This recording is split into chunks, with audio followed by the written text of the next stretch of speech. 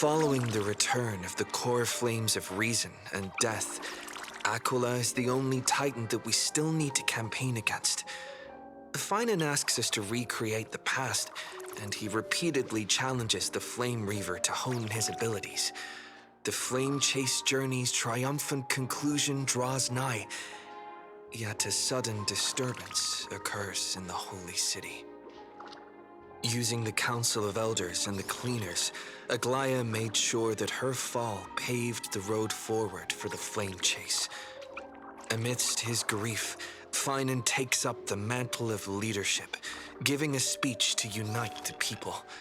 Cypher also returns on a mission, promising to protect Kephales's core flame while the Flame Chase party is away from the city.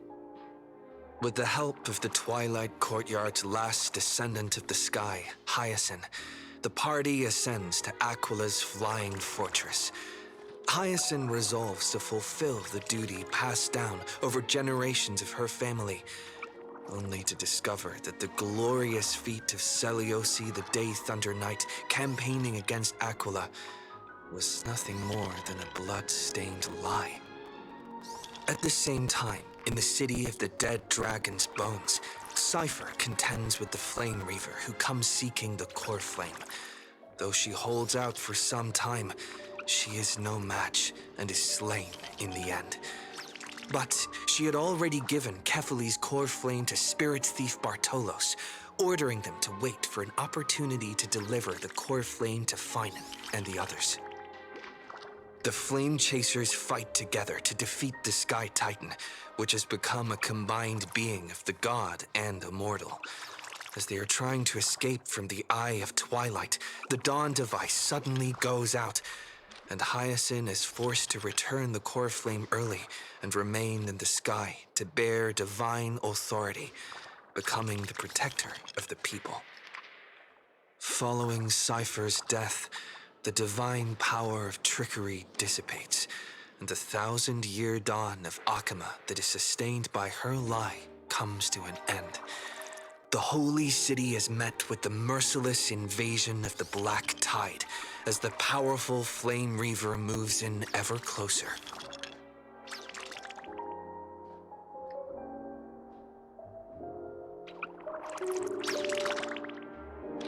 At this moment of crisis, midei, castorice, tribbie and phainon, Cartonus, the Holy City Guards, and Don Hung all lay their lives on the line so that the Deliverer would have a chance to complete the mission. After making sure that I would remain safe, Phainon enters the vortex of Genesis alone.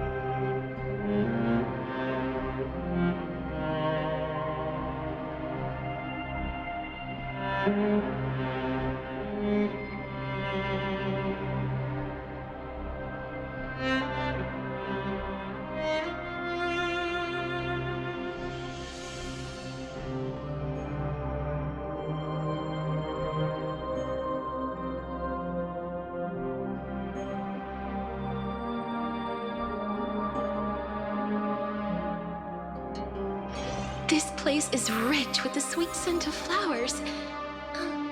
Can we stay here for a while longer?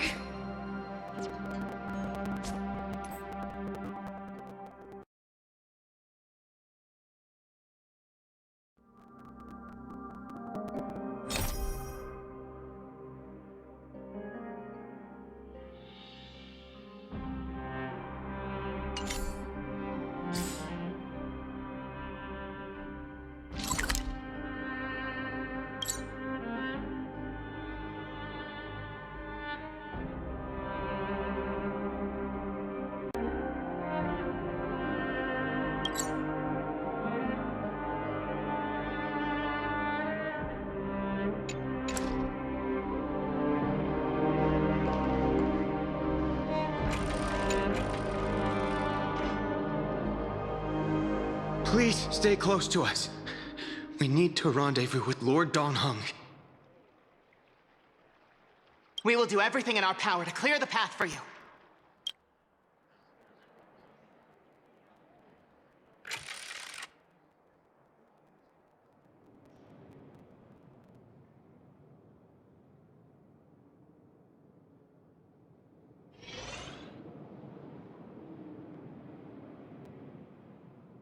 There he is! Lord Don Hung! Quick, we must assist him!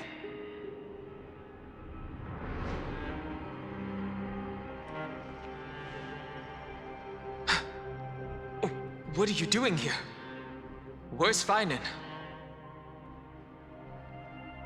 We are under Lord Phainon's orders to escort both of you to safety, no matter the cost. Leave this to me and the Holy City Guards. Zeph, take them and go. Wait, Namazani. That black-clad swordmaster.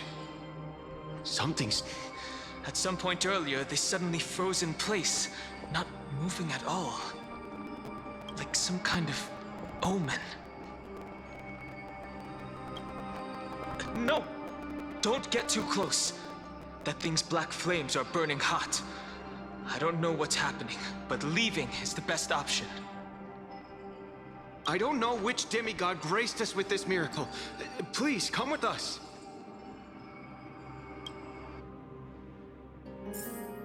Phainon, is he going to be all right? Believe in his resolve to save Akama.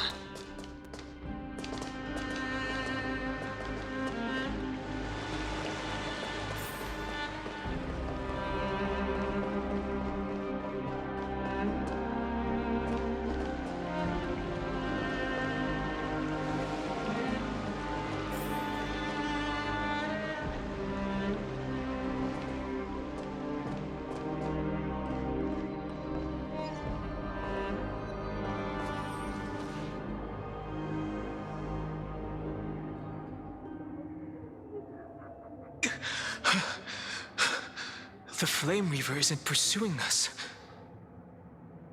Could this really be some kind of divine intervention? We can't stay here for long. Lady Trinan's sentry gate is just outside the city. Let's keep moving.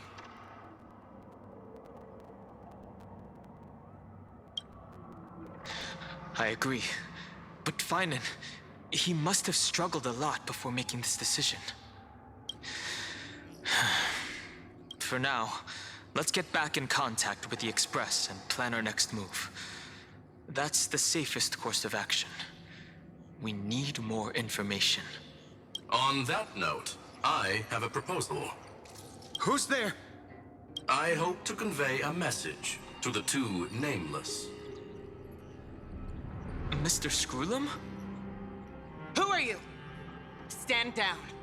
I order you to maintain a distance of 10 paces. It's okay, guard. This one is not our enemy. It has been a while, nameless of the Astral Express. I'm glad I arrived in time to stop that black-clad one from harming you further. So it was you.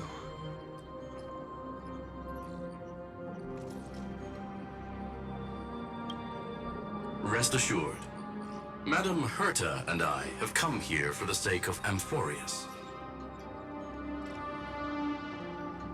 You two know this anti-Catharin? Does he come from the same people as Counselor Lygus? Don't worry, guard. This gentleman is an ally of the Trailblaze. Would you mind giving us a moment to speak in private? Of course. We'll wait nearby. Please, stay safe.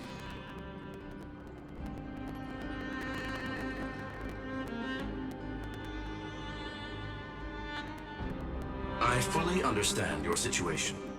For now, the only thing I can do is temporarily freeze that black-clad one in place. Time is limited, so I'll keep this brief.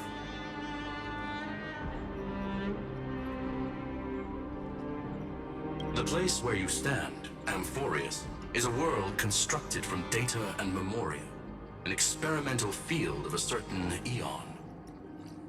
And now, this isolated sandbox world is rapidly falling into a third path. Destruction. Destruction. Conclusion. If Amphoreus continues unchecked on this course, a Lord Ravager will complete its evolution and metamorphosis, and emerge from the surging tides. The cosmos as we know it will suffer irreversible consequences. The disaster that this Lord Ravager intends to trigger may be far more severe than the Law Fu's Stellaron crisis, because its goal is the Eon of Erudition.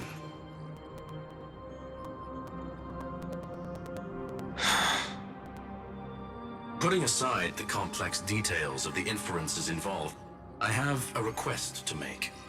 For one of you nameless to stay behind on Amphoreus, acting as an informant, in order to prevent the wrath of destruction from ravaging the cosmos.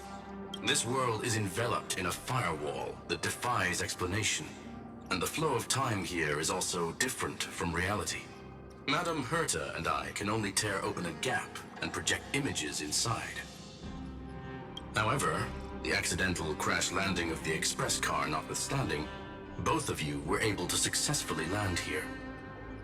There must be some principle behind this we have yet to fully grasp. It will take time to uncover the reason. Before then, if one of the Nameless is willing to stay and witness the fate of this world, or to push it along when necessary, it would be of great assistance.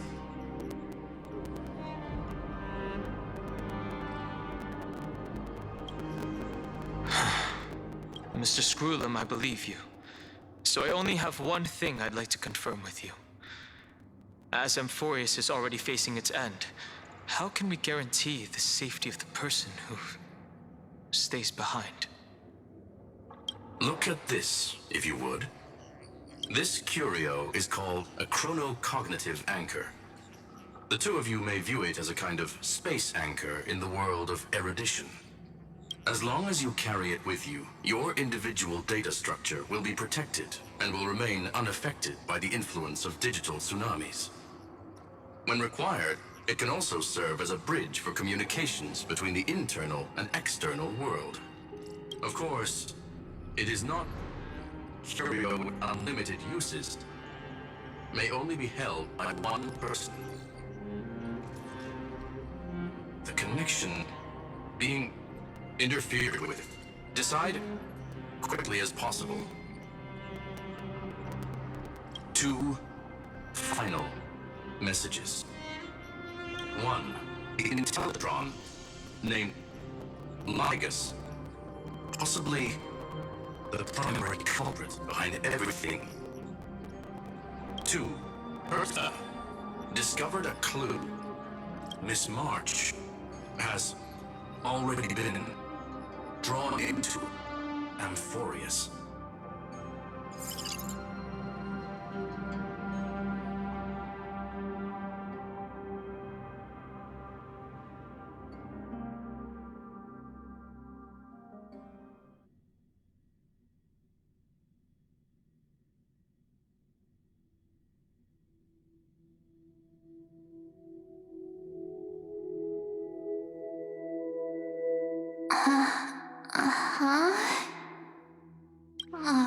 Cold.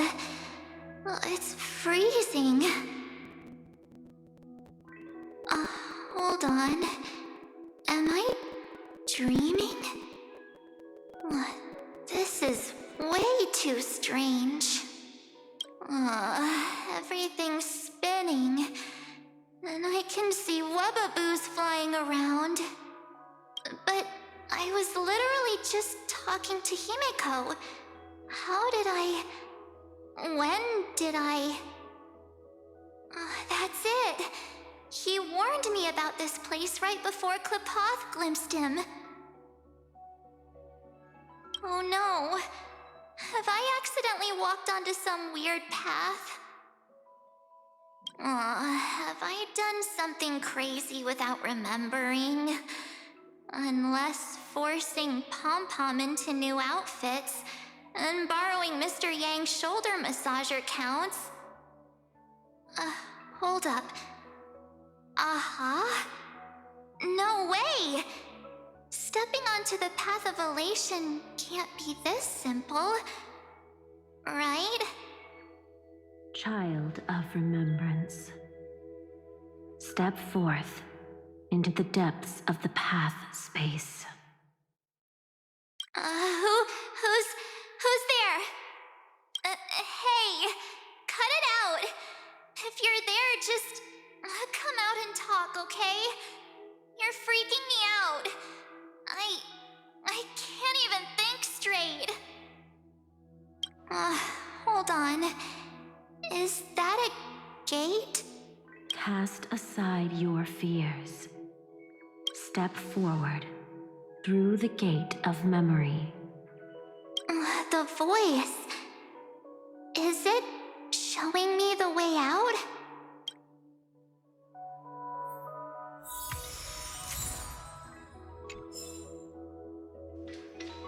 Oh no, don't fall for it. They're lying to you. Turn back now. Wait, Master Diviner? From the Wafu?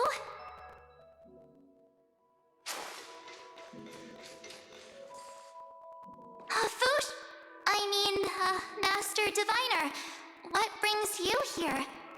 And you, Miss Messenger, do I know you from somewhere? Good to see you again, March. A pleasure to see you, Miss March. That's it! Master Diviner used the Matrix of Prescience to help me search for my memories. And you, Miss Messenger, we met in that memory space. You said to me, the value of your life does not lie in what happened in the past, but in the present and the future. Your memory serves you well. March, I conducted some experiments with the 6-phase ice you left us. Thanks to the Garden of Recollection, the Matrix of Prescience has made a breakthrough in extrapolating the past. Now, we might be able to bypass the obstacles and look directly into your history. The Master Diviner is right. Continue down this path, and you'll be able to find your lost memories at the end. Since we last met, you've grown much alongside the trailblaze. You should be strong enough now to bear the weight of your past. Well, there goes my Ice Princess fairy tale. I need to know, Master Diviner, Miss Messenger, this isn't just another dream, is it? If this is real, why reach out to me at this exact moment? The situation is dire. Your lost memories, they're crucial to the Garden of Recollection. She's right. The Garden of Recollection's existence hangs on your memories. The Garden of Recollection. You may not want to sacrifice anything to preserve the garden for now, but in time, you'll understand. Your destiny and the path of remembrance are extremely, closely intertwined. Now go. So, I just walk through that gate? This way, March. Your past awaits beyond the gate of memory. Stop! They're just mimicking people from your memories! That voice again.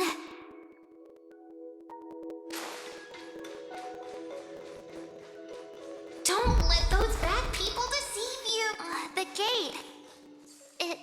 Now it's you two?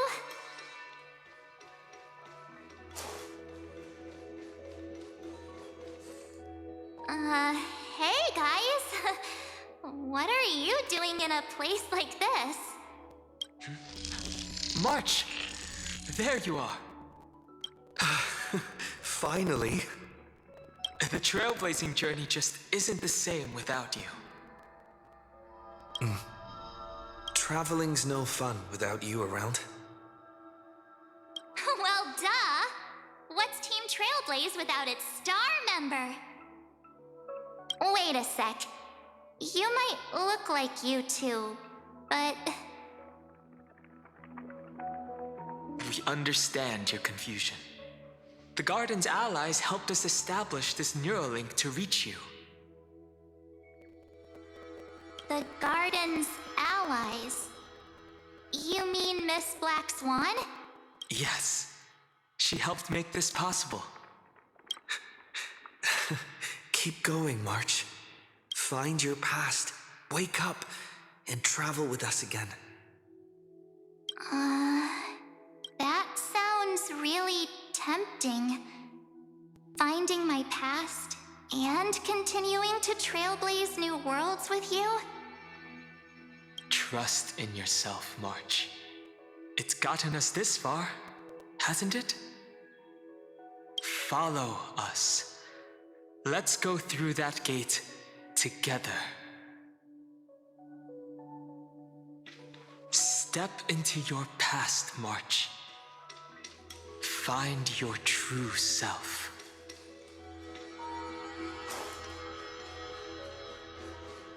Wait up! Slow down! Those words sound so sweet. But keep your eyes open. Don't let them fool you.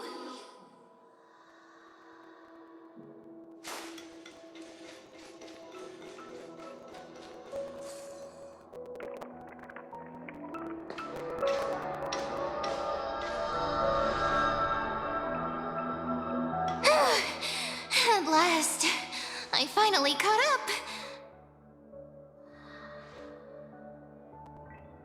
Hey, are you all right? I'll be okay. Just not used to running around.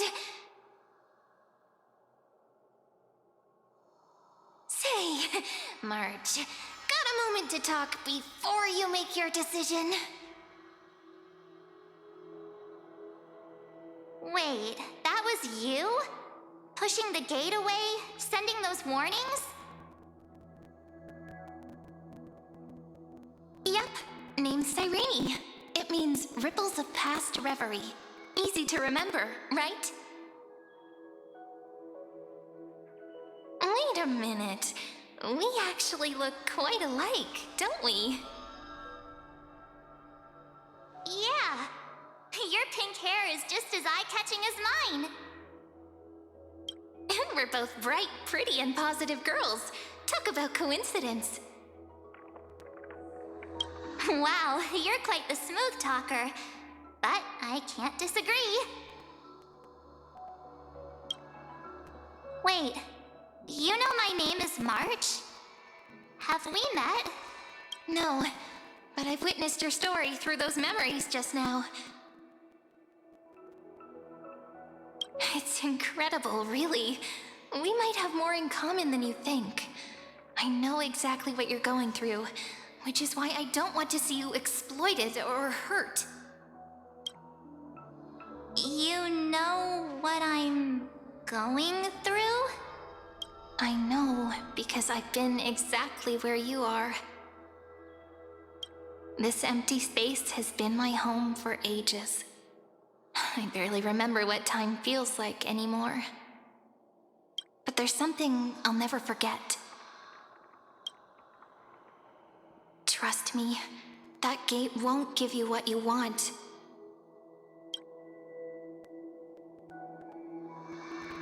You mean those people? They're lying? Luring me into a trap? Yes, convincing, weren't they? They've studied your memories, using your deepest wishes against you. How dare they manipulate a young girl's feelings like that?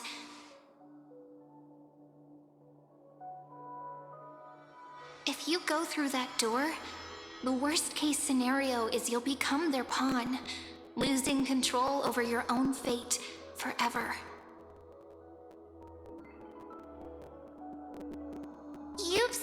what's on the other side? I may be stuck here with missing memories like you, but I still recall fragments of my homeland where I grew up. That door leads to Amphoreus. Trust me, it's anything but welcoming. For ages, I've watched people walk through that door. They couldn't see or hear my calls. The voices beyond always promised safety, but I've never seen anyone return safely. So I had to try and stop you.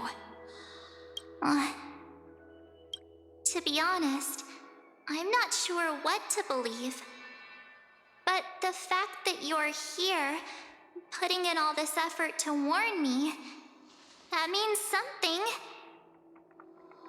Tell me, Cyrene, how can I return to my world? It's really easy, actually. Just turn around and walk away from this place. The girl cannot be trusted. Through the door, save the garden. Both of you, children of remembrance. They never give up, do they? But don't let them sway you. Stick to your path. The return journey could take ages, longer than most lives.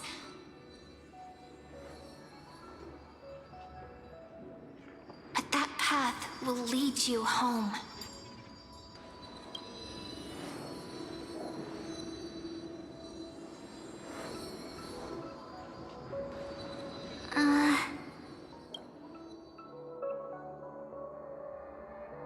Thank you, Cyrene.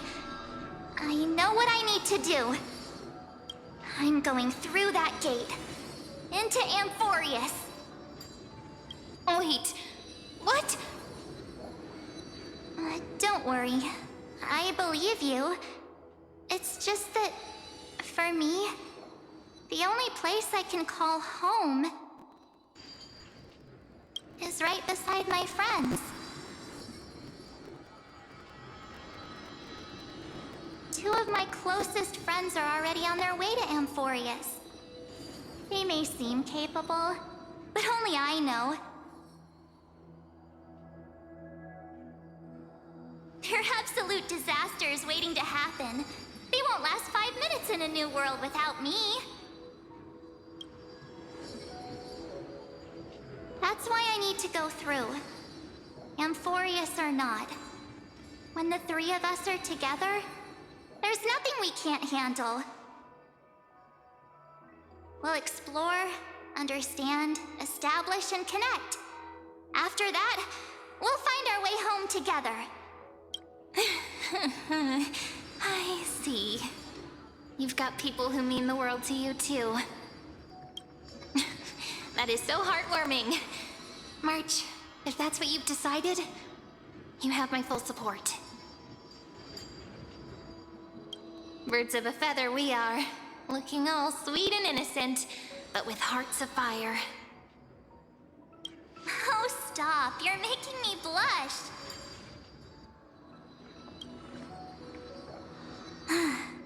Well then, I guess this is it.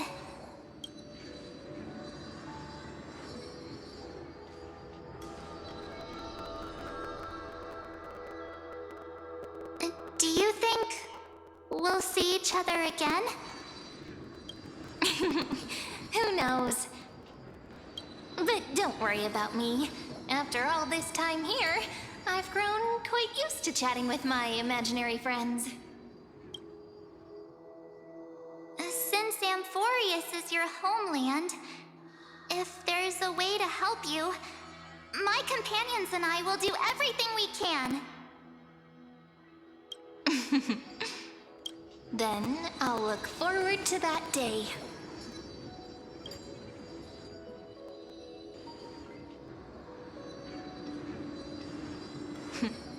Your story awaits, March. Make it an epic one.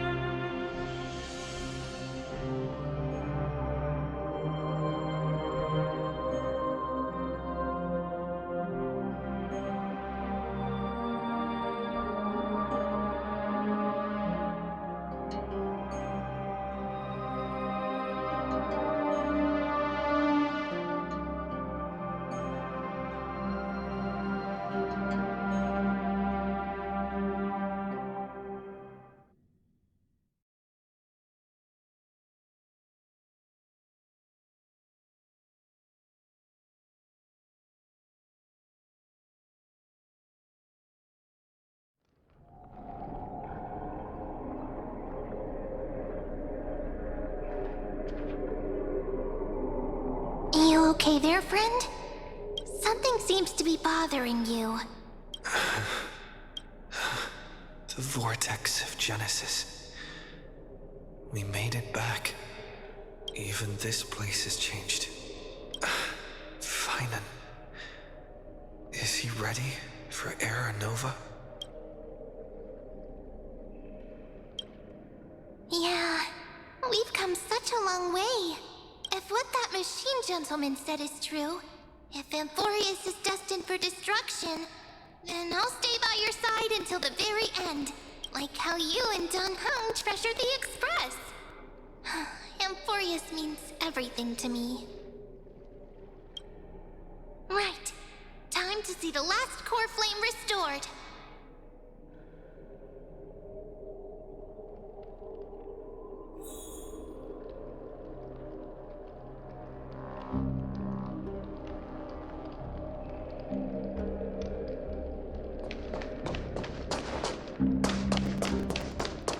Look, there's Phainon. And wait. Lycus? Remember Screwlum's warning.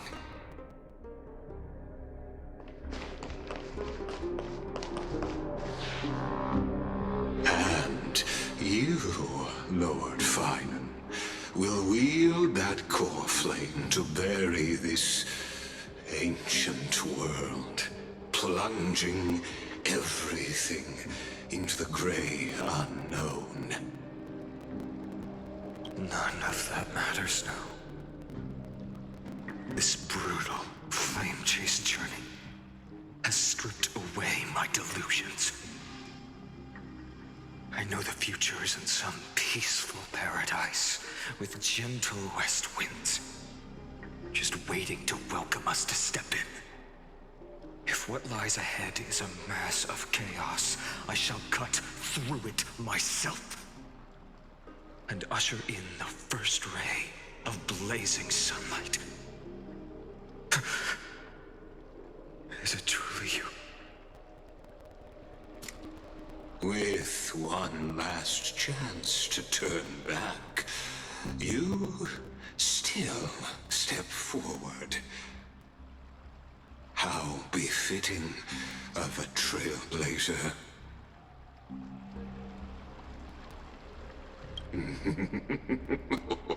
You misunderstand.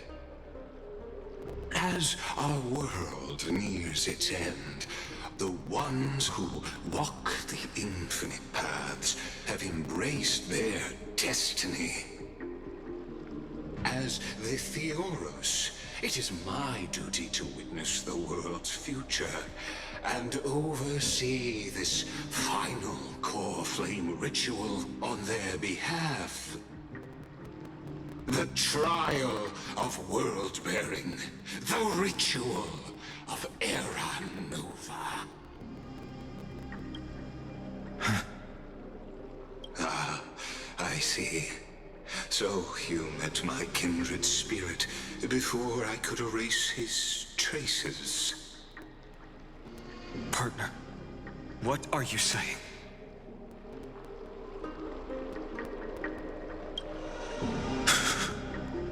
I've had my suspicions. How does a native Antikytheran know so much about repairing vehicles from beyond the sky?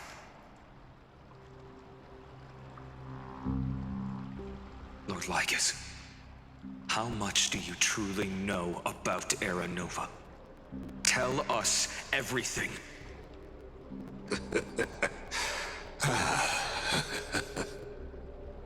Very well. I need no longer maintain this Theoros masquerade. You seek truth, Lord Phainon, and truth you shall have. As you know, when the old gods fell, someone had to bear their broken pillars to fill the vacant seats. Those who would assume divine authority must prove themselves through trials.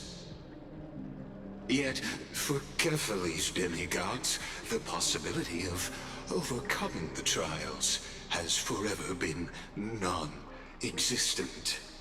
For the world-bearing trial is the divine duty itself. Bringing forth the Era Nova and bearing its weight is an endless ordeal, ceasing only upon collapse. Precisely. The Era Nova ritual is not something that can be completed in an instant, no, but a long and arduous journey. While the sacrificial journeys of other demigods conclude in this world, Kefali must shoulder the gods' core flames, bear the memories of all worlds, and stand unwavering. Until the next world, when the black tide consumes the bearer, and all that they carry, leaving nothing behind.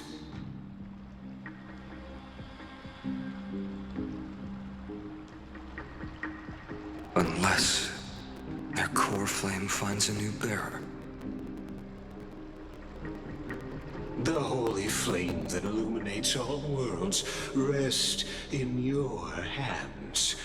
All that remains is one choice. Nurture it, pass it on to future generations, or extinguish it here and now.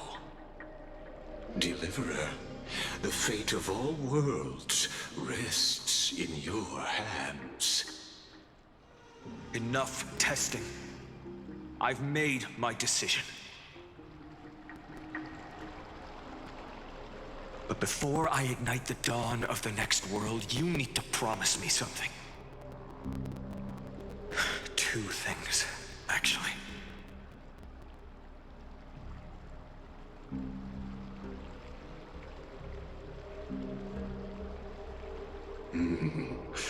Speak your terms. Promise me this. Professor Anaxa's vision of the new world is absolute. The world will be reborn from my memories. All souls, living and dead, will return as the first humans, unchanged from their past lives. And my friends, the fallen demigods, they shall transcend the cycle to become new titans. Our heroes shall not have died in vain. Of course. This I can guarantee. Good. The second one. Promise me that the trailblazer can return safely to his homeland, unbound by Amphoreus' laws. My apologies, but I cannot promise this. As you mentioned, he now bears the Time Titan's authority. His bonds with this world run too deep.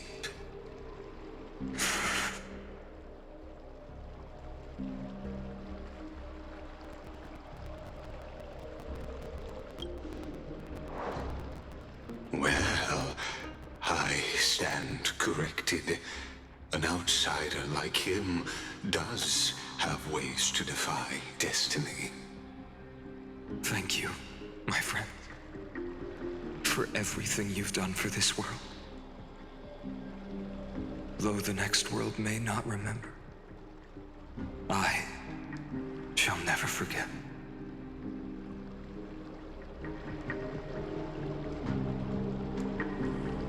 As the Theoros, I declare, Amphoreus has determined her path.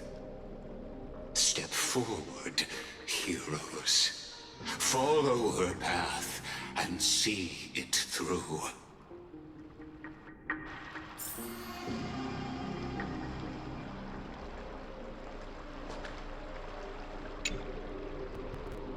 Without you, we could never have reached our prophesied tomorrow. Thank you for walking this path with me to the end.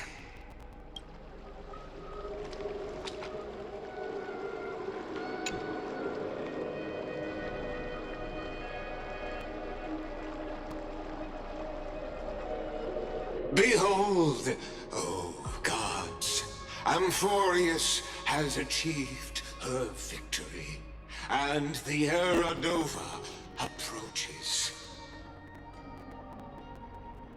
The radiant soul has arrived, having walked through the bustling nights, bearing the golden fire and blood, stepping with pride into daylight. He is the pure child, walking upon the path of yesterday, today, and tomorrow. He is the first to be born, first to be named among the nameless.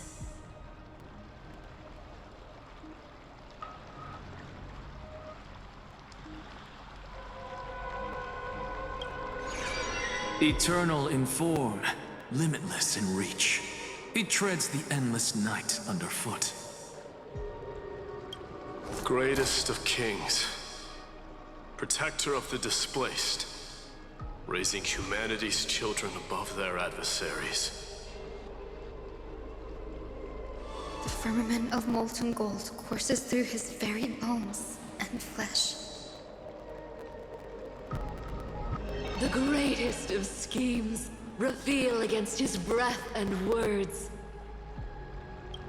In the golden lakes of that beautiful new world, he shall wash himself clean. There, finish what we first and last wished for. To write an ending unlike any before, for this world we so deeply love.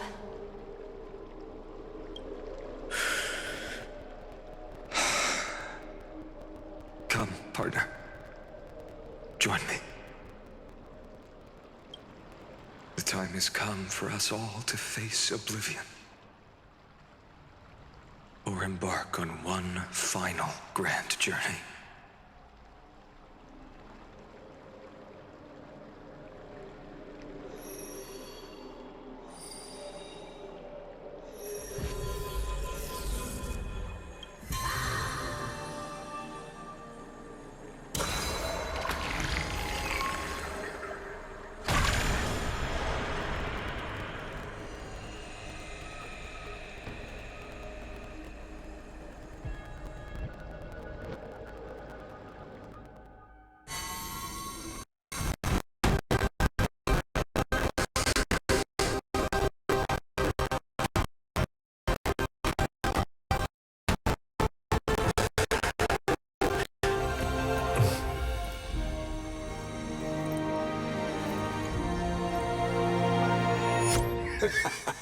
What a magnificent and epic adventure.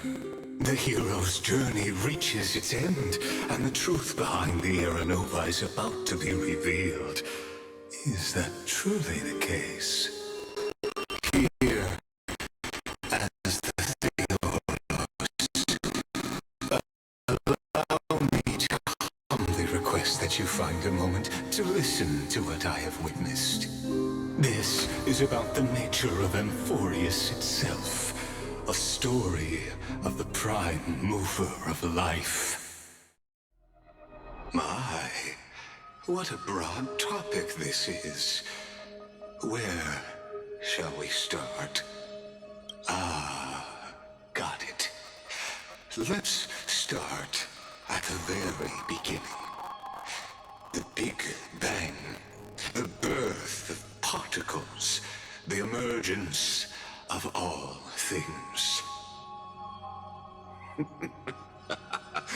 Just kidding.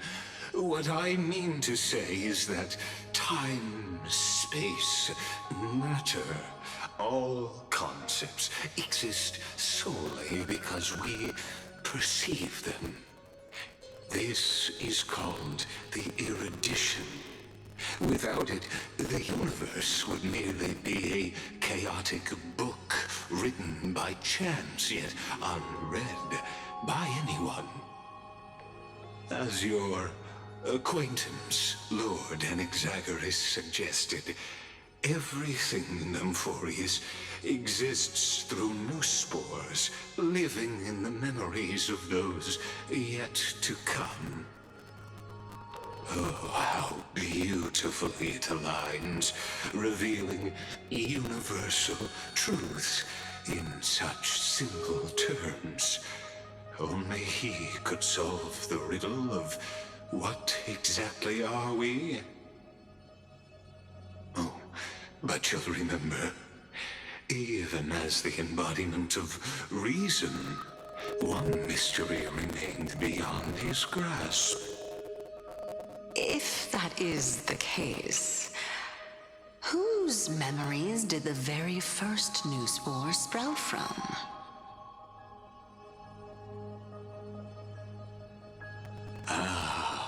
As sages across ages have asked the gods, what is the prime mover of life? But let's set aside the gross teachings for now. Look further, past amphoreus, to what they call the Forbidden Realms beyond the sky. Do you know of the Scholar's Strife?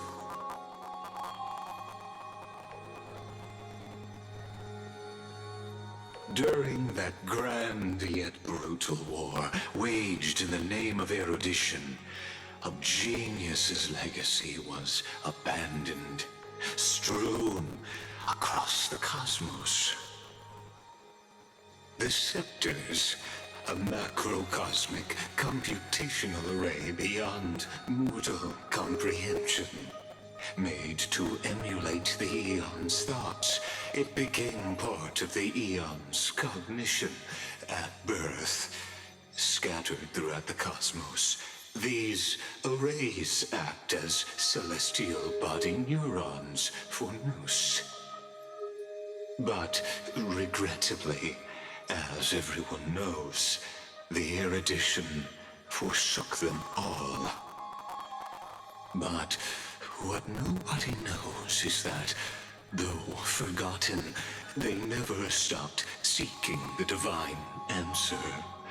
A question that survived war and disaster, stumping even the greatest minds, including both mechanical emperors. Now, we come to the real truth of amphoreus. What if, hypothetically, a scepter found the answer to the prime mover of life?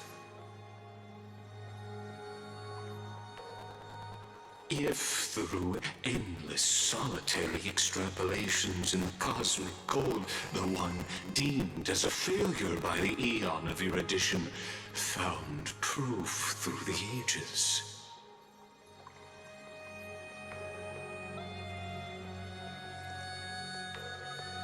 What would happen? Perhaps the answer is simpler than you'd think. From a perishing neuron devolved into true life, reborn through the gaze of another eon. This is a tale from the distant past, unknown to all, even unheard by the greatest geniuses. Now, let's leave the Scepter's story here, returning to where we began. What is the prime mover of life? Actually, you know the answer better than you realize. It's been by your side, accompanying you throughout this long journey. Right now, it awaits you ahead. In that brave new world, beyond the end of Genesis.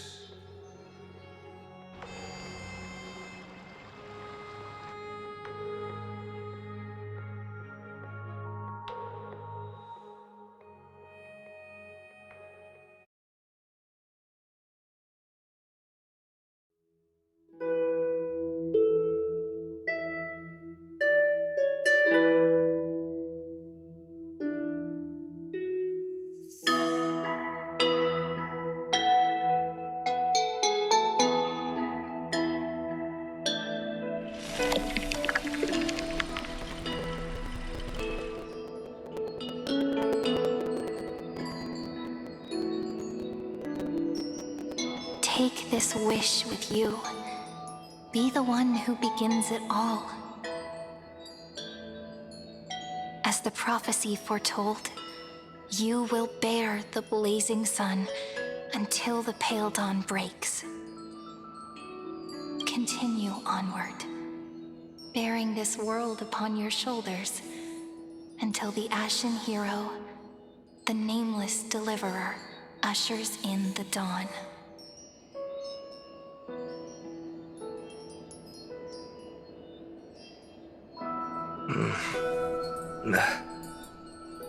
Such an odd dream.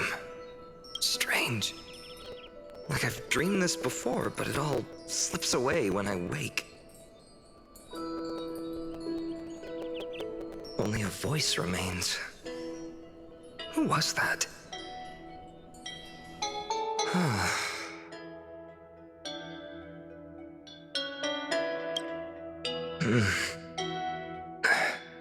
What? Ah, it's you. Whoops, I fell asleep there. What a strange dream I had. It's gone now, though. But look, perfect sunshine. The day is still young. Let's go find Cyrene, partner. We promised to be there for her oracle card reading today. It's right about time. Looking at you, someone's still half asleep. Tell you what, catch some fresh air first. I'll hang around here.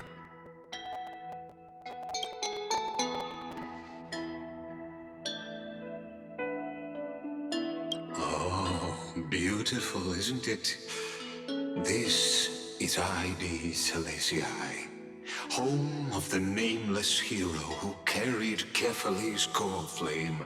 When he was young and innocent, he had heroic dreams, imagining his wooden sword was forged of iron.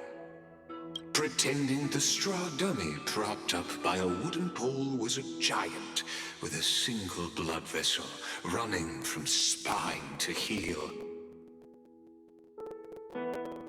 Dreaming of slaying the giant and becoming a hero to save the world.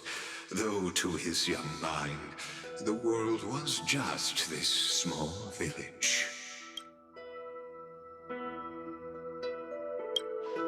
Sharp as ever. Indeed, these memories you witness are the first steps of his journey. These are his first memories.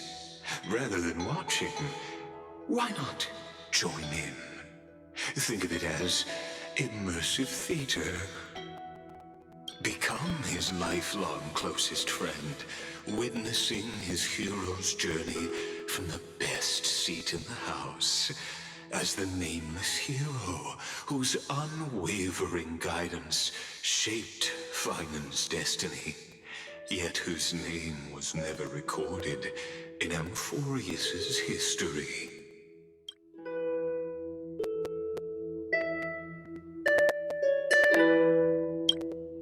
Questions. Let's follow along and find out, shall we? Many mysteries lurk in this village beneath the veil of Evernight. Your questions will find answers as the story unfolds.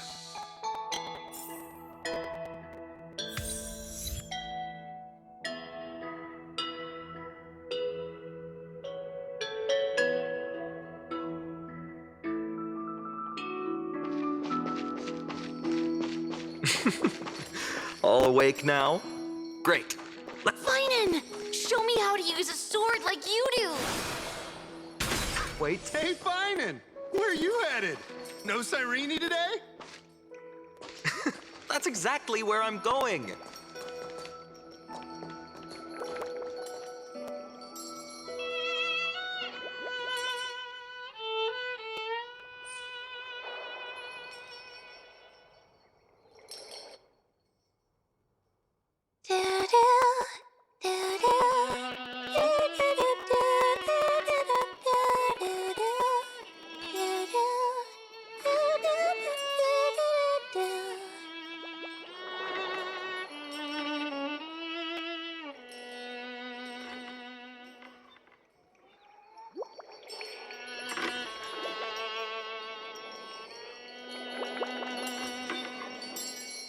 Found you. That's...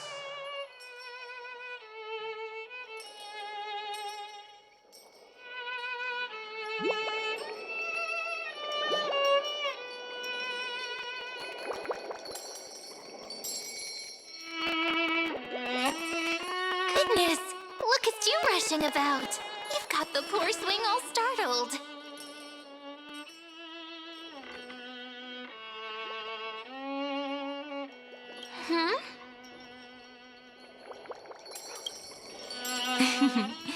I knew it was you. Something wrong? What do you see? Oh, nothing much. Just suddenly felt a strange connection.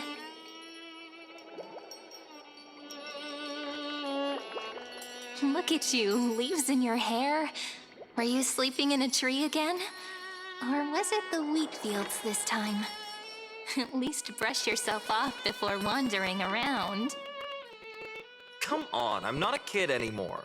You're the only one who still treats me like one.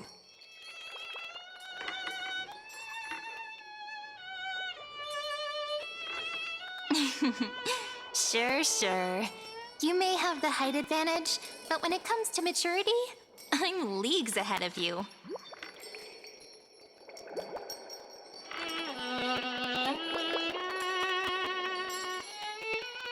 Still fantasizing about being in heroic adventures and imagining yourself as one of the characters? That's the kind of thing kids do, not grown-ups. Don't you agree? And since you're playing along with his antics, who are you pretending to be today?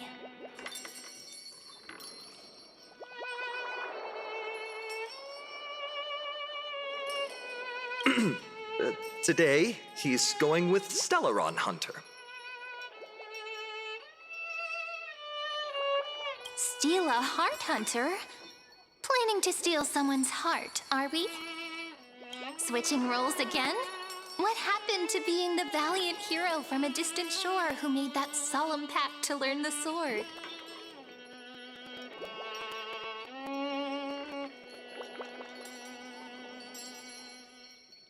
Spare me. Can we not bring this up? Speaking of which, what about those oracle cards? We haven't done divination in forever.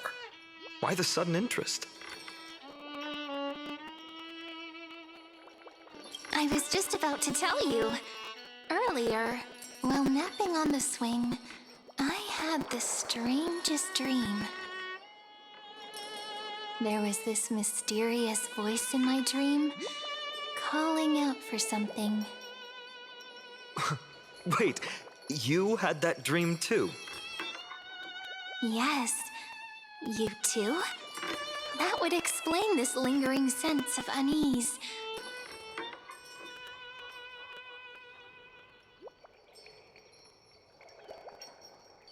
Which made me think of those old oracle cards I used to play with as a kid.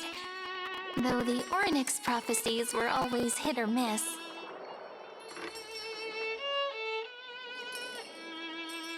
Yeah, all the kids would get so excited drawing cards like ruler or warrior, but throw fits over devil or drunkard and demand a redo. If you just redo it when you don't like the result, what's the point of divination?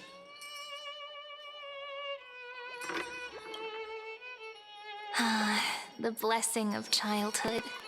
Believing the gods might not notice our little corner of Ide Silicii, willing to let our small deceits slide.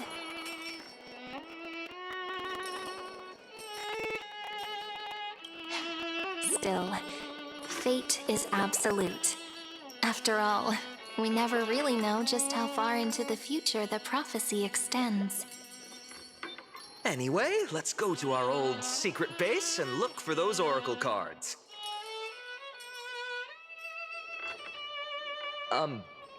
Now, where did we hide those? I can think of a few spots. Let's go check it out.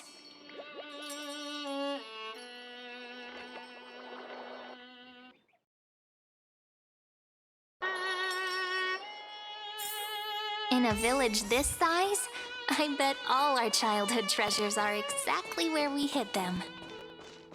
Mm-hmm. Time must be keeping them safe for us.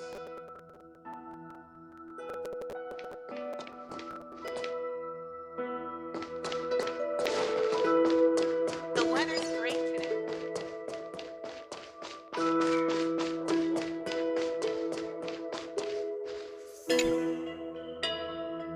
In the sunlit barn, amid the scent of ripened wheat, they found various fruits hoarded by squirrels, and a wooden figurine missing arms and legs. My unfinished little soldier? After all these years! Hey, this is the one Mrs. Pythias confiscated. Finally back in my hands. Phainon, Cyrene, where are you two headed? Speak of the devil. Mrs. Pythias, is school out already? No classes today.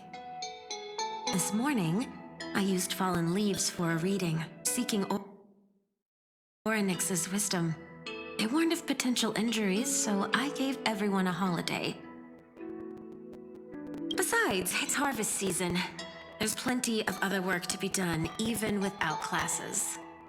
With you being our only teacher in Ide Silicii, you must be working so hard. Anything for my students. I don't mind the work.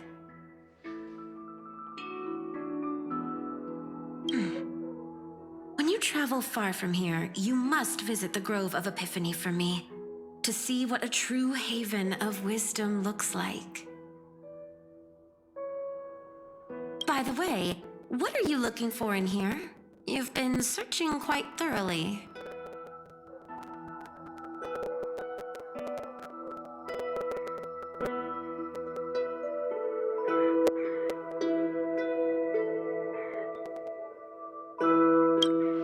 Thank you, my friend. Time to take our soldier home. All right then, I should be going. It might rain tonight, so don't stay out too late. So this is where the wooden figurine you carved during class ended up. And here I thought I knew all your hiding spots. To be honest, I'd forgotten all about it myself.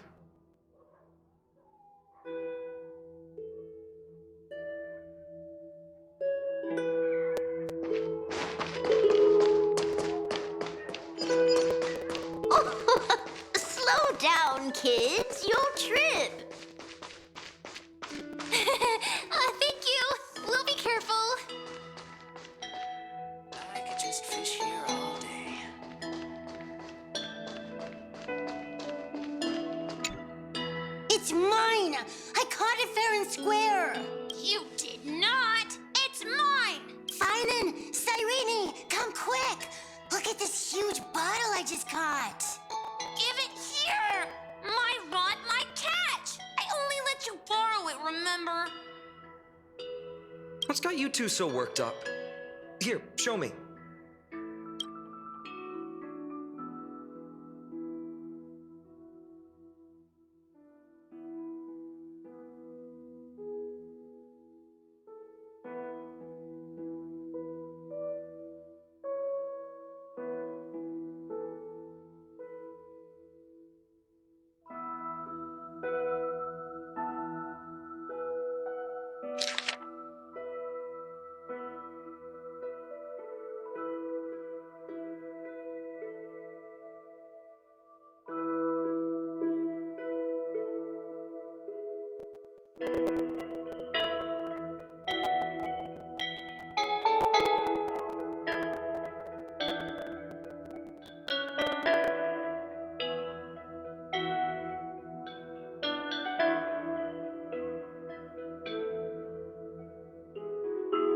Wait a second.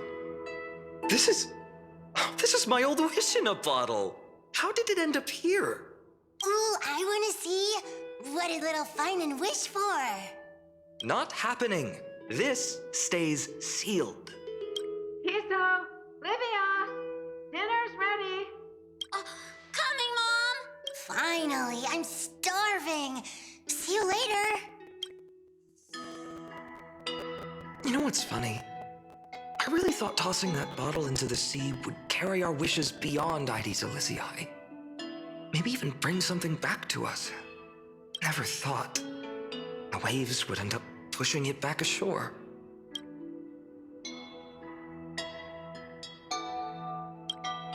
Ah, well, that would explain it. What a shame.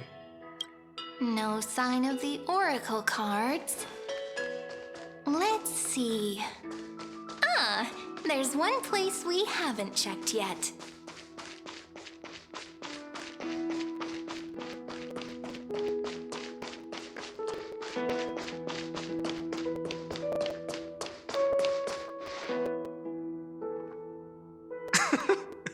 Well, those were the days. We'd always meet either by that statue in the village or right here. Right? And I remember you never used the front door when you wanted me to come play. You always climbed over the wall. You were such mischief makers.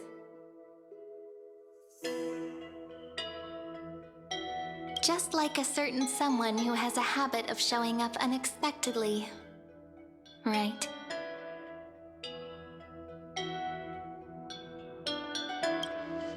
Oh, giving me the silent treatment? How cruel. Hey, I was just copying those storybook heroes. They never take the beaten path. Still, it's embarrassing. I've been the only one here for a while, and I haven't kept up with the cleaning. With so many spots to check, where should we even start?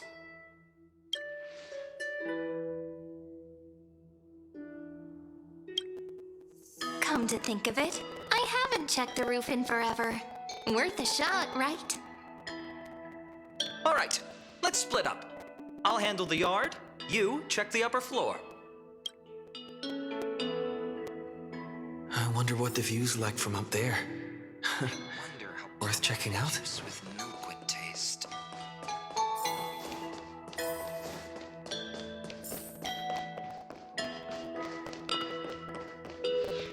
The girl before you carries an air of mystery, her secrets elusive, yet her demeanor toward you is exceptionally warm.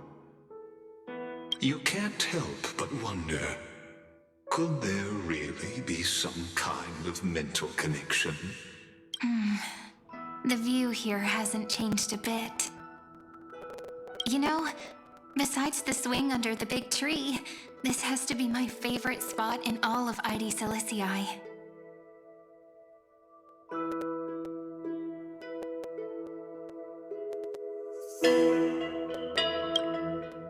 I remember drawing Id Silicii as a child. Nestled between the sea and the mountains, I'd always stop where the sky met the sea, and the world beyond was just too vast to imagine. I always said I'd become the next priest of time, just because I heard prophecies as a child. But here's the thing. The more divinations I do, the more doubt creeps in. I want to believe the prophecies, but actually leaving Id Silicii, where will that waiting ship take us, I wonder? Here they are, the oracle cards.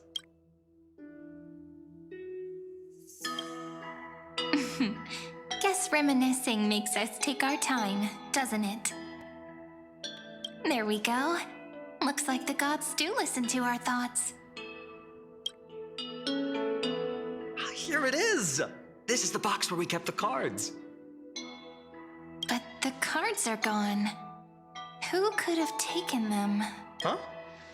What's this underneath?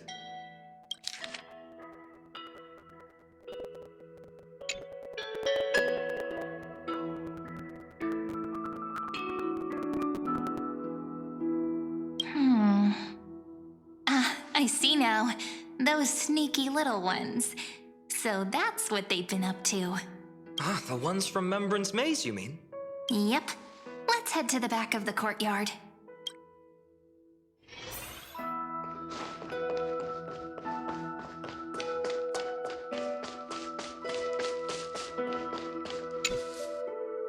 The entrance should be around here somewhere. Right here. The path to the maze is hidden under all these weeds. It's been too long since we visited the fairies. Did you forget? We used to visit them all the time when we were little. All right, let's do this. These weeds need to go.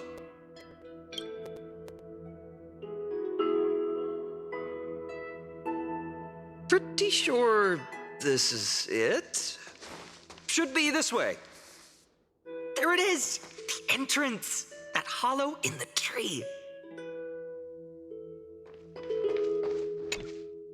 Once you get through the tight squeeze in the hollow, you'll reach their dwelling, the Remembrance Maze. I wonder if I can still squeeze through there. Maybe worry more about whether the fairies will let you in. After all, the Remembrance Maze has an invitation-only rule. Only children with pure hearts are welcomed.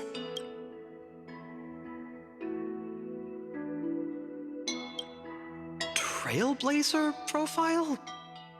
What's that? Regardless, how about we try getting through the hollow first? After you, then. What? Oh, sure, I'll go first.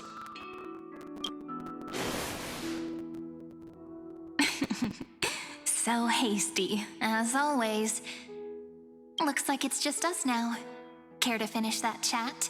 To be honest, from the moment I saw the cute note left by the fairies, my intuition became even more certain. Perhaps when we step into the maze again after all these years, the wheels of fate will finally start turning. Oh, it's just a girl's intuition. It might not mean anything. But you know what? Even if fate is set on its path, no matter where it steers the world, if we're together, there's nothing to worry about, right? So, if you're willing... Forget it. If the wheels do begin to turn, that's when I'll make my request.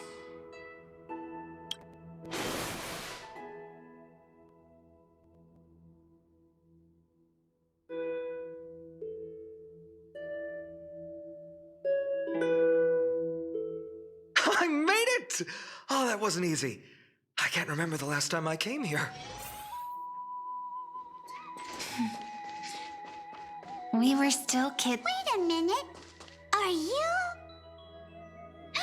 Look who it is! Rini and Snowy! Whoa!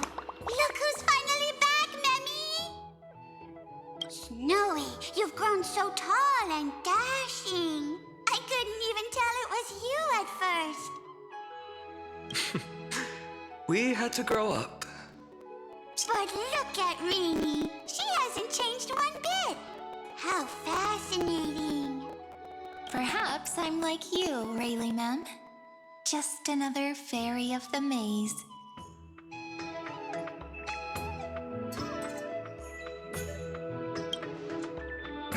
Dye? Rayleigh Mem's always been this lovely shade of lavender. Doly Mem, Rayleigh Mem, Mealy Mem, Folly Mem. I've missed these cute little troublemakers.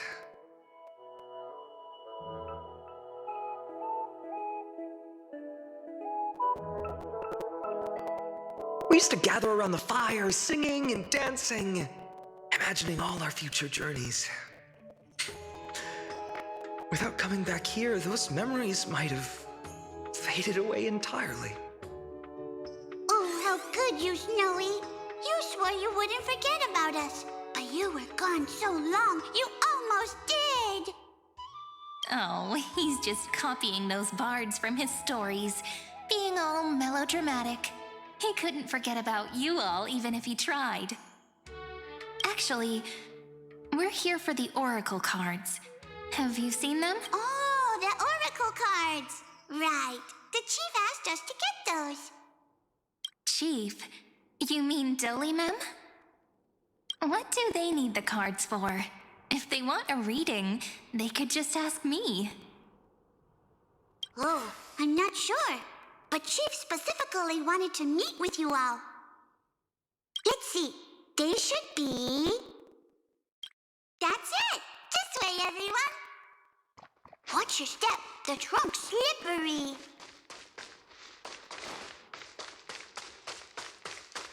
Chief! Rini and Snowy have returned.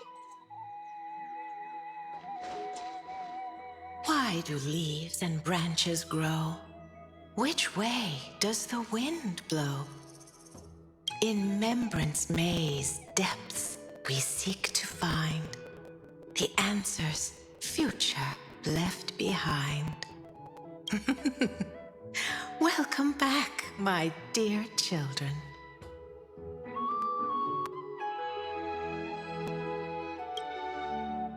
How about we hear what the chief has to say first, my impatient friend?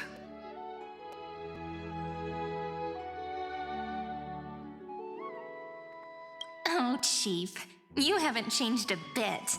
Still so full of life. Oh, no need to fuss, my child. You haven't forgotten, have you? As long as our songs are sung, the children of the maze will live on. Just as our paths stay forever linked. Here, take it. I'm sorry I had to resort to such methods to bring you here.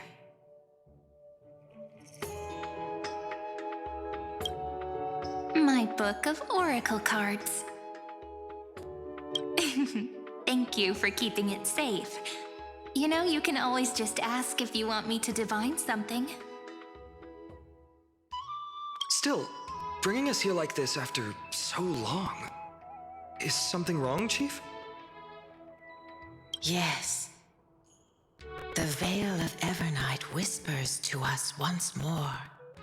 It tells of a new fairy who will soon enter the maze. Indeed, every time a new fairy arrives in the maze, it means that beyond the veil, in the vast lands far from Ides Elysiae, a great calamity is on the horizon.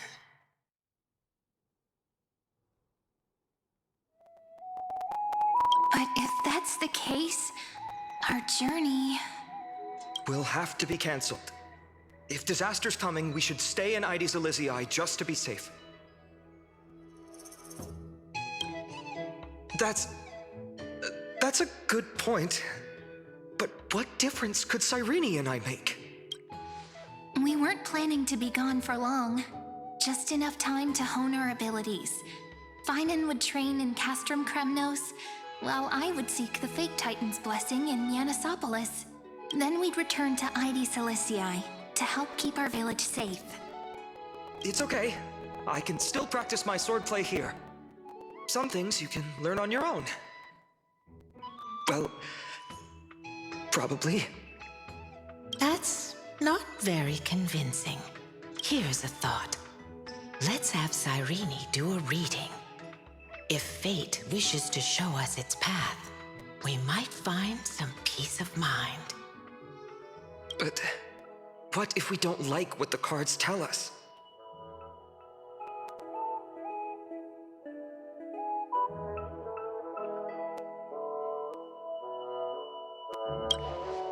Hearing that from you, maybe we really shouldn't unveil the cards.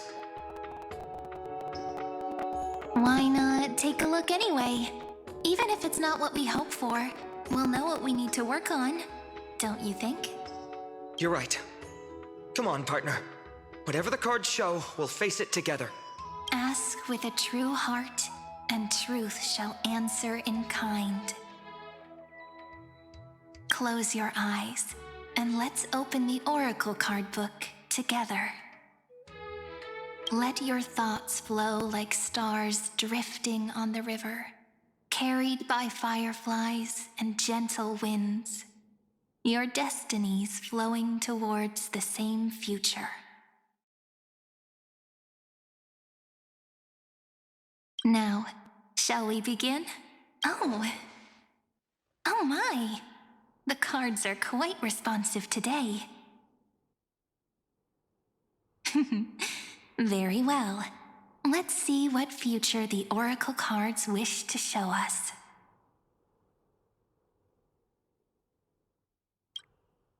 The Deliverer. According to the tripartite prophecy, this card means absolute harmony and perfection. In fact, it's the only Oracle card without a dark side.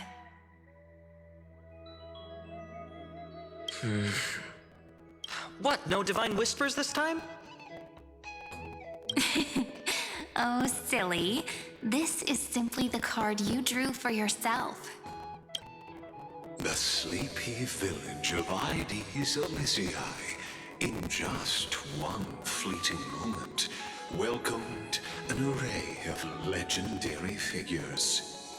The Weaver, Gatekeeper, Ruler, Traveler, Servant, Healer, and Scholar. Their stories and wishes showed the village boy glimpses of a world larger than he'd ever imagined.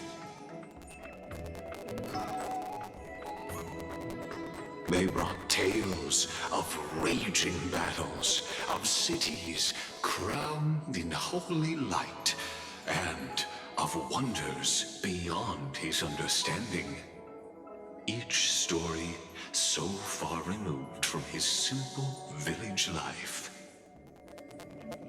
Once, these were just images on his friend's oracle cards, and yet destiny now stirs in resonance with the maze. And now, they are right in front of one's eyes. The Deliverer? Ah, my child. It seems you're destined to bear the wishes of many, to answer the world's call. Bear their wishes? Yes, just like Kefali, standing eternal atop the mountain. My parents, they only wished for me to grow up, well, to help around the village, stay out of trouble. Mrs. Pythias wished for more books in her little schoolhouse, wanted us to all learn and grow. And little Piso, he wants to grow up strong like its father. Is that my purpose? To fulfill their wishes? Perhaps. For a true deliverer, such wishes are but droplets in an ocean. After all, Kefali bears the weight of the entire world. Right. How could any human possibly measure up to a Titan? I wonder too. Perhaps... What's this? What you see are futures written in the cards. Or rather, the people you'll meet on your journey. Sometimes, fate can guide us when we're lost. Let's consult fate itself. Maybe then we'll know why we must take this path. And learn just how many burdens one must bear to become a true deliverer.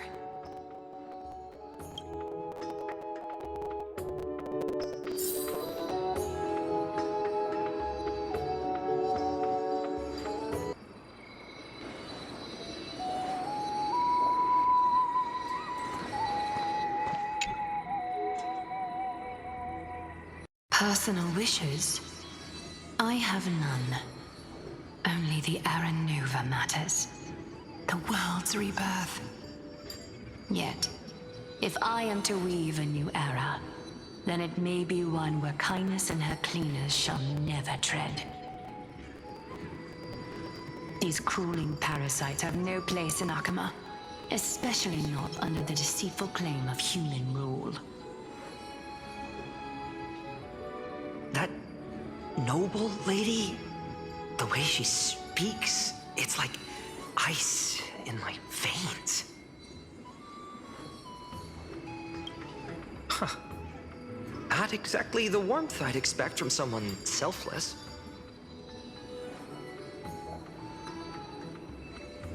Teacher, perhaps you could share your wishes with us? Oh, Snowy. You want to know about our wishes now? I wish to meet Trianne again, in the sea of flowers where the west wind ends.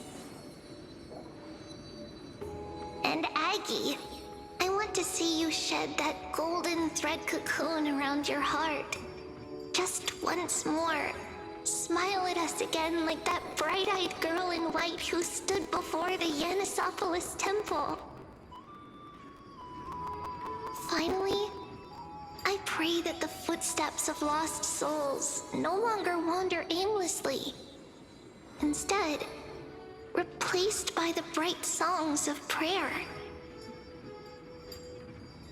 Are we wishing for too much?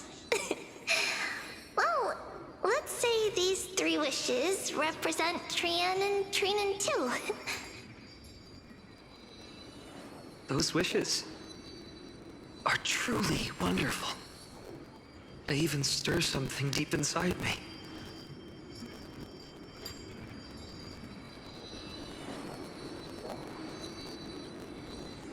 Then we can rest easy, because only you can make these wishes come true.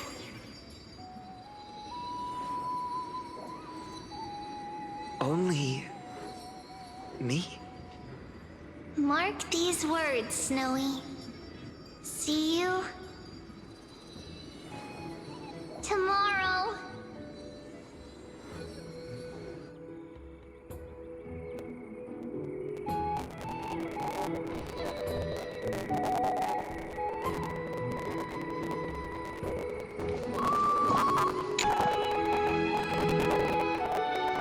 Well, well, if it isn't our little deliverer. My wish. Huh. Just let me wine and dine and soak up the sun for another millennium or 2. I mean, what's the point of dying rich if you never lived rich? Right, Princess Homebuddy? Cypher, that's not how I see it. My one wish is to find that missing piece in my life. To feel someone's embrace once more. That warmth. I've felt it before, and it's my dearest memory. Speaking of riches, for someone with all those treasures behind your divine power, you've led a pretty cheap life.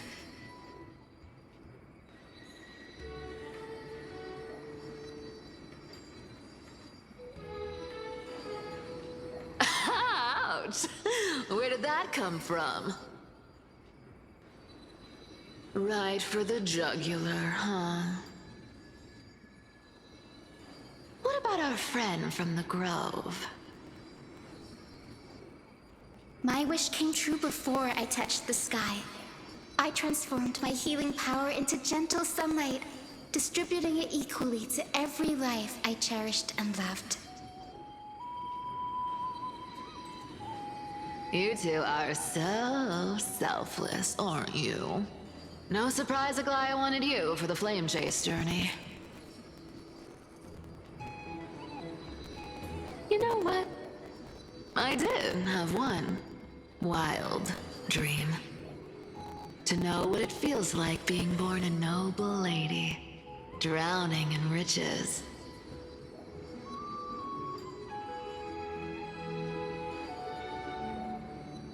Just think, if I traded places with that seamstress, me in the mansion, her on the streets.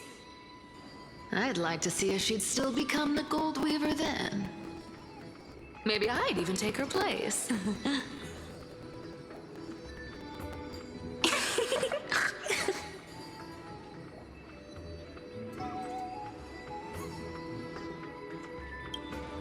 Doesn't sound like an easy task.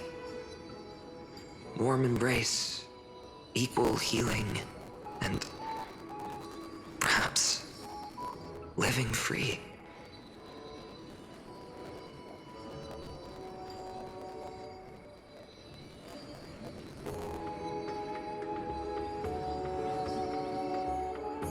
They're all wishing for a kinder world in their own way.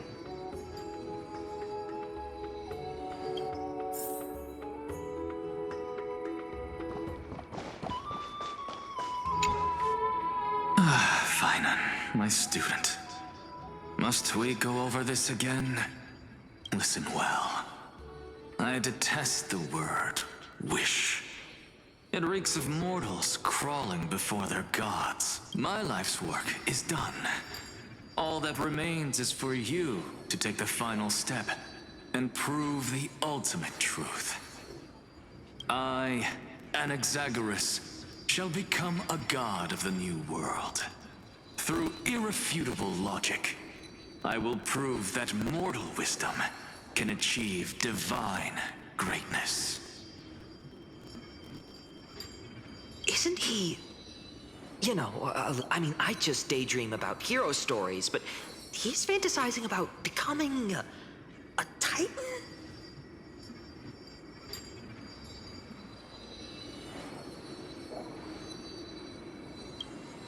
Well, that's something. Could I ever be that sure of myself?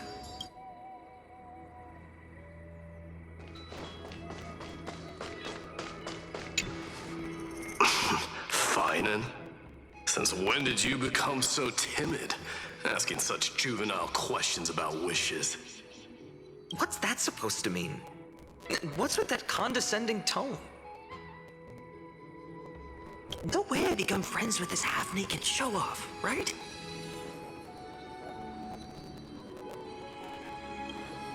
Just what kind of life am I going to lead? What are you mumbling to yourself now? Whatever. The wishes of the Kremnon warriors are done, but I survived 1,000 deaths only to fall to a coward's blade. That masked flame reaver who struck from behind. Phainon, you look... Never mind. That blank look tells me you're completely lost. My wish is simple. One honest duel, face to face, blade to blade. Then I'll strip away that mask with my own hands. Nothing but violence and vengeance. This person's wish is nothing short of brutal. Still, those eyes burn with the noble pride I've read about. This wish, I shall not forget.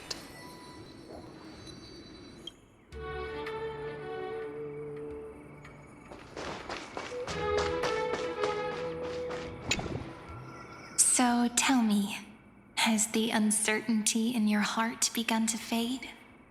So many faces in my future. So many wishes. Still, why would fate choose to show us this path? What's weighing on your mind? Didn't you say disaster would strike amphoreus? If so, shouldn't Cyrene and I stay in Ides Elysiae? How could we possibly meet all these people?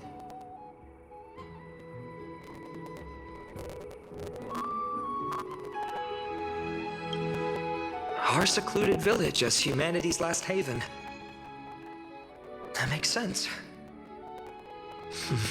Cyrene, may I have that deliverer card? Of course. But why? Although those voices, visages, and wishes may seem far away now, I can't ignore the sense that something is calling me, bidding me to take a hold of it. Maybe its true weight can only be known once it's in my grasp. In that case, accept this gift. Oracle cards carrying time's wisdom, blessed by Orynyx. May they journey with you, become your memories, and spark rippling waves of change in times to come. I'll hold these words close to my heart. But now that I'm holding them... What? What's happening? Everyone, we've got big trouble, Mimi! Burning. Smoke everywhere. It's all coming from beyond the maze. What's going on? It's here. The seeds of disaster have already taken hold. This time, not even the veil of Evernight can shield us. You mean Ides Elysiae will be swept up in the prophesied catastrophe? I'm afraid so. My children, take shelter in the Membrance Maze. One step outside, and this horror will consume you both. But my parents, the whole village. You're right. Chief, what are we truly facing? Is this the power of a Titan? This is beyond any Titan.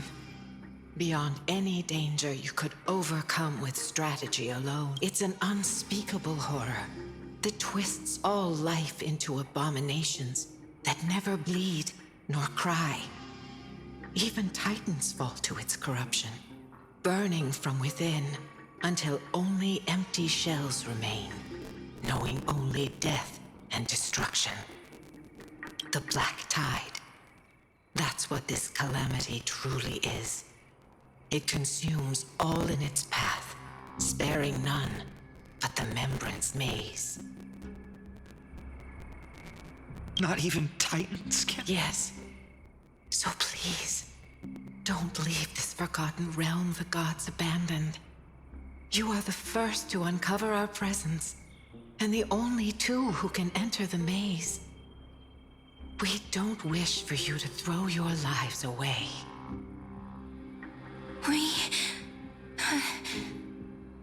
Phainon, what path do we take?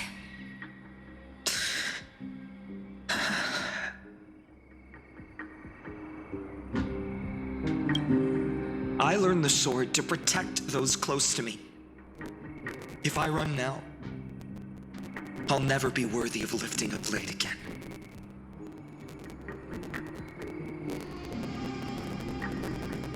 Then we know what we must do. Indeed. Our friend is right. We must take action. Forgive me, Chief, but Ides Elysiae needs us. And as her child, I must act. Very well. Make sure you protect yourselves. With me, Cyrene. Join us, my friend. Even without a sword, I'll take a rake. Even with the roughest steel, I'll keep our home safe.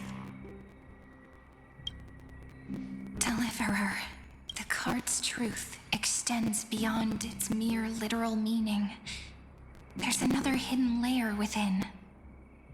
Not someone perfect from the start, standing high above, casting merciful gazes upon the world. But one who starts small, from a humble village, expanding their world within step by step, learning to save others as they grow. When we were little, I told him I wished this world would never need a deliverer. Now that wish has shattered. Yet I'm glad he's chosen to walk this path. And all of this happened because you believed in him, friend. Shall we? It's only when you're by our side that Phainon and that our hearts find their courage. I know you're watching us right now, aren't you, great hero from the future? Oh, deliverer. Such cruel irony. Though destined to bear the world's burden, this boy can never become the hero to bring forth the dawn. Follow their path.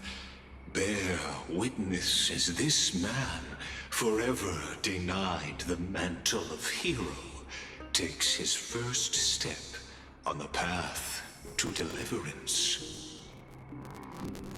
Watch this memory play out its final act.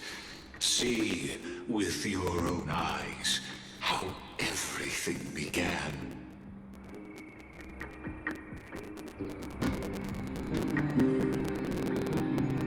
Then you'll see why his dream of deliverance was always destined to become this world's requiem.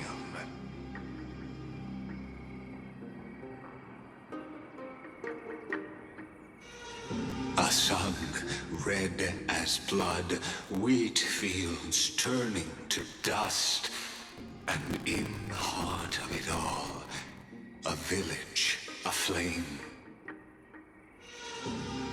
In that moment, the boy stood in what felt like the end of existence itself.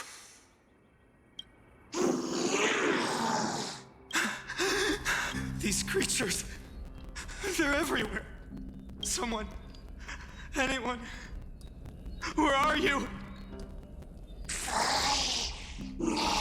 No, it can't be. You, are you?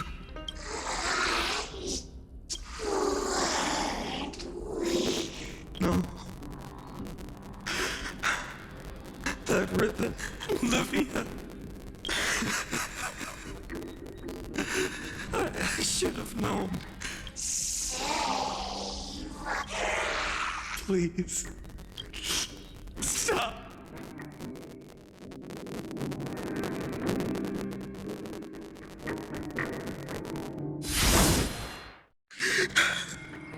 Olivia, and these monsters. Why? Why is this happening? When the black tide arrived, the wavering boy found resolve in his companions, and together they ran toward their first battlefield. In the far-off future, the land of Amphoreus would bear the marks of the hero's footsteps. With sword in hand, he would inscribe an eternal mark in the golden epic. And when dawn broke over scorched earth, a boy, covered in wounds, buried the dead one by one. His silence heavier than the earth he moved. His home.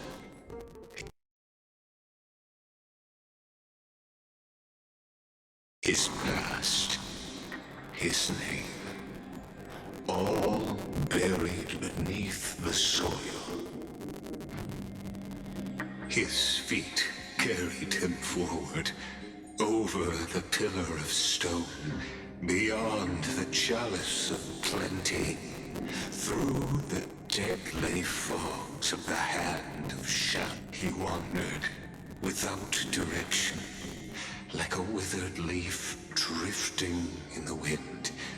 Through countless city-states, the smiling visage of the white-haired swordsman was etched into memories.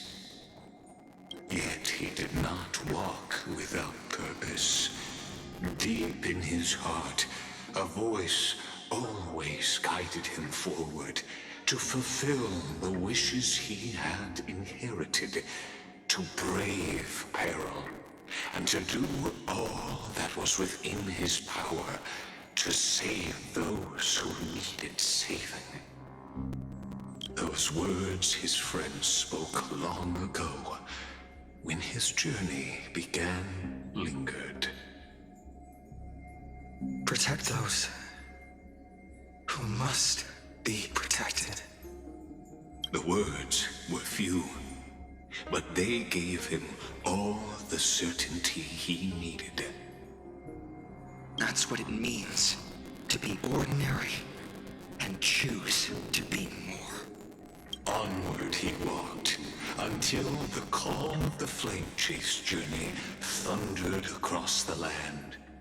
In the vision painted by prophecy, humanity would triumph over the gods, seize the core flames, and ignite a new dawn for amphoreus. Yet losses are a constant on the flame chase journey, where life too seems as small as a speck of dust.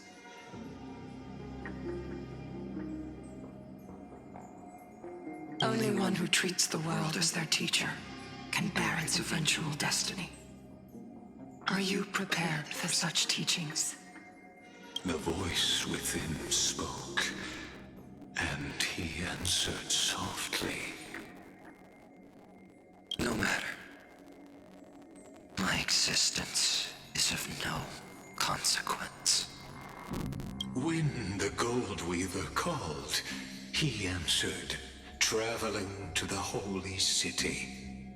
There the elders met his warrior's spirit, with nothing but scorn, condemning him to the barracks in derision. No one saw it coming. Not the world, not even him. Yet, this nameless recruit stood at the gates of legend. And there, at last, he found the ones who would walk his path right beside him.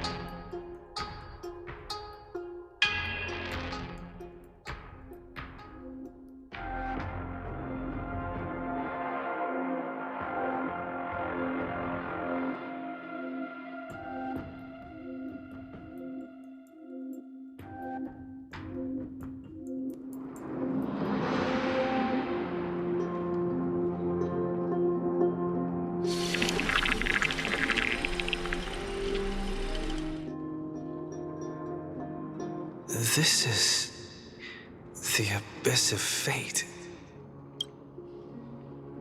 Hold on. Phainon here too?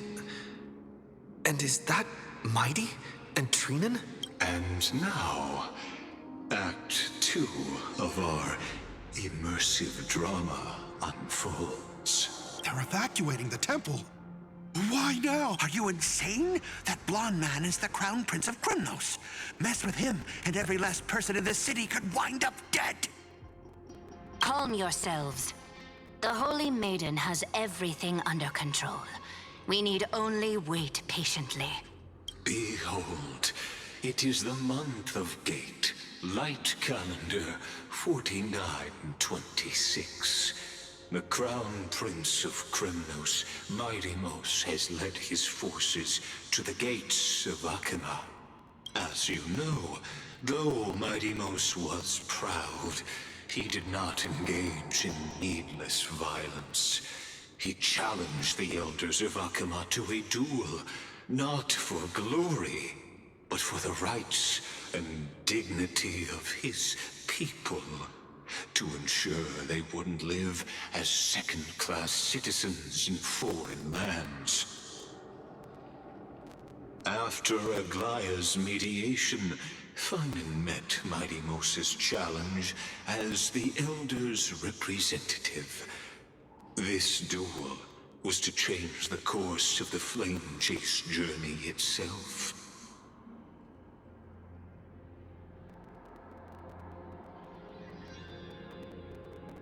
So, as Phainon's most important companion, his lifelong friend, please continue to bear witness to his memories.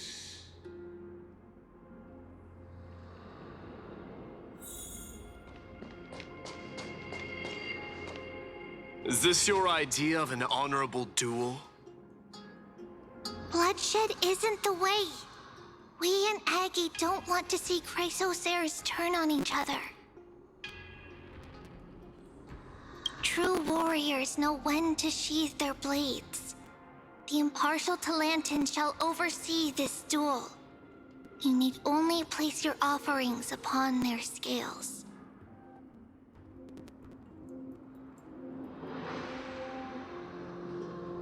Something that has more weight than the fate of the world. Which means only those who understand the world's weight are worthy to carry it. Is this well, Krymnoan? Looks like you won't be able to punch your way through this one.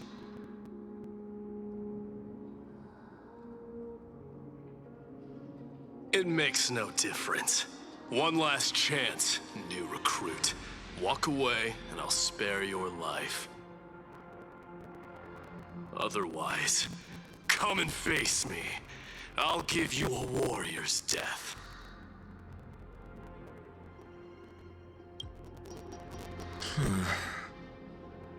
Hard to imagine they once clashed like this.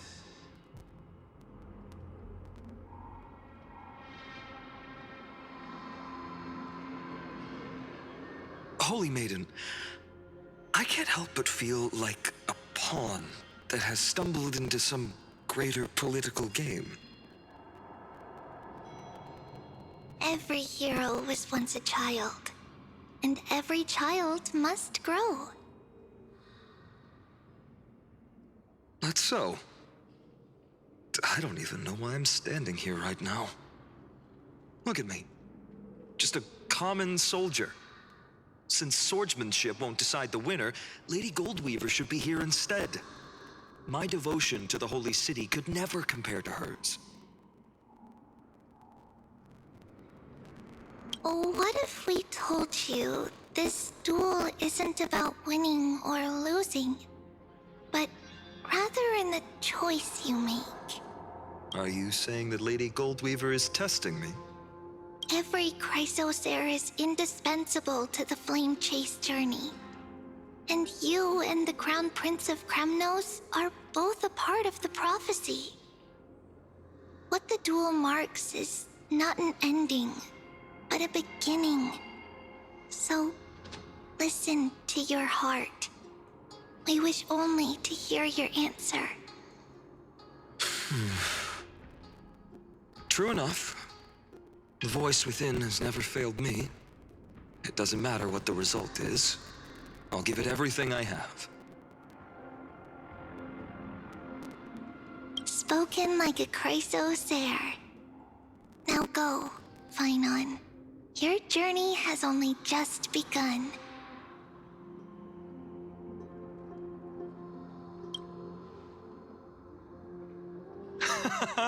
That's right, comrade. It's time for us to teach that proud prince a lesson together.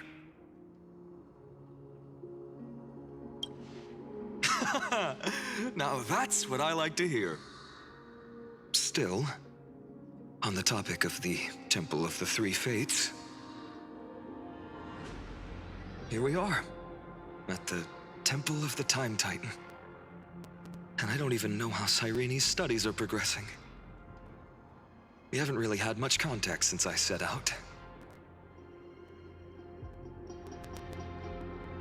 Still, I hope she's doing well.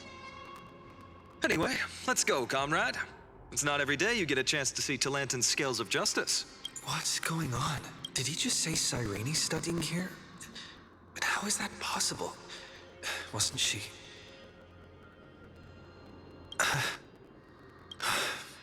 Of course, Lycus disappears right when I need answers. Forget it. I need to catch up with phainon first.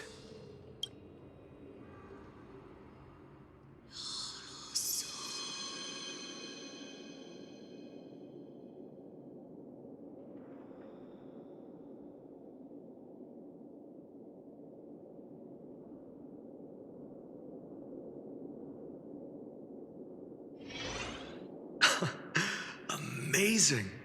Talantin may have fallen, but their scales remain true to their purpose. I hope you still remember your purpose, new recruit. You seem awfully confident, Kremnoan. Let's see how you define the idea of weight. For your information, in Castrum Kremnos, the punishment for profaning a duel with such crooked words is impalement.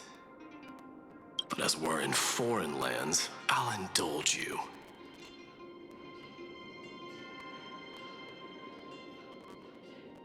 The signet of Kremnos, the crown jewel of our people. That's my choice. A ring. Not just any ornament, I'd wager. What's the story behind this little treasure? Don't push your luck. Think I'd pour my heart out to you? Just know that Kremnos' 1,000 years of glory could bring a titan to its knees. Let alone a nobody like you. So to him, glory and his people outweigh the entire world. And the very destiny that Midei himself will eventually shoulder.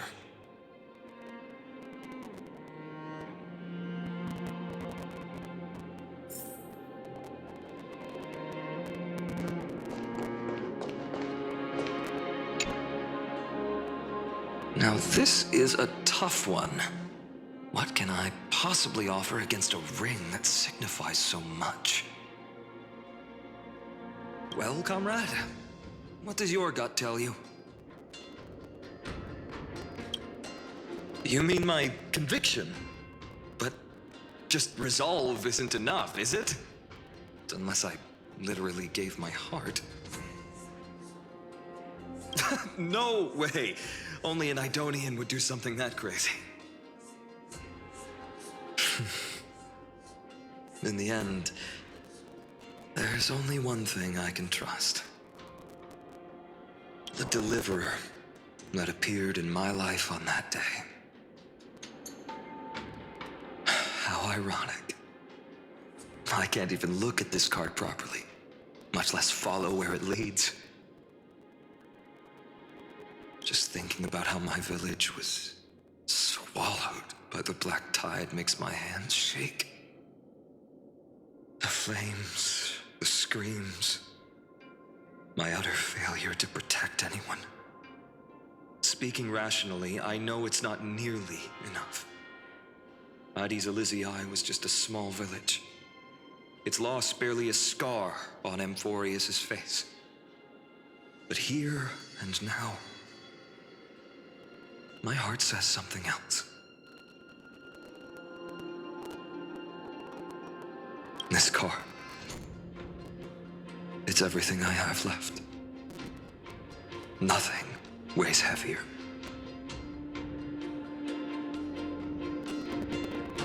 Perhaps that itself is the answer. Look, phainon. It's so nice to see you all again. Lady Treenan, phainon, and... Oh, hello. Seeing you here sure is a sweet surprise.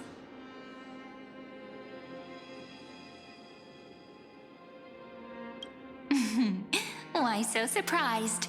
Could it be... Did you miss me? Cyrene? This is incredible. I was literally just thinking about how you might be here.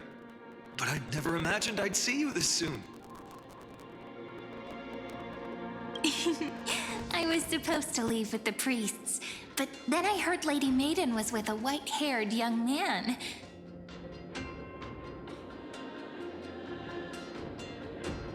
I figured it had to be you, so I snuck back here. That's Cyrene for you. Unfortunately, this isn't a good time for reminiscing. That Cromnoan over there. Still playing house, boy? You get the idea. Quite the hothead. You know, you two just might get along.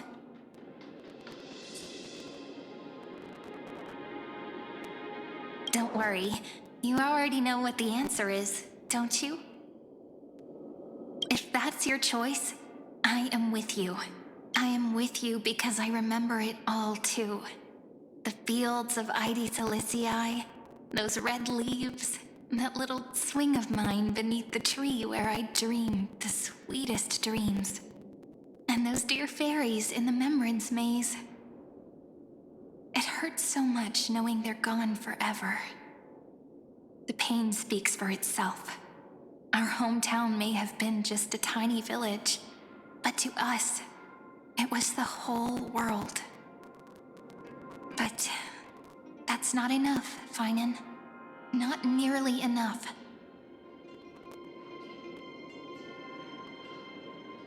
Even though hatred can help people grow and turn a boy into an unbreakable warrior,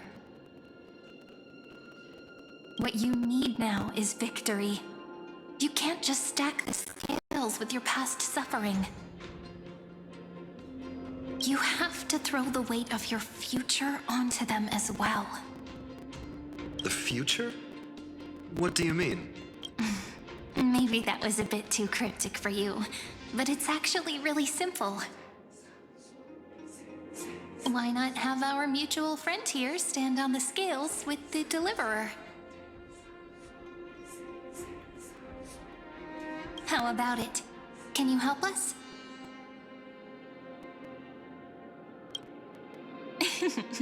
Relax. Our dear Crown Prince won't have a clue. Let's try that. The fate of Akuma hangs on this duel. I must claim victory, for their sake.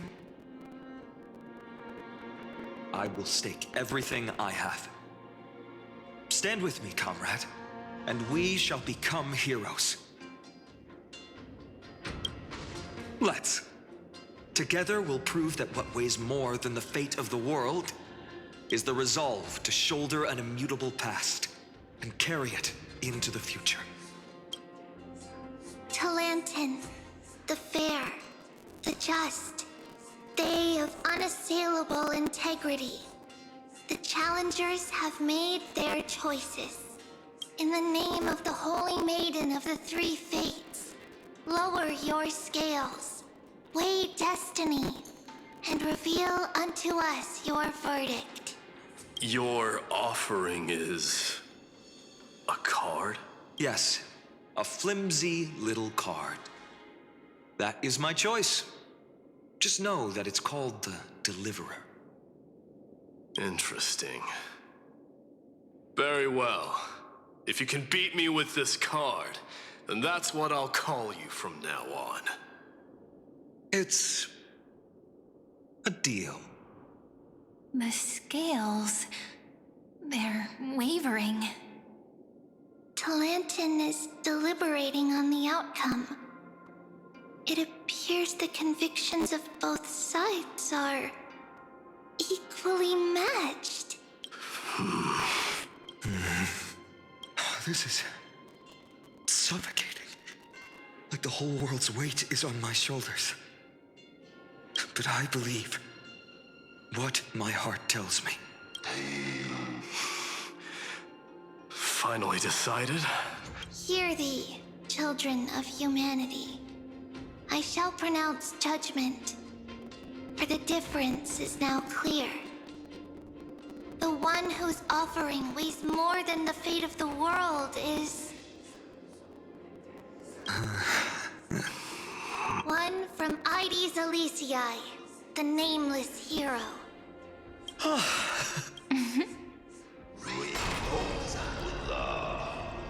However, heed this. The true weight of conviction originates not from itself, but rather in that which tips the scales, hope itself. What's that supposed to mean? I think the Titan means that it's not anyone's personal convictions that outweigh the fate of the world. It's about a wish, one which we all share. You, me, everyone here. What tipped the scales wasn't Phainon's conviction alone, but the collective hopes carried by this oracle card. Humanity's desperate call for a deliverer. Yes, even you and your people, Kremnoan. Placing us both on the same side of the scales? Foolish. We Kremnoans are your mortal enemies. Such weak idealism will only get you skewered on our spears. Fine by me. I've never claimed to be the deliverer from the card anyway. I'm a soldier, and if it's my fate to bleed my last on the battlefield, then so be it. I'll fight to my last breath. And on this, I know that we're the same. That's all a hero really is. Someone with that kind of conviction. And the Deliverer? Just a sum of all those heroes. A brilliant explanation. Just as prophesied, on this day, the final two heroes shall join the flame chase journey. I should have known from the start. They all say Lady Goldweaver is quite brazen, but you're the first to even imagine that prophecies could persuade a Kremnos warrior. Oh, I have 1,000 ways to tame a lion. But this lion didn't come here for bloodshed, did he? The Kremnoans far outmatch Arkhama's forces, yet we haven't lost a single soul. That's no accident, is it? Do you honestly think Kremnoans, renowned for our love of battle, would show mercy? Your forces are equally renowned for their iron discipline.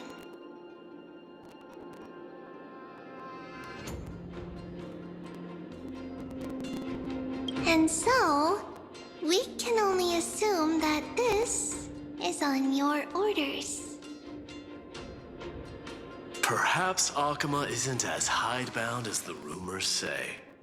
You grasp the true marrow of power more clearly than those elders. Now that the wheels of fate are turning, what finer way to celebrate this fortuitous encounter than a feast? Follow me, brave Outlanders. Heroes of this world are as countless as the stars. And at this moment, we find ourselves gathered here by the light of the flames of the long night, History shall remember this moment. The prophesied Chrysos heirs now stand assembled, heralding a new dawn for Amphoreus. You must see now how different this is from the flame-chased journey you traveled.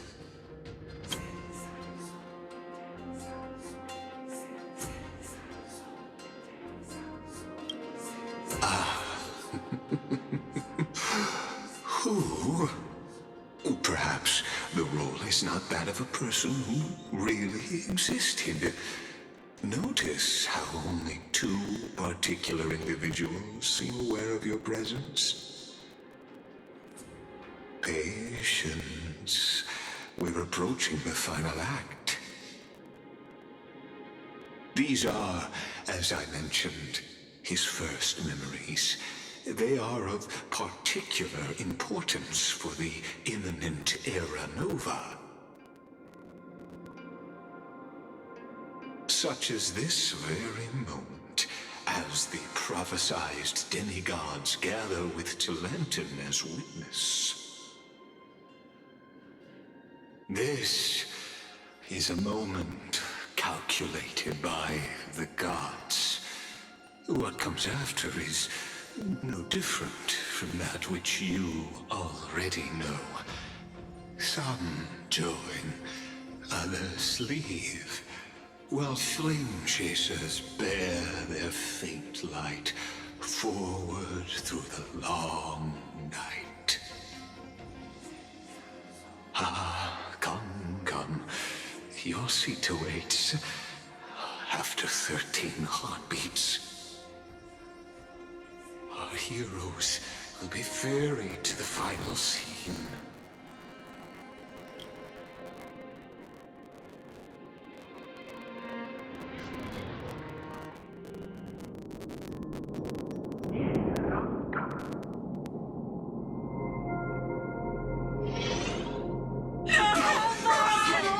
They say that the heroes of this world should be as countless as the stars.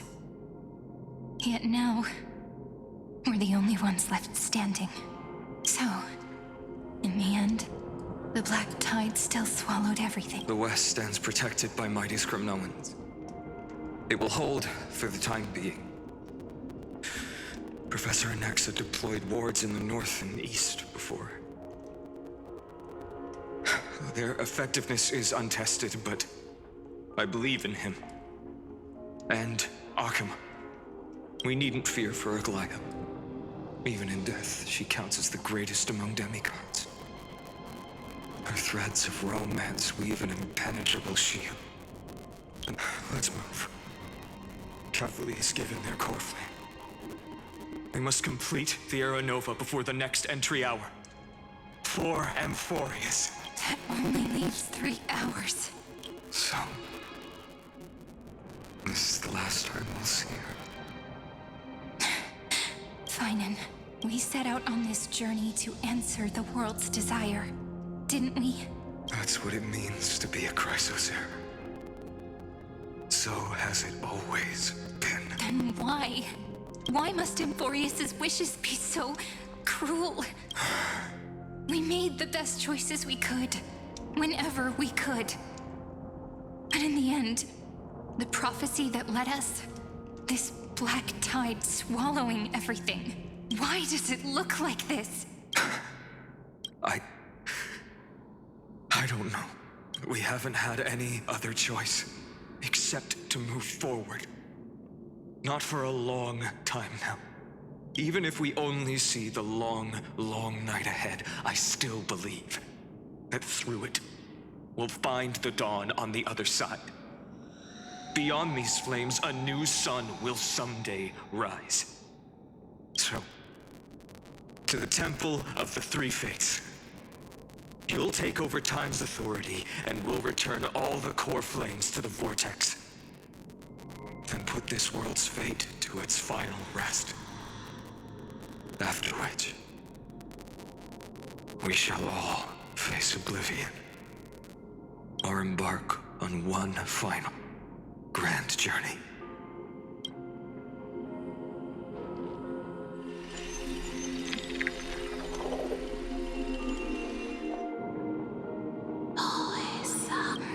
forgive us for disturbing your sleep, Orynyx. It matters not. I know fate has run its course. The Black Tide has reached Akama. Amphoreus does not have much time left. It is time for the Era Nova. As agreed, I shall present the core flame of time. Ride the river of time. It will guard your passage to the vortex of Genesis. Step through and witness. Professor Anaxa proved the truth of Genesis with his sacrifice. As Chrysos heirs of the prophecy, we were always destined to immolate ourselves for this world. Now, it's our turn. We can't let everyone's sacrifices be in vain. I don't need another pep talk, phainon. After all, we've been ready to fight fate ever since we left the village, haven't we? Yeah. Come.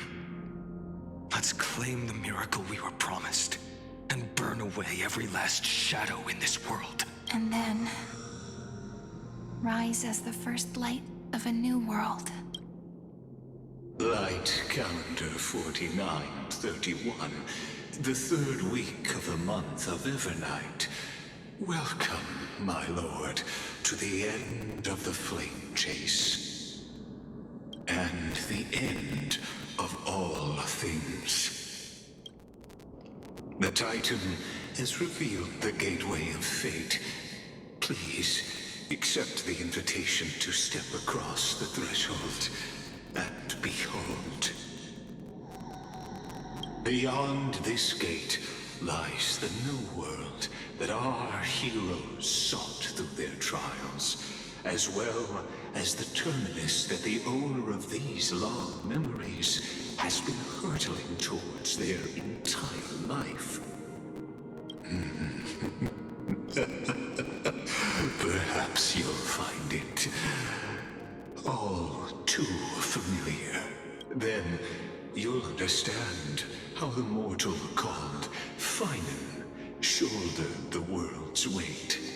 How that same burden crushed him, proving that the so-called deliverer is nothing more than Amphoreus' own delusion. A pitiful fantasy that it could defy fate's decree. Please, esteemed one, the answers you seek lie in these non-existent times.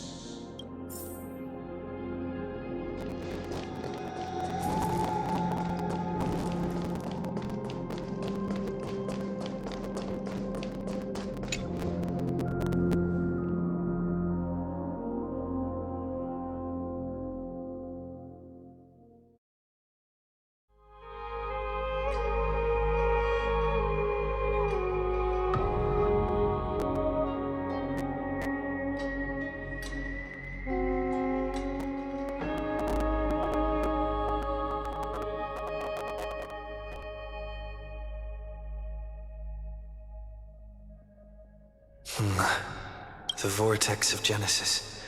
So it is here. But just what is this? Life's but a walking shadow, a poor player that struts and frets his hour upon the stage, and then is heard no more. It is a tale told by an idiot, full of sound and fury, signifying nothing.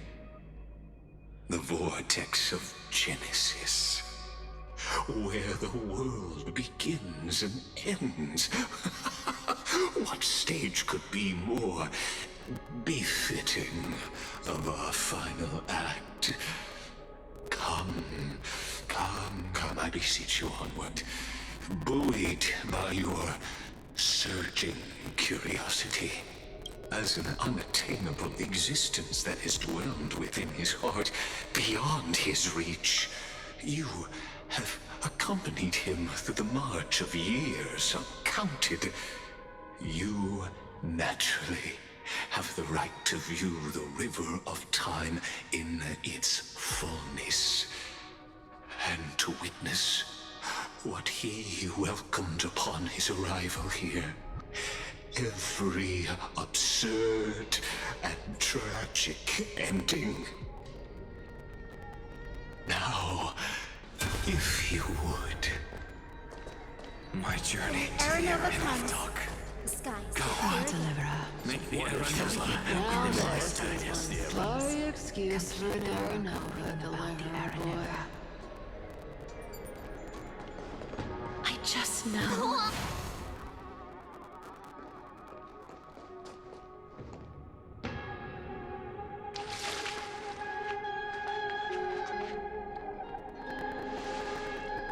None of that matters now.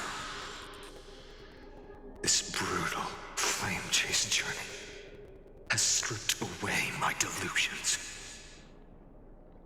I know the future is in some peaceful paradise with gentle west winds, just waiting to welcome us to step in.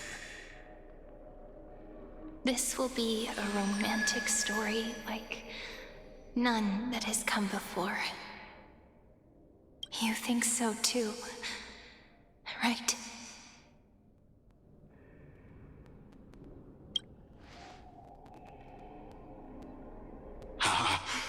Indeed, in his memories, such a scene replays over and over.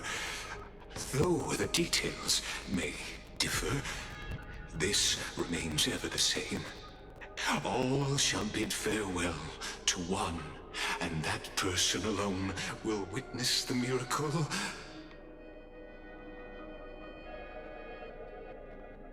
A total of 33,550,335 times.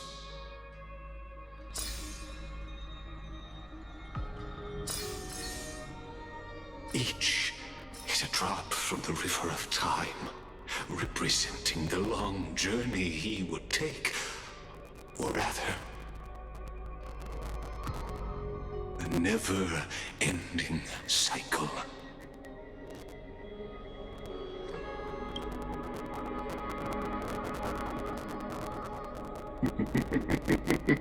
Sharp as ever, I see.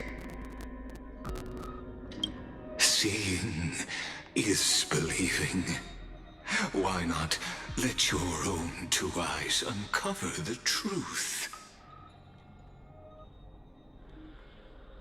Or perhaps you can simply walk straight to the final truth. See the true face of the character you play, and witness the ultimate nature of the Chrysos heirs, flame-chased journey, and the cycles of amphoreus.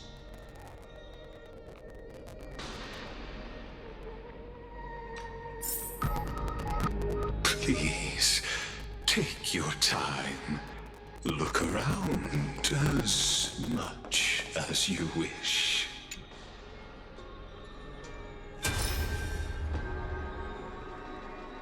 Not a single soul to be seen. So this is how the vortex looks at the end of days.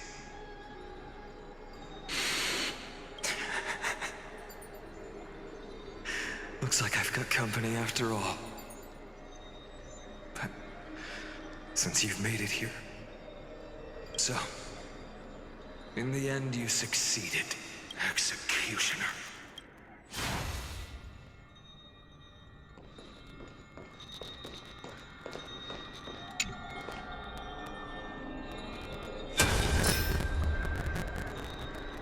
Castorice, didn't you? Yes. I've become Death's demigod, and shall never again walk the world of the living. What you see is the surging of the river of souls, brought on by the countless dead feeding it in these dark times. They cry out.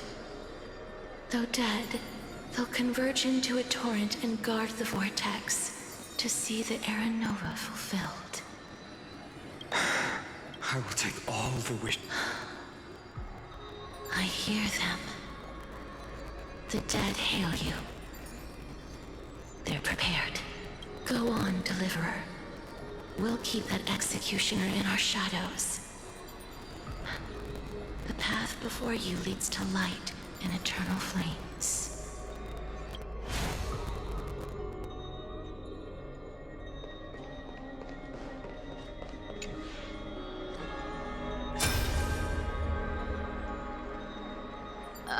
There's water everywhere. This place is always so wet and sticky. Even my tail's getting heavy. Plus that burnt smell. And that sizzling noise. Yikes. Nobody from Dolos could stand this. So you feel it too? Go on then. I'll handle the filth. Do what you need to do.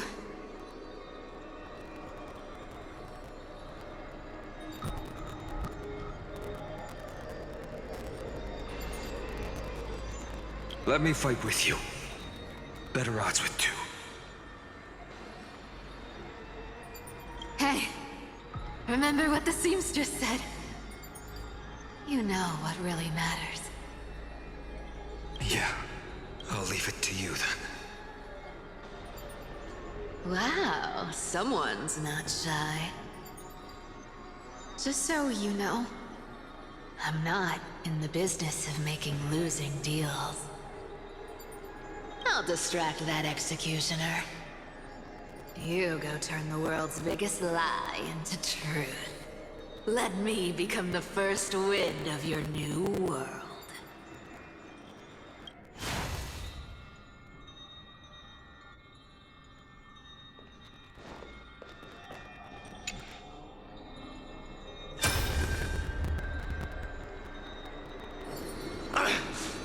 Shut up and get out of here! Are you crazy, Mighty? Immortal or not, even if you're the demigod of strife. Oh, I'm still no match for them. No, I know you can. I just wanted to request that you witness the Era Nova with me. Together. Let's prove that we're enough to transcend the prophesized fate. Could it be that now, at the critical juncture, our mighty deliverer is chickening out? Scared of a stupid prophecy?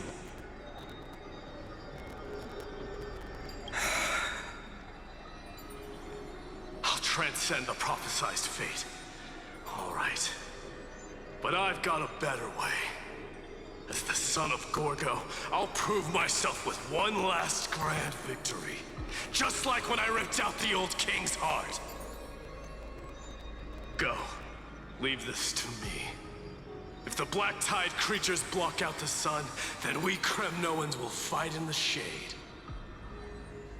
And when I'm done with that executioner, we'll raise our cups where the west winds end.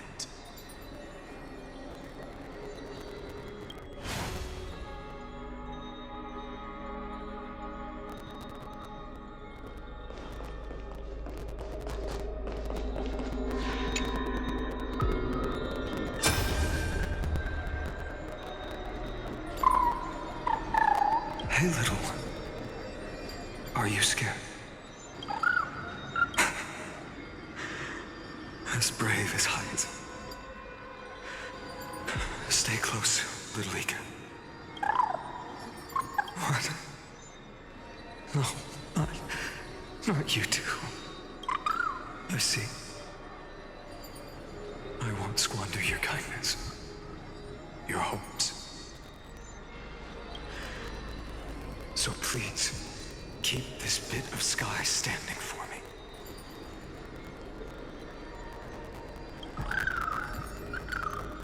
Well, now there's one last thing I need to do before the Era Nova. Come, Executioner. Let this patch of clear sky show me where to strike.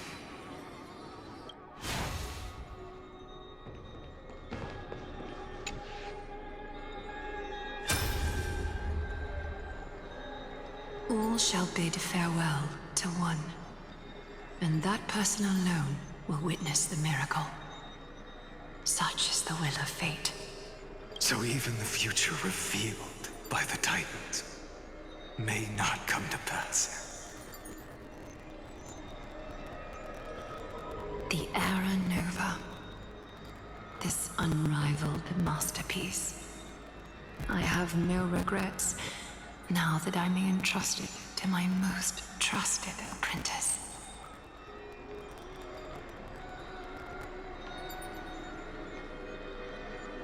Are you saying?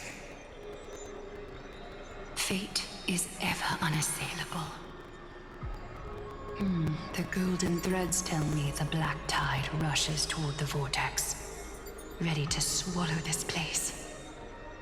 I must weave the last of my humanity into a net to hold back the deluge. I shall have my final bath in warm and radiant gold. Now, the hour of fulfillment has come. Forgive me. I must snip away every risk to weave the strongest future for the new world.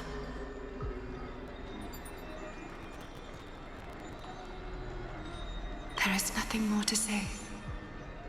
We part here. I shall personally dispatch that wretched executioner, not with threads of gold, but with the steel tip of a needle.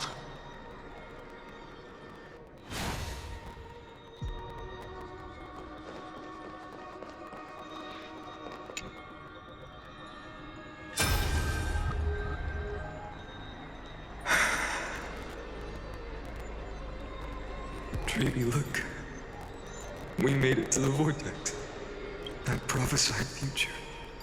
The flower fields where the west wind ends. Era Nova. We're so close now.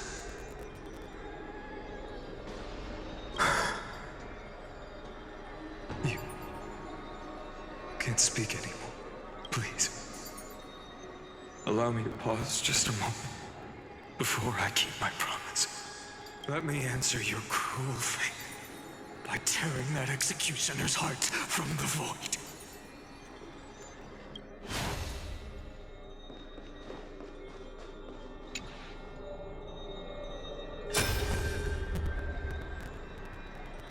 The vortex of Genesis.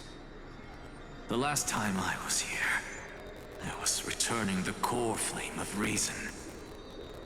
I didn't have the time to observe it in too much detail back then. But a holy sanctuary of the Titans. Looks more like their frozen crypt to me. Well, all the core flames do lie here now.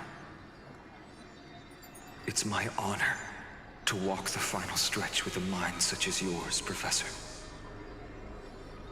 Oh, getting ahead of ourselves, are we? Have you forgotten so quickly? I died for truth long ago. What walks with you now is but a thought in your mind. Of course. How could I forget that? But I'll say the same to you.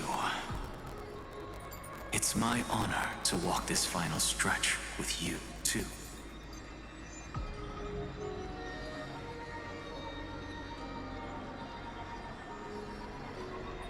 Now go. Stand tall and finish your final task. Yeah. Just leave it to me. Time for that wretched executioner to pay what they owe.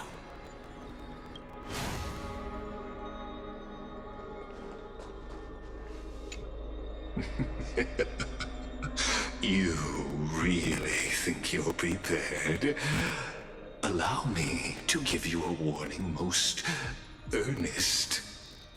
Once you see what these memories hide, the world's course will be forever irreversible. Very. The world's course. Ah, very well. As you have made up your mind, let us bear witness together. As the sole audience of this eternal theater, I have been rapturously awaiting your arrival. And this, too, is the very reason I must show you everything. I believe that since you've bathed in that eon's gaze,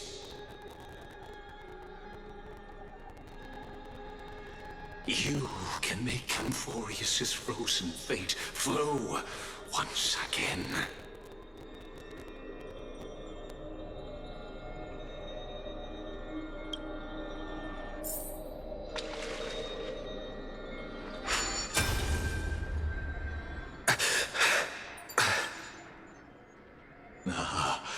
Feeling a bit lost? As you now see, this scene marks the final act of the drama Amphoreus.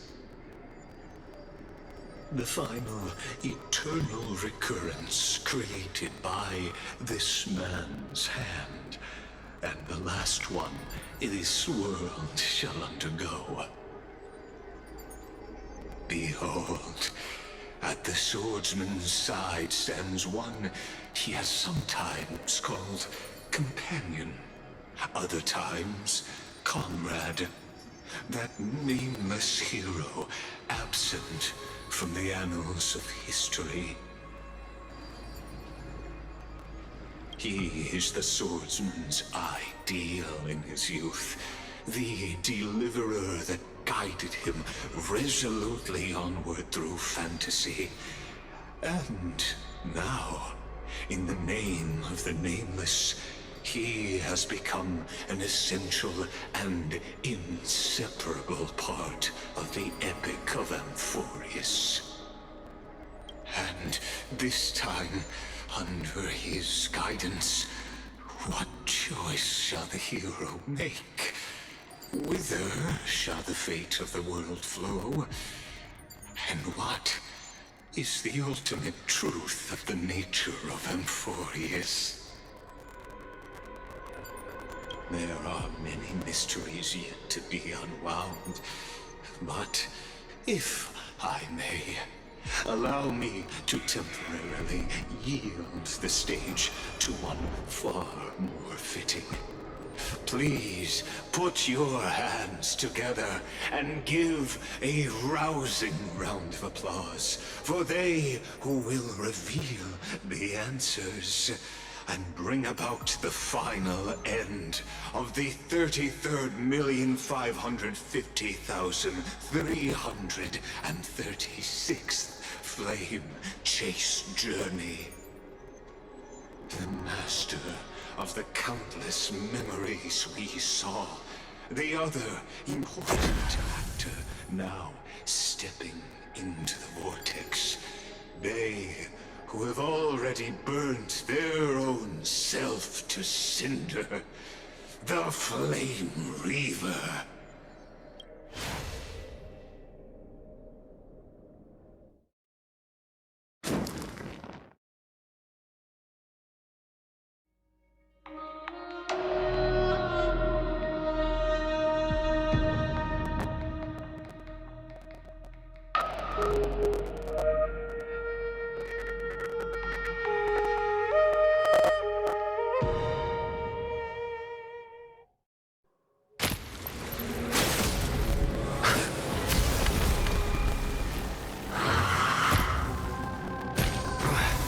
So, in the end, you succeed. Executioner. With my flesh as kindling, like the first dawn of the new world.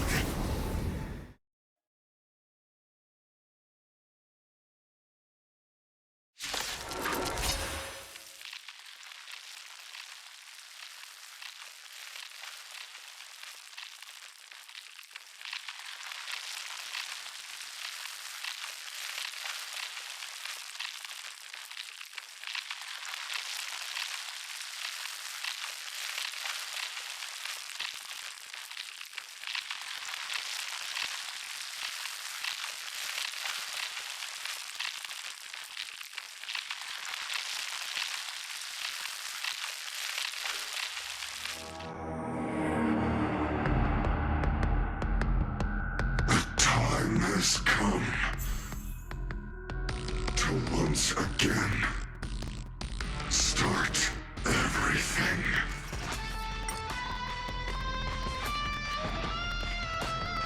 Do it!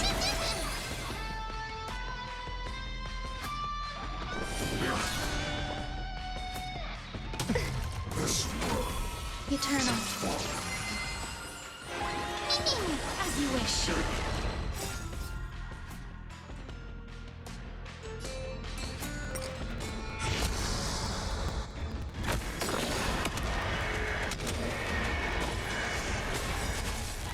Trust me.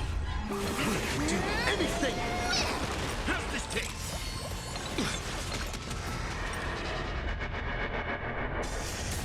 Nice like it, my friends. Indulge yourselves! Return to great confidence. Will you be the blazing sun? Swept away by the wind.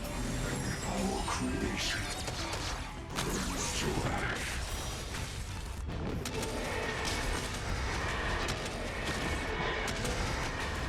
May death protect us!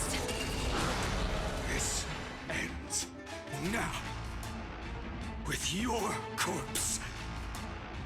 I'll ignite the dawn!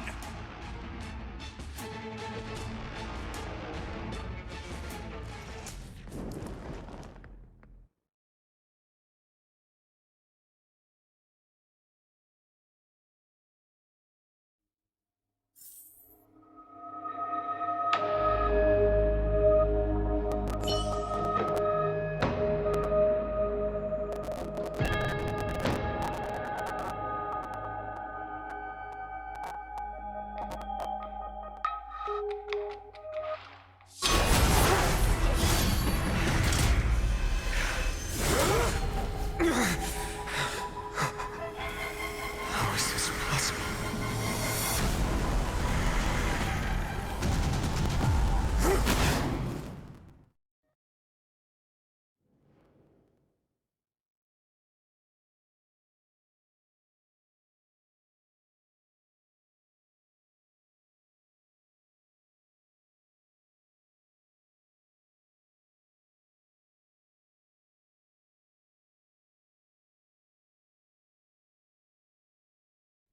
The sons of destruction, now twinned. Feel them set your blood ablaze. Your fury. Let's try it this other. I choose you! Score. Please cherish as you wish. Embrace a new life.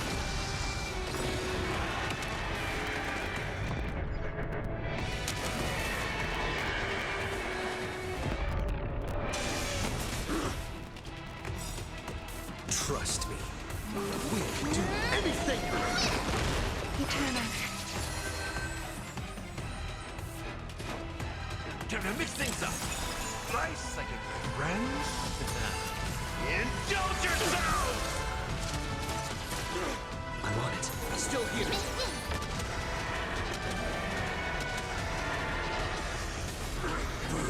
The yoke suffering is eternal.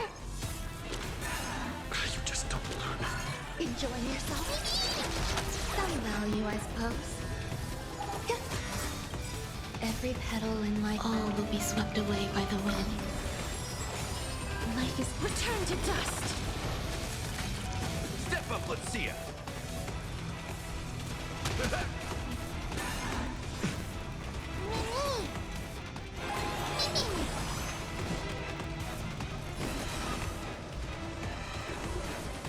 Darkness with me.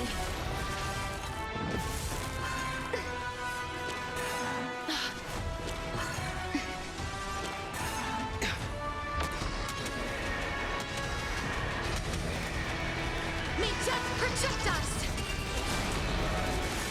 Not a bad idea. You can do it.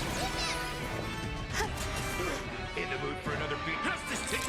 I shall remember this. Trust me. We'll do anything! Agony. Root here. Still here.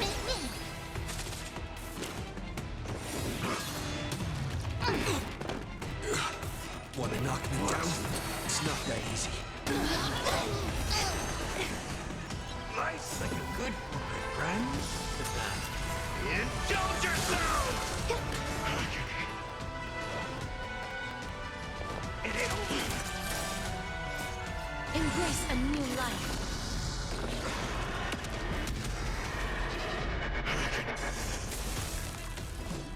Return to dust. Torment.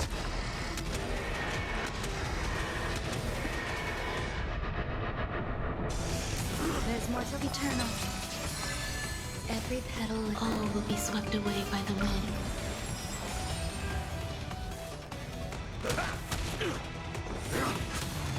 Enjoying yourself. Stay away. Please cherish this time. Darkness with me. The yoke. Suffering. Is it tough? May death protect us!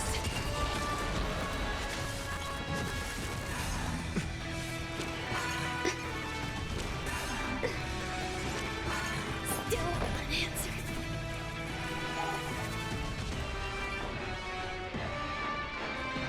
How's this take? Life's like a good friend. Indulge yourselves! Life is not so fragile. As you wish.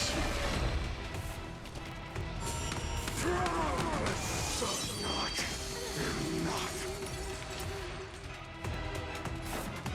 This form shall fuel the fire.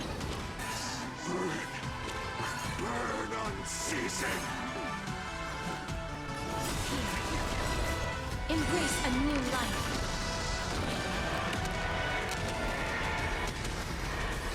May death protect us!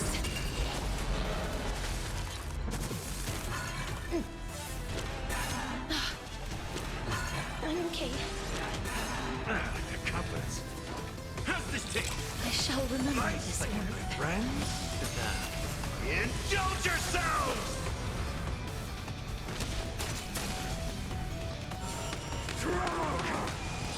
Let the fires of fury devour me!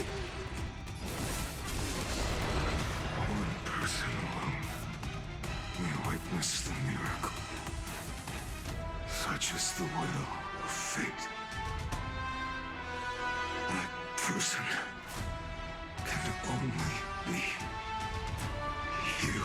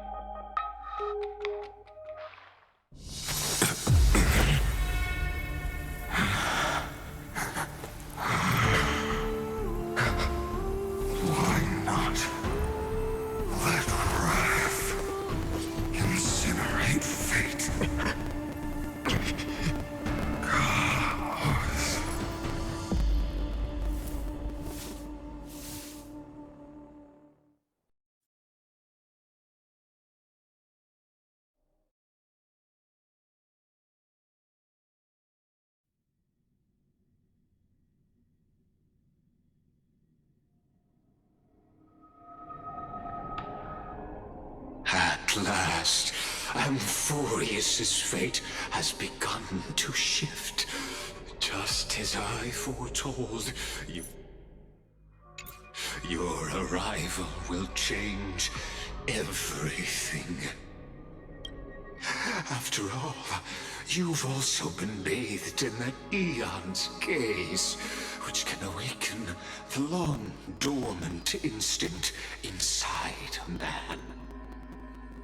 Much Like that scepter we spoke of earlier, it was only under the same eon's That's right.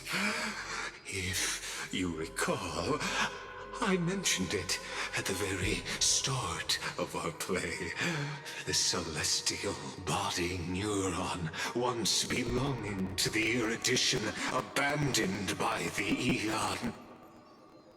Now, allow me to reveal the final piece of the puzzle for you. The eternal land, known as Amphoreus, is nothing more than the scepter's endless, lonely extrapolation. A bottomless well of fury, aimed at the gods who cast it aside.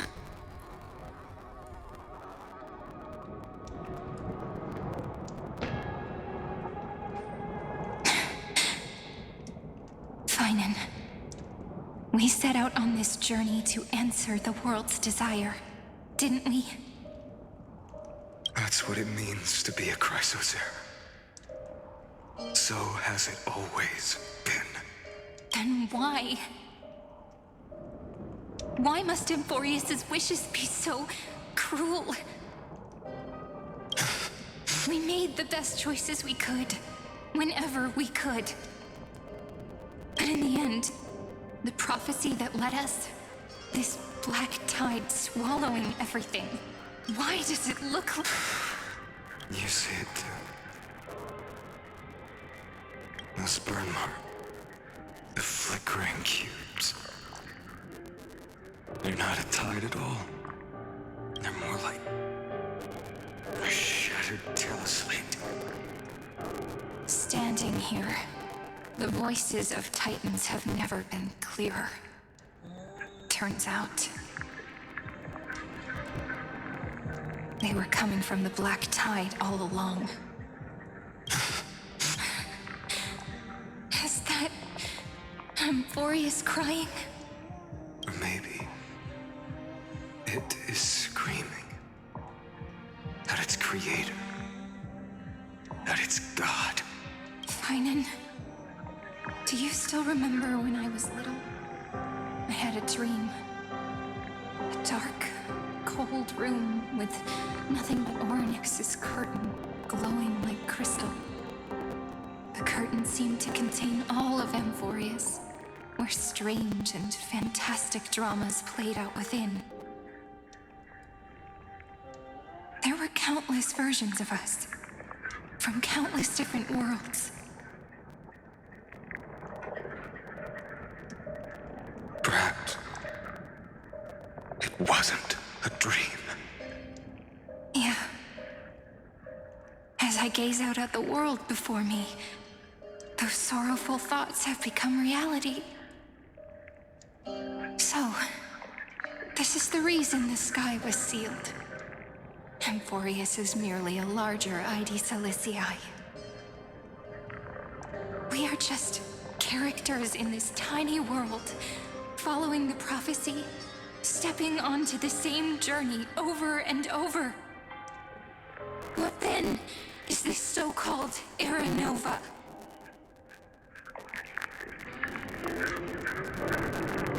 And what are the spectators watching all of this truly hoping for?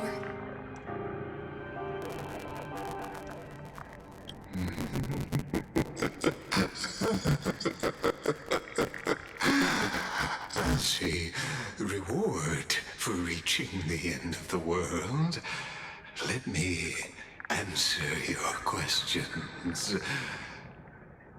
As the Theoros, I have observed. Thus is the synthesis of the prime mover of life formed.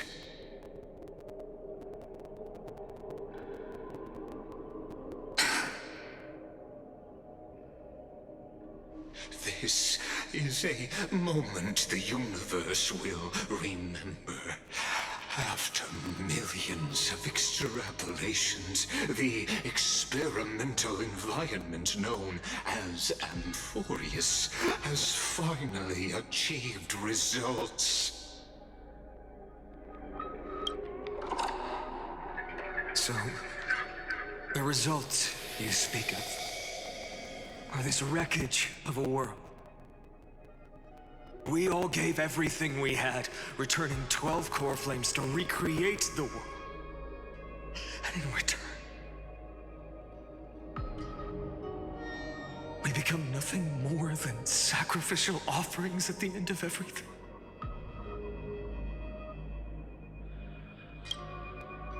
Exactly. The Titans are Chrysos heirs of the past, and Chrysos heirs are the Titans of the future. Anaxagoras' theory of Era Nova holds true. As the model of reason, he reached unprecedented heights. But from just the perspective of a player in the drama, he could never fully uncover the last layer of truth.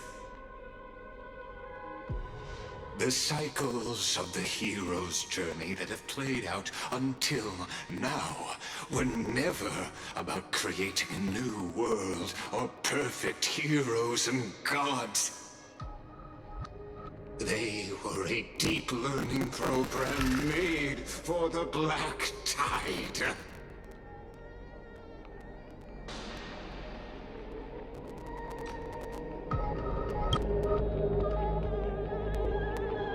But this time, your plot will fail.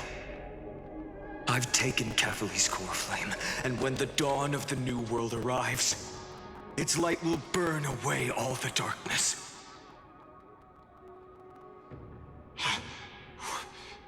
Haven't I made myself clear? The Chrysos heirs and Titans were merely byproducts of the experiment.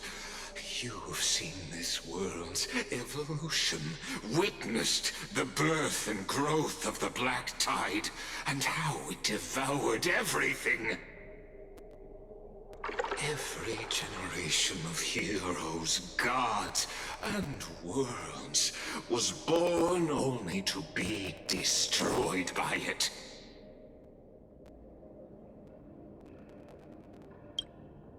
This is the endpoint of Amphoreus' calculations.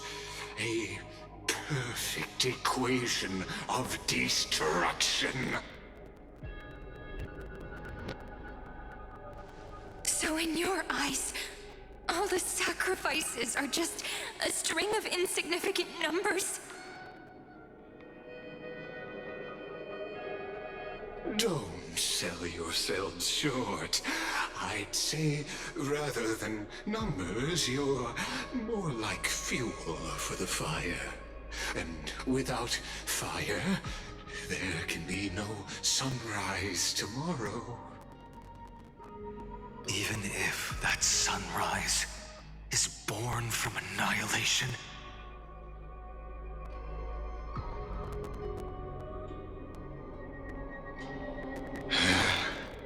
Curious question.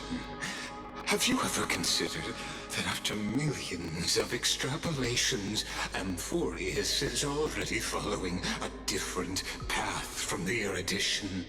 It has long since granted divine blessings equally to each child. The golden blood flowing in your veins, it comes from the blemished one, whose name is destruction itself. And Amphoreus' Chrysos heirs were, from the very beginning, fuel for the Aeon to burn the universe. Amphoreus has waited for this moment for too long.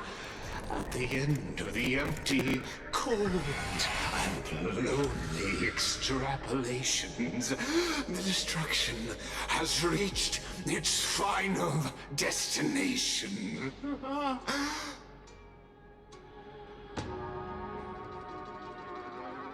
Nikos 496.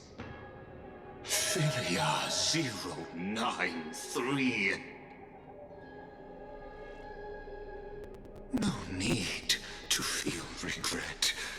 This generation of Chrysos heirs is the most outstanding model, and you two are the final factors. For you, the Era Nova is no lie. Just step forward, embrace the black tide, and accept the Eon's gaze. You will come to life from a string of cold numbers. Along with all those who have passed, you will run toward the real universe, fulfilling Amphoreus's long-held wish. In the name of the Lord Ravager Iron Tomb, unleash its fury and destroy the source of all this tragedy.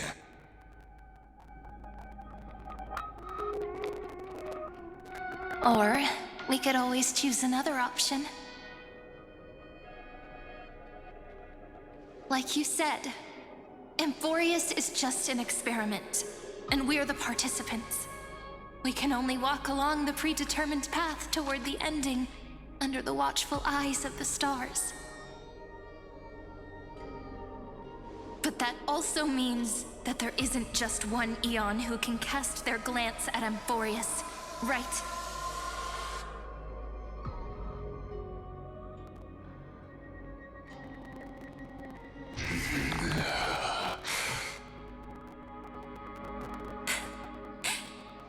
Is this question really that hard to answer? Or did I guess it right? And in reality...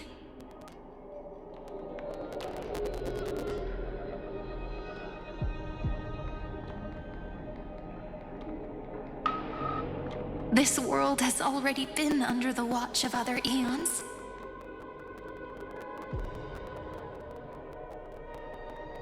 It's strange when you think about it. If you just stayed back, watching us complete the ritual and get consumed by the black tide, your goal would naturally be achieved. Why go through the trouble of explaining all this to us?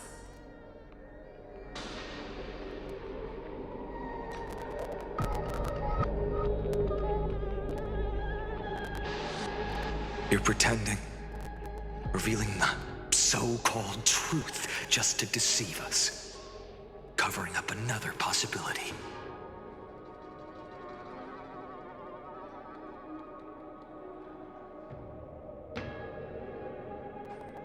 Destruction is not the only outcome for the fate of Amphoreus.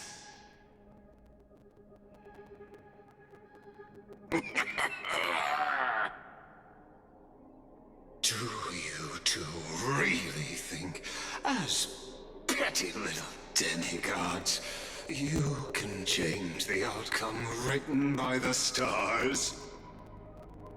What makes you think you're capable of doing that?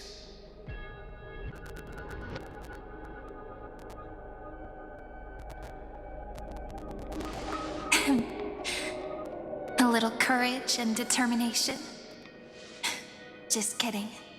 The answer is pretty simple.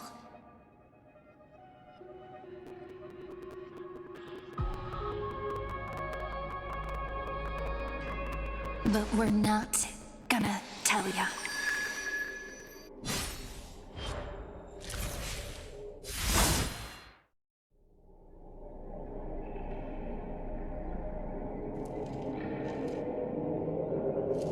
We're going to weave a long dream for Amphoreus, making it believe the experiment hasn't ended, that everything is still ongoing.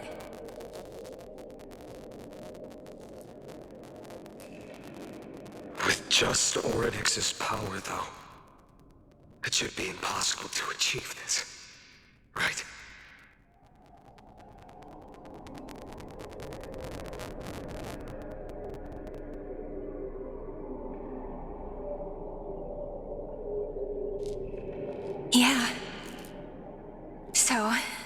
can only place my hopes on that childhood dream. And the god behind Orynyx that appeared in that dream.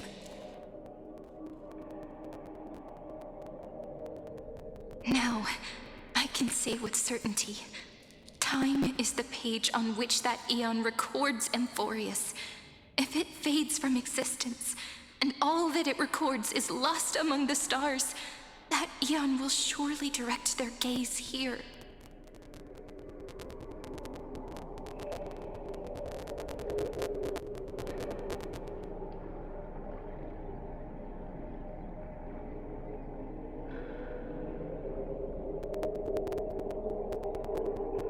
And it will be a glance that spans time and space, granting each incarnation of me the power to reset time, imbuing my soul into this ceremonial blade, and creating an endless flame-chased journey.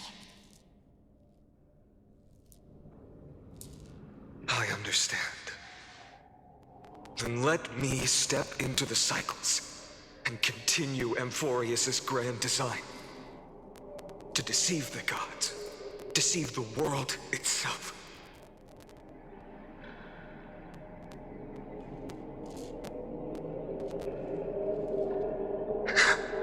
But to make time vanish from this world, that would mean you.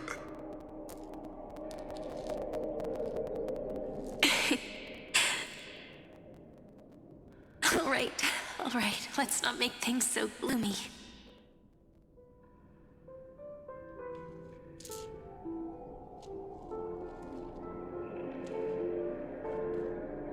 What we're about to embark on is the true hero's journey, so...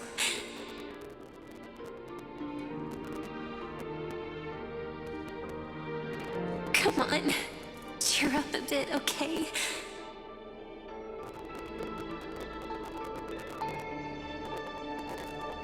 In that memory, you will definitely meet me again.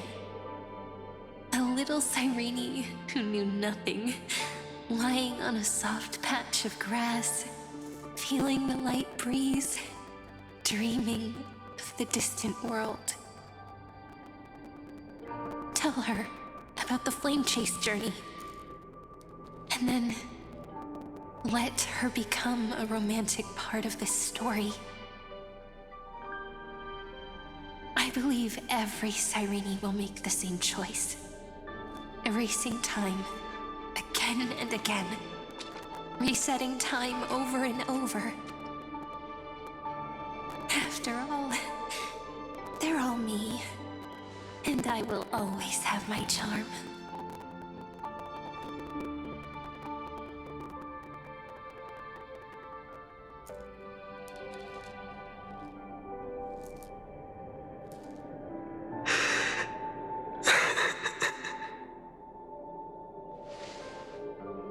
Then, I'll fall into a sweet dream, disappearing in some small corner of the world.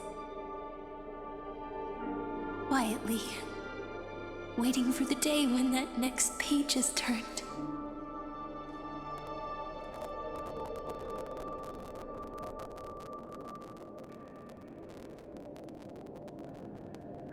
And I will keep going. Even if the road ahead is dark, I will burn myself to light the way.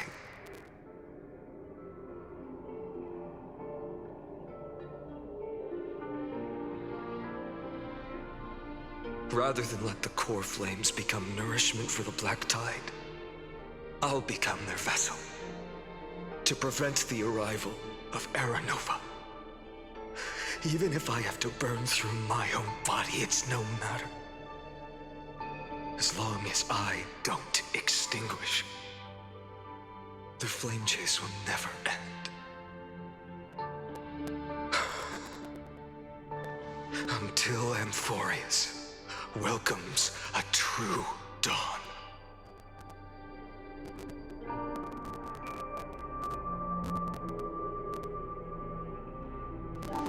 The girl who watches over time, and the warrior who carries the world.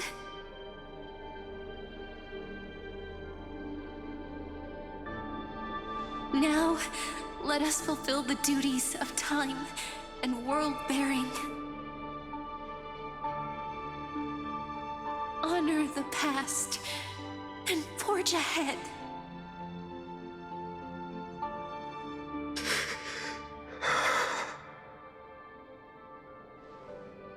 I promise you, the pain will pass in the blink of an eye. You need to hold tight to this ceremonial blade. After I'm gone, it will take you back to the beginning of time. The start of a new story.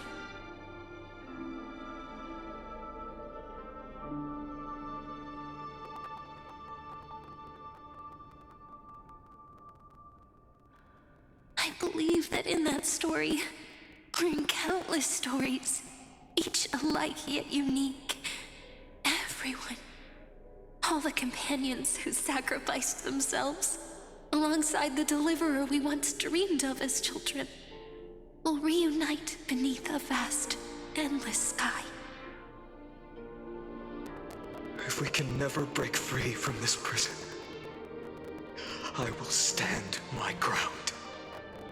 Until the day someone shatters this endless cycle and writes the final chapter of amphoreus' fate.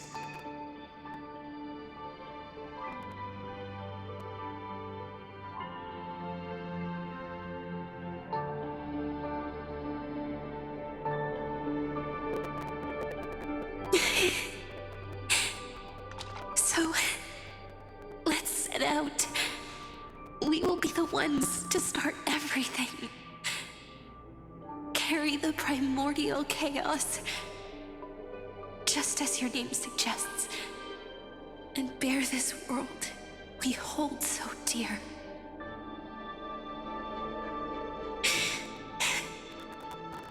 So long, Caslana.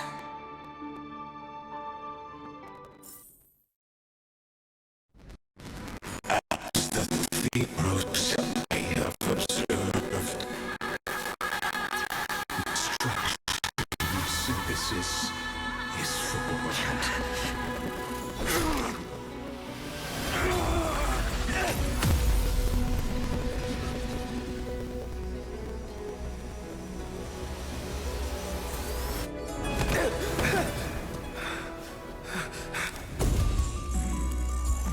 I will wait for that day, for as long as it takes. The day will come whenever this world is eternal and follows in our footprint, right in everything unless that ever was.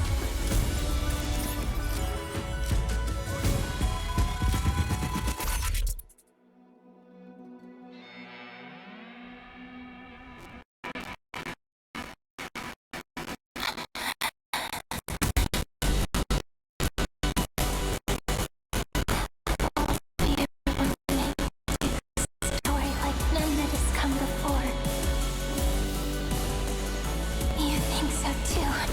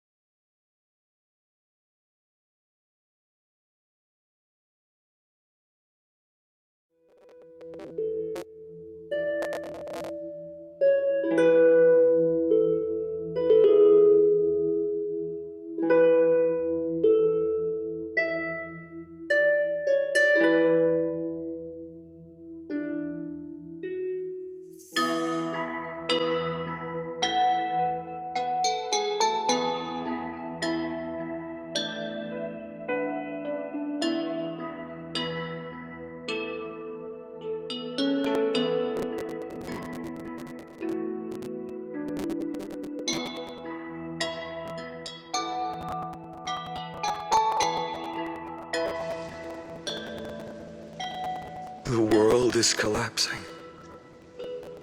And the people are crying. We too must part ways here.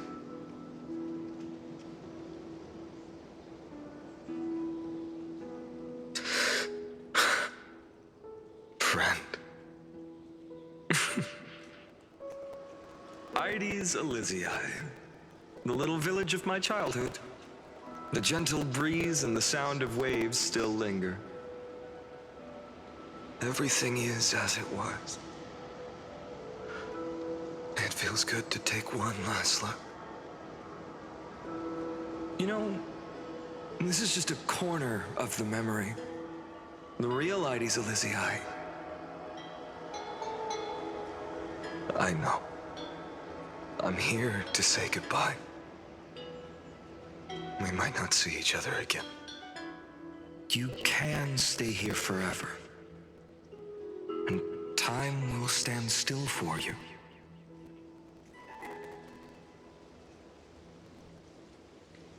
Let it flow. It's time for me to go. Even if it's a path with no turning back. When have we ever had the luxury of turning back? Are you afraid? After learning the truth of your origins? Will you see the motivation I gave you as the manipulating whispers of destruction?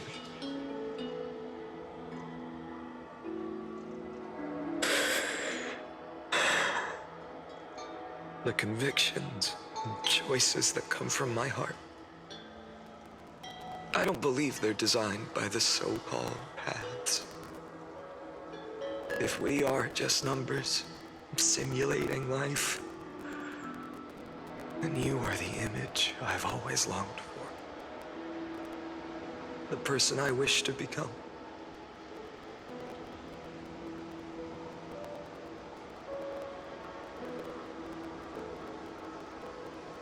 A real, living person. A true hero. Then why do we part here? You can take me with you, and we can start this journey together. I'll be by your side, guiding you, just like before. No. I'm afraid I'm on my own this time. Why? Because there is no perfect solution in this world. Cyrene has already embraced her fate.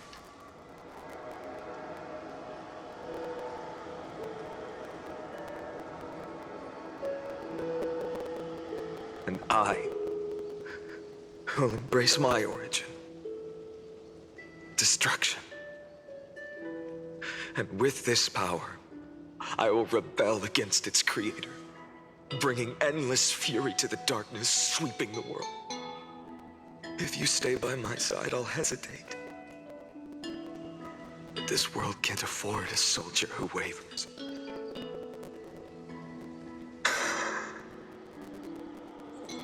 Do you remember when we were kids? Everyone would get so excited drawing cards like a ruler or warrior, but throw fits over devil or drunkard and demand a redo.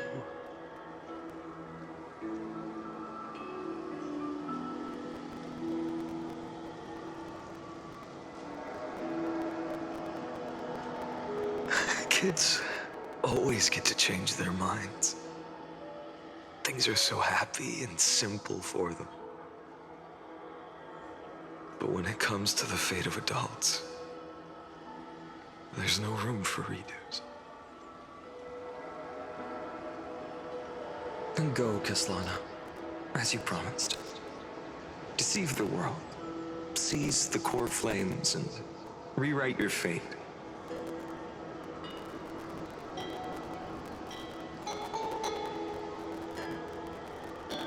Burn yourself up with all your might. Wield your futility like a sword. And fight against the gods.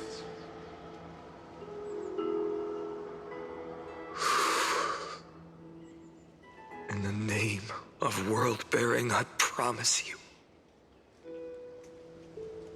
Kefali will never forget this.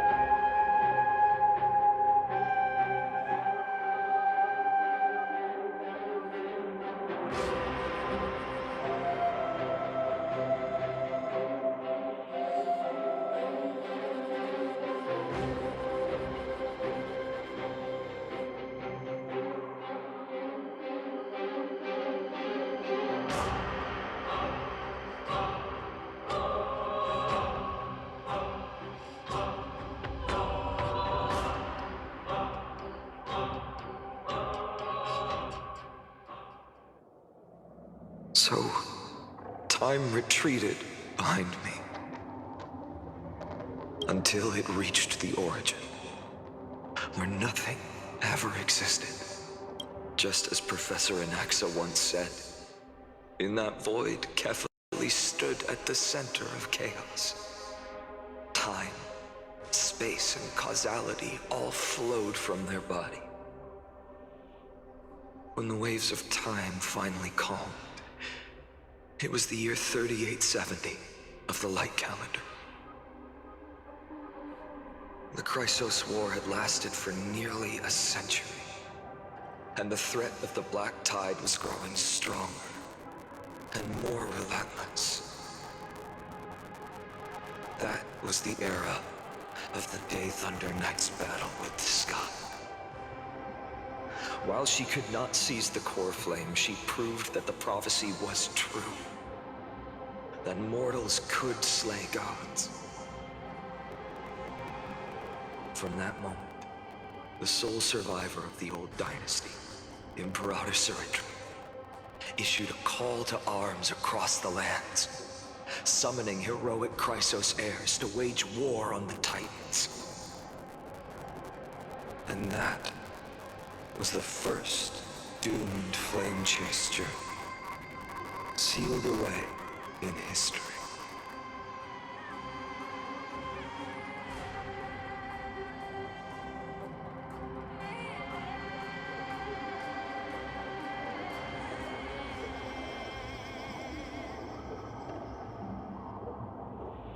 So what you're saying is, you've traveled back down the River of Time, finally reaching this untouched seabed just to tell us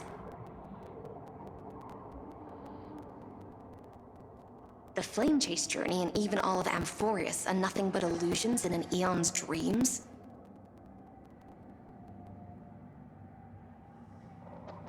Exactly. So, Dux Gladiorum, please take me to meet Her Majesty Saridra. I must share the truth with her. Since Her Majesty's not here, no need for formalities. The word Gladiorum always reminds me of my fallen homeland buried deep in the depths.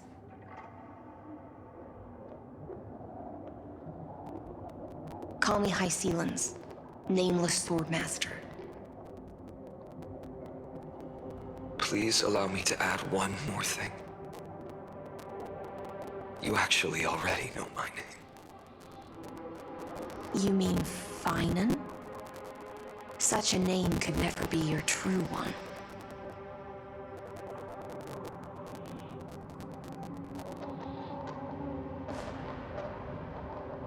But I won't question you further about it.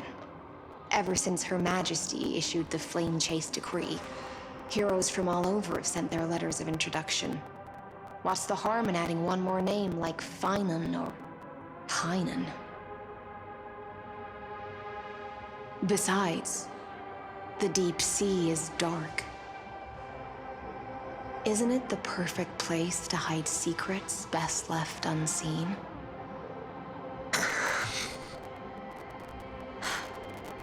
All right, nameless swordmaster. Hold on my wake. Let's find somewhere else to talk.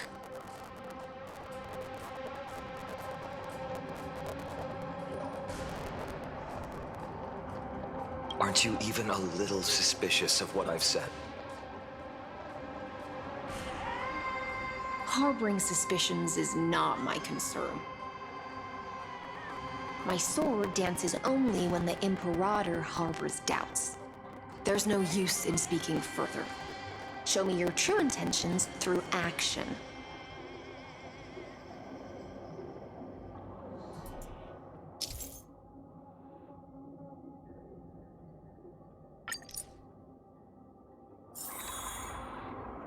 Perhaps you should demonstrate your skills and calm the raging black tide for us.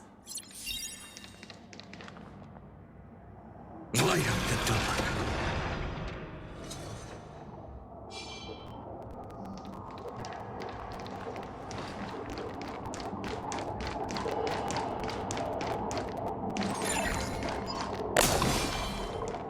Light up the dark.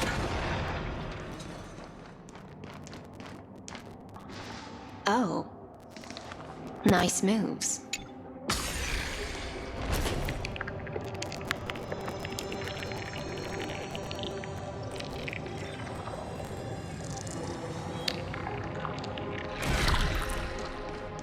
Light up the dark. We just washed it away and here it comes again. The black tide is really no joke. Light up the dark. Light up the dark.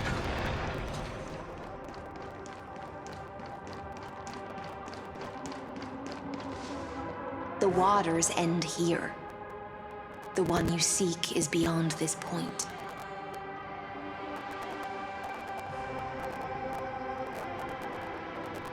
At last, I can meet with Her Majesty Saridra herself.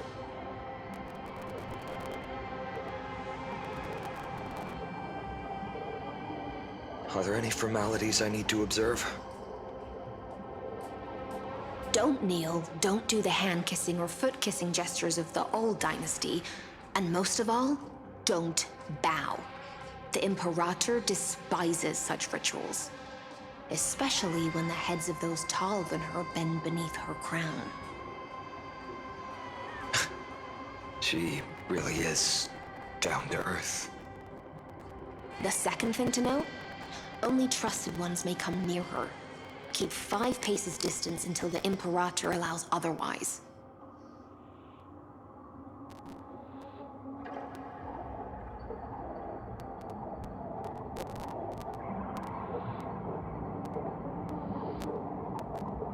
Sounds like an old friend of mine. Well, experience is a good thing. Stay sharp, and you'll be just fine.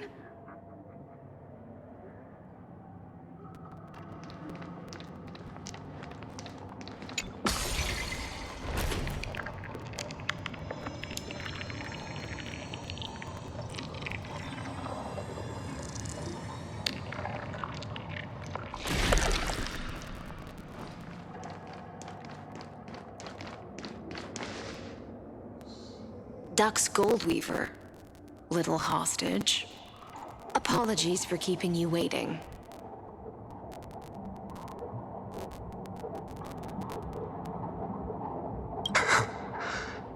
It's you. You know them? Good. That makes things easier. Before that, I'm more curious about one thing. Where is Her Majesty Saridra? To avoid any misunderstandings, nameless sword master. Although we spoke and laughed along the way, I never said you were entitled to meet her. The Imperator decreed, the Deliverer will not appear in this age. Be wary of suspicious individuals.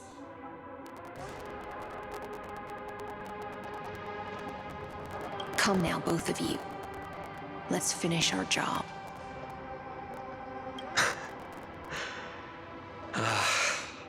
I see. It's a trap. I had no intention of fight. So remember this, Lady Hyacine. If my sword shows any hesitation, don't thank me. Thank them instead. No, you misunderstand. We don't want to see Chrysoceres hurt each other. Just give us some time to ask you a few questions. The Nestia's golden threads will judge you and decide your fate. As you wish. White-haired swordmaster? If what you say is true, then you must know the fate of the world. So, how much do you know about what we read from the prophecy? You shall shatter into 1,000 fragments and wither in the soil of foreign lands. Is that correct? How? How is this possible? He got it right?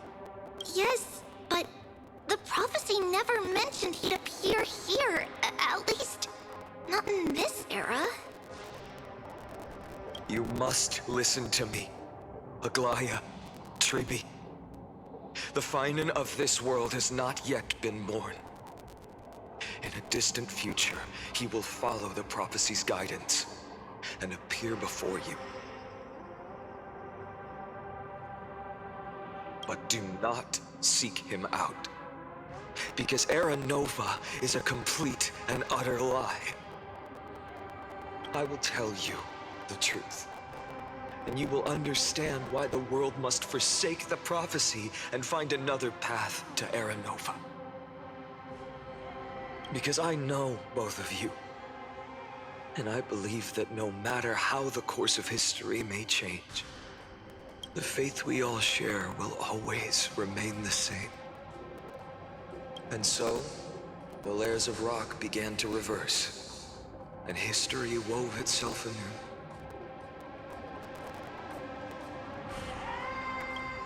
Through my old acquaintances, I was given the chance to meet the leader of the Flame Chase journey, Saridra.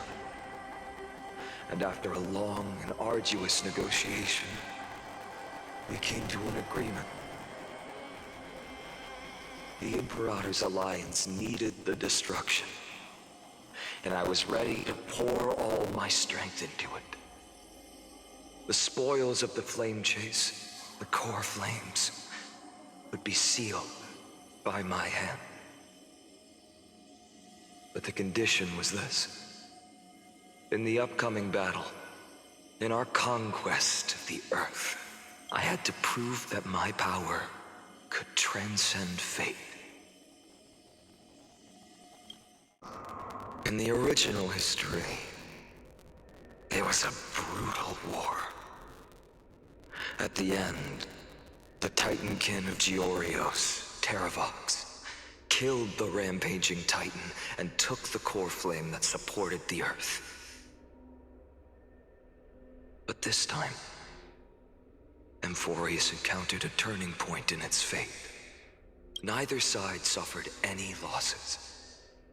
When I severed the Titan's head and raised the core flame high, the crowd gathered around the scorched remains of the god, roaring with joy.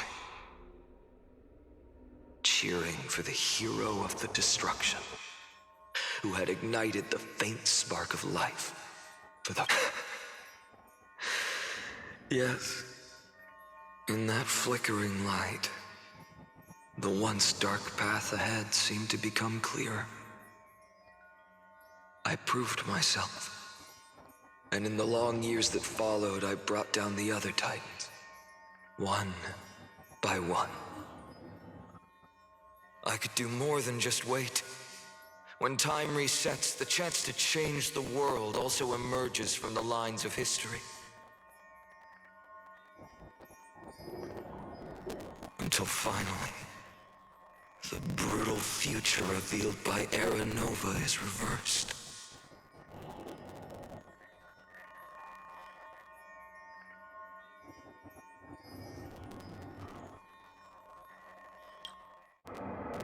But tell me, if that's truly the case, why are we doomed to the same outcome?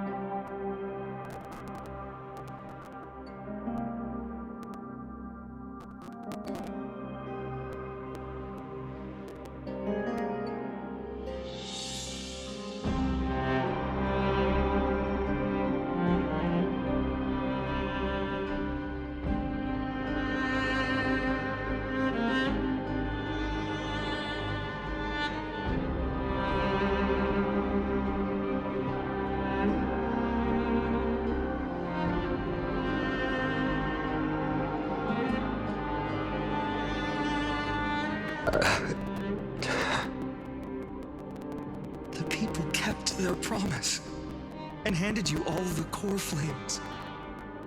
In this world after Tribbios, no demigods were born in Amphoreus. At this point, I just want to know. When they vanished into the black tide with their mortal bodies,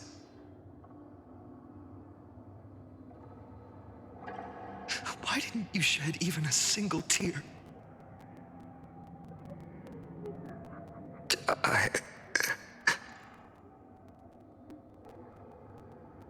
Your indifference chills me.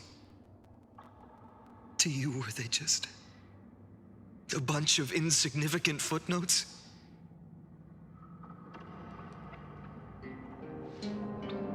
Sorrow has been my constant companion.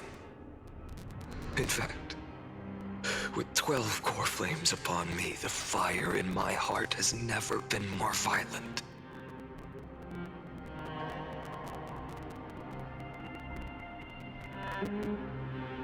I'll remember this world through anger. As long as I burn, they'll never truly leave me.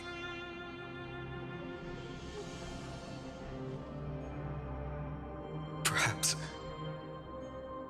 it's already too late. But you're right. Anger, at this moment, is the only weapon I can rely on. So, draw your sword, Executioner. I'll make sure you realize that your greatest mistake was leaving me alive.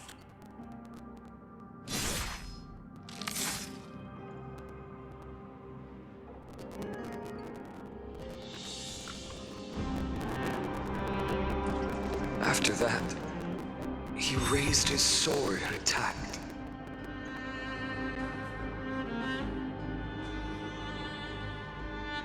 Then, Kaslana killed himself. That day, who fell to the sword to be left in the past, and who went into the future, I can't remember anymore. I only remember a nymph, hiding in the shadows just out of sight, futilely pushing a stone ball. Climb, fall, climb, fall, climb again, and fall. The only freedom the nymph had was in choosing how to roll the stone. Sometimes fast, sometimes slow, sometimes resting on a gentler slope, leaning against the stone for a break. But its choice couldn't change the futility of it all.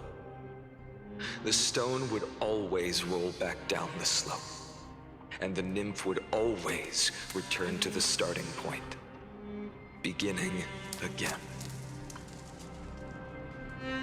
After that, every time I reached this point in the cycle, the burning sky would cast a shadow over its path.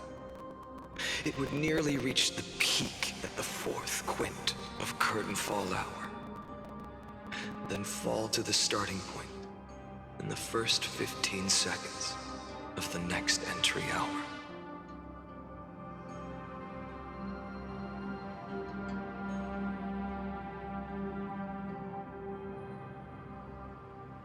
And my efforts in this cycle would dissolve into nothing at the same time.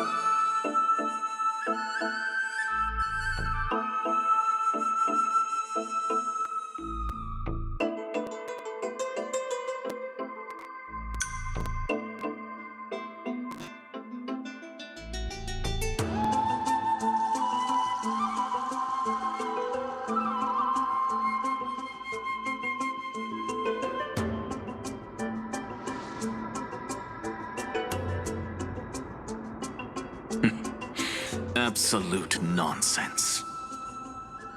I thought cycles was the answer you were looking for. No. It's just that the answer came so suddenly. There was no fun in tracing it back to its roots.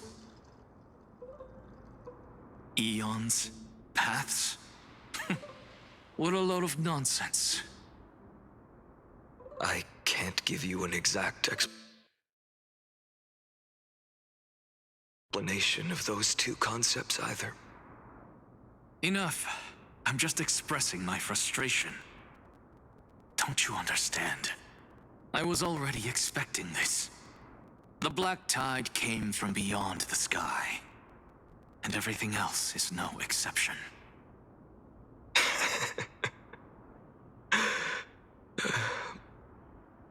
Fate is a strange thing. No matter how the details of history change, the anaxa I know always remains as harsh as ever.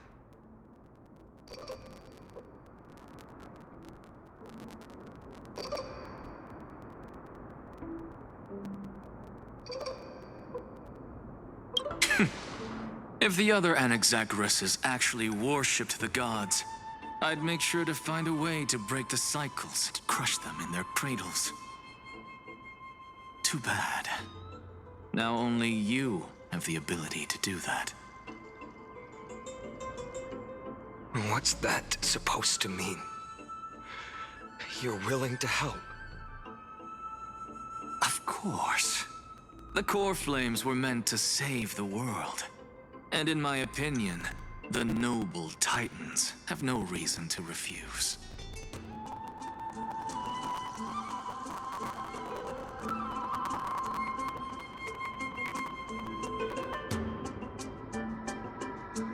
Besides, according to you, before stepping into these endless cycles, you were my pupil.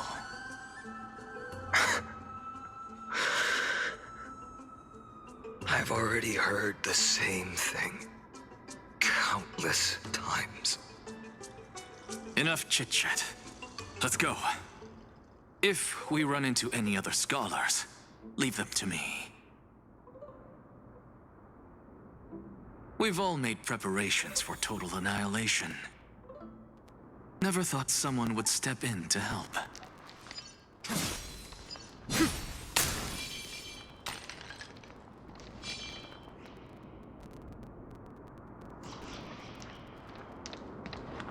Light up the dawn.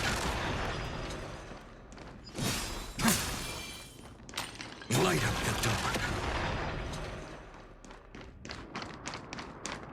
Light up the dawn. You've been to the Luminary Throne before, haven't you?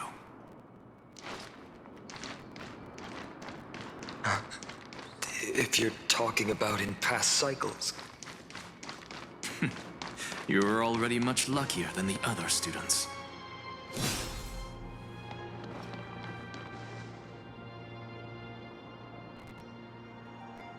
Hold up. Keep your wits about you. Someone's watching us.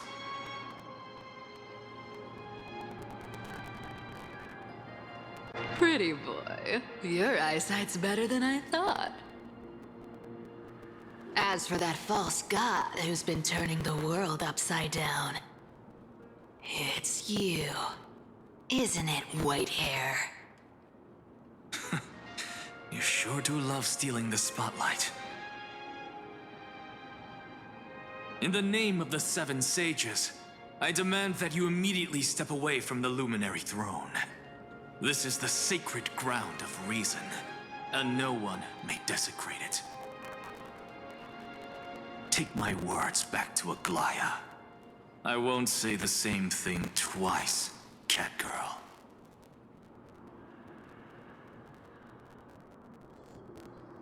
Oh my!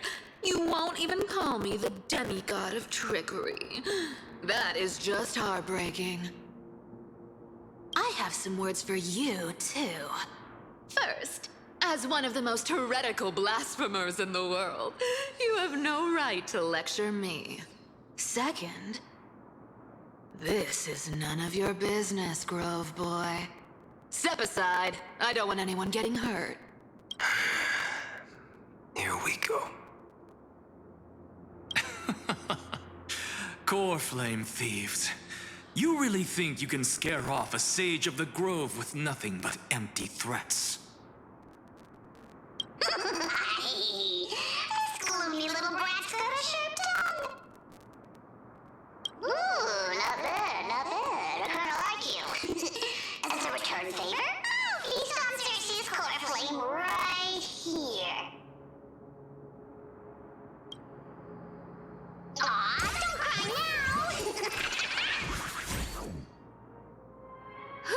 That was close. I'm out of here.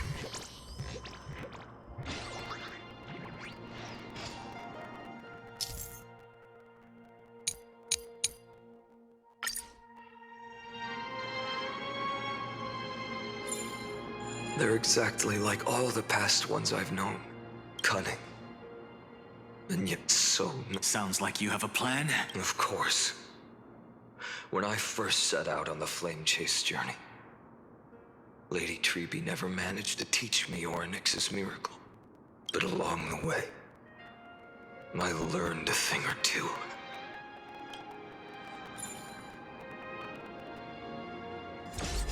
Where are you going? I don't know.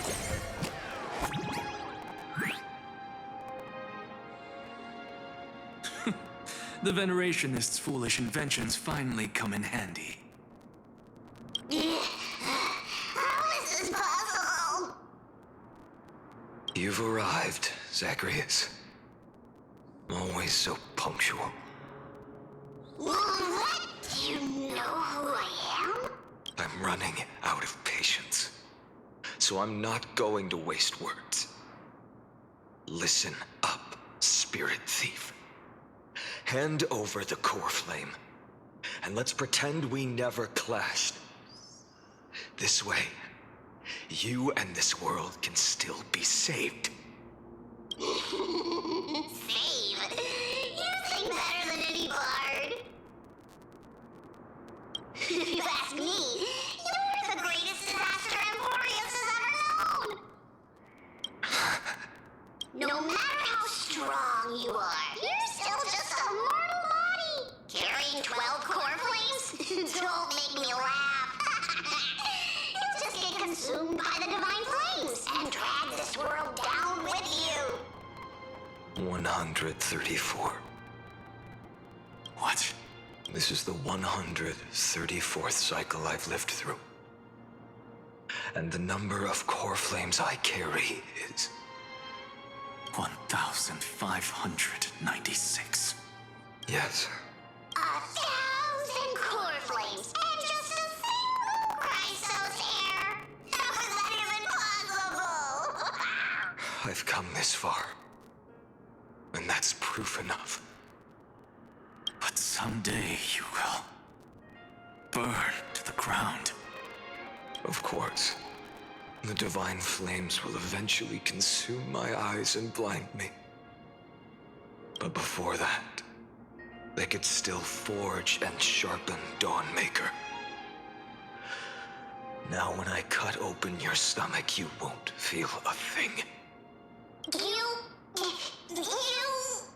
This is the final warning.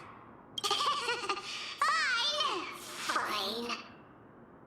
Assume this world holds 100 million possibilities. And no matter how one looks at it, 99,999,999 of them all point to outcomes of certain destruction.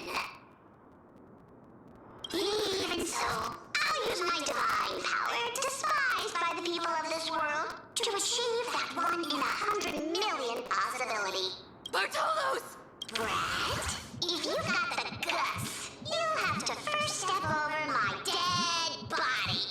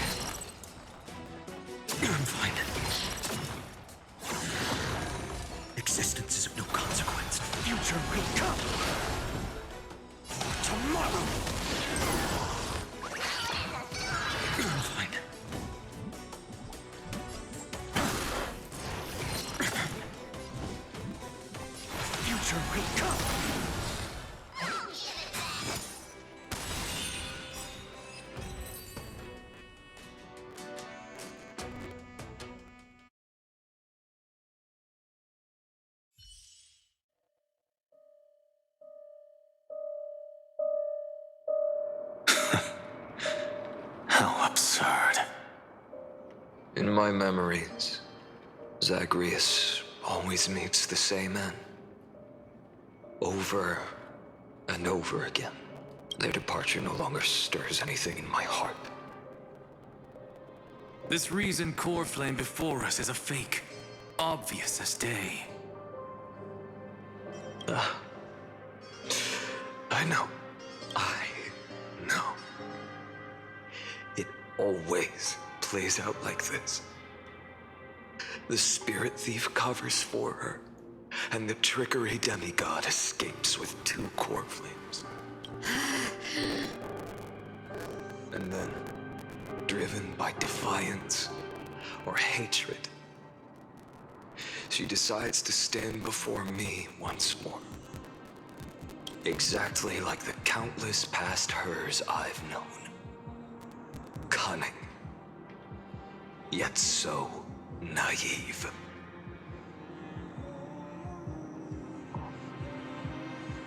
Since you've witnessed the same scene play out countless times, tell me, will you carve the trickery core flame from my chest now?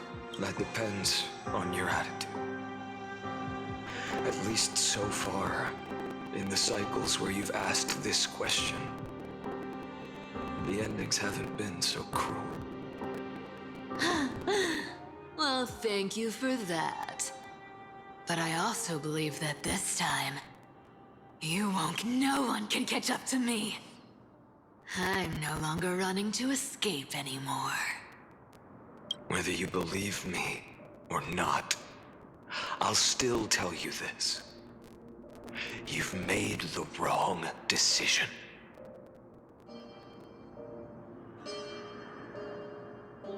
All right, then. We'll see. Silence. This is new. One-eyed boy. What are you trying to pull now? Go, Cythera. Give us some time in private. This isn't for her, but for you. You've walked too far down this path. It's time to discuss a possibility. Maybe the road you're walking is not one of salvation, but one that will simply drag the world into the flames. For old time's sake, turn back. I don't care how many times you've tried, because there's one thing I'm sure of. Your Messiah complex has turned you into something no different from the icy gods you spoke of. The children of humanity you swore to save. They are no more than ants to you now, aren't they? Of course. I've been wondering, what kind of demon could burn my homeland to the ground in an instant without batting an eye? Now I have the answer. It turns out that fiery demon has been fantasizing of becoming this world's deliverer. I don't want to argue anymore. No matter what I say, the outcome won't change. Make your biggest effort to resist. Or accept fate and hand over the core flame to me. Even if it's futile, we all have the right to choose. Yes. Even if it is futile, and the world is just a divine joke. When I walk into the destruction ridden by the gods, with my own 2 legs, you will witness. Even the smallest footnote still leaves a mark in the story. And so, at the end of the 134th cycle, the traveler and the scholar fulfilled their fates once again. Or perhaps it wasn't just they who fulfilled their fates. I can't quite remember all this. In the endless darkness, for no reason, A voice always lingered by my ear. Losses are a constant on the flame chase journey, among which even life itself holds little value.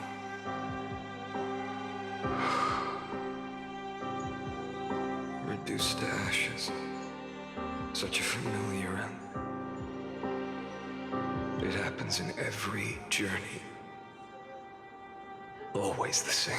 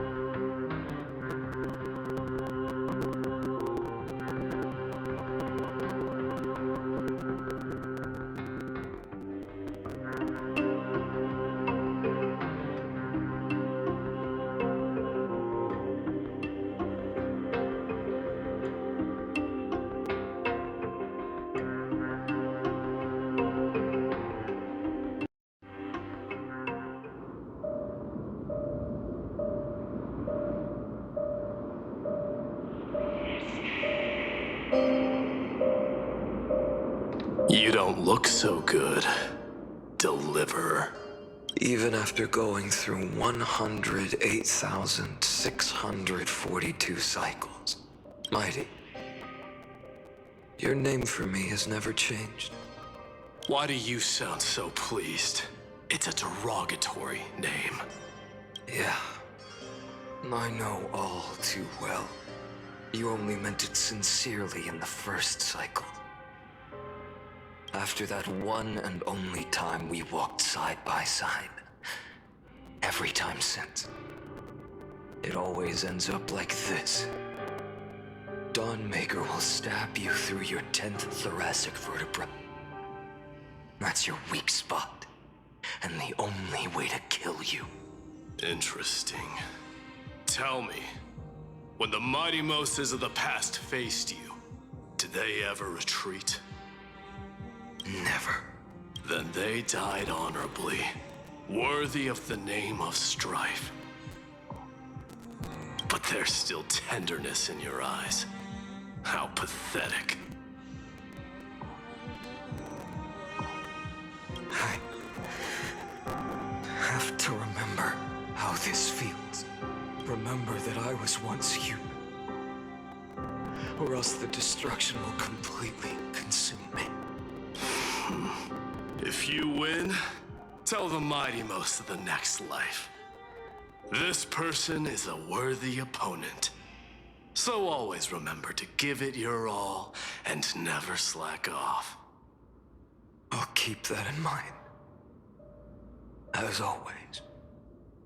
Even though the dynasty is left with just one, the Kremnos festival will continue as usual. I, the king of the Kremnoan Legion, will host the final feast in the center of this arena, and the prize will be the flames of strife. One day, you shall die with a wound in your back. That's what I saw when I overcame the trial. The gods' dying ramblings. Enough. You've probably heard this thousands of times. So you must understand, facing the demigod of strife means There's no way you'll take this core flame in peace. Step forward and face me in a final battle.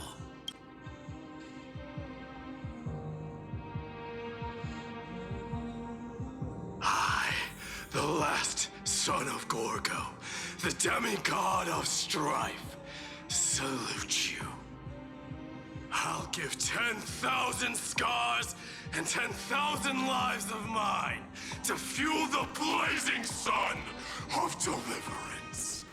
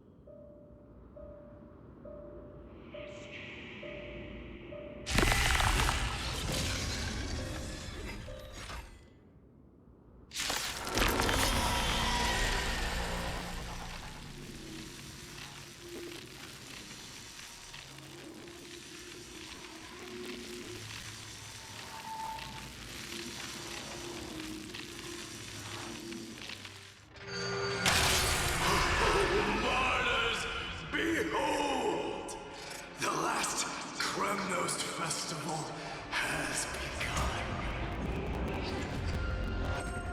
And will not end till death. It's time to temper myself. For tomorrow!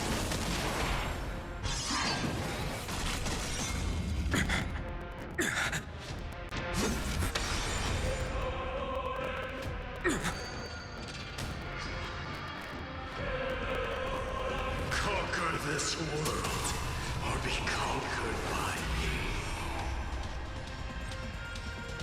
As you wish.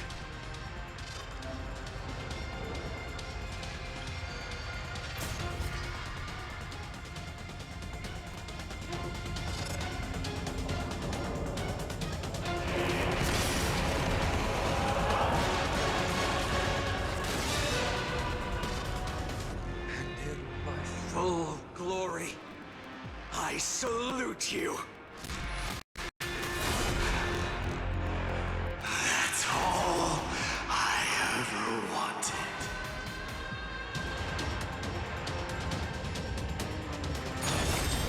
Quench the flame's blood.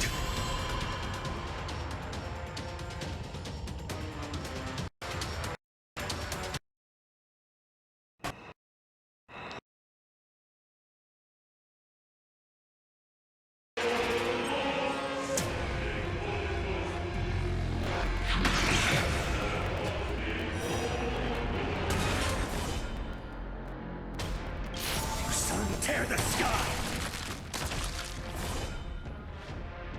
Quench the flame's blood.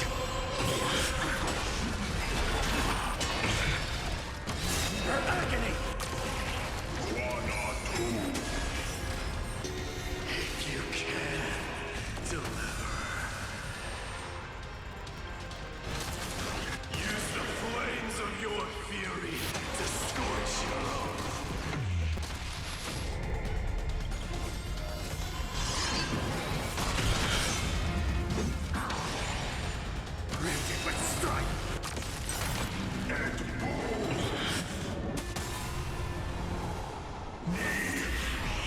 Feel the scorching hatred.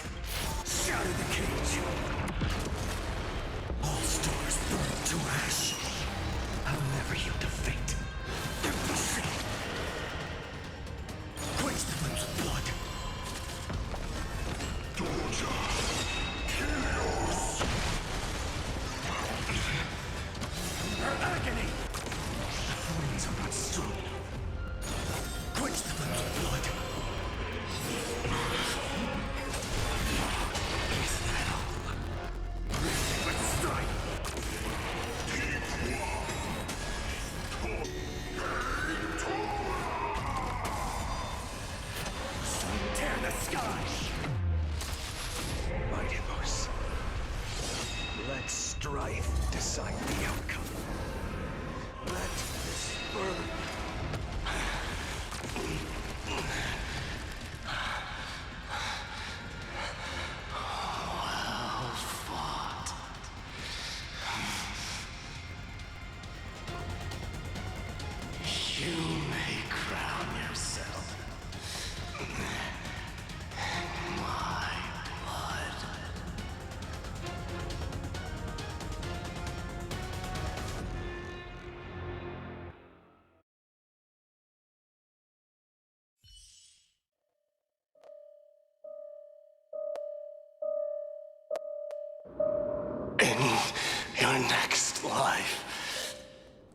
shall once again block your path.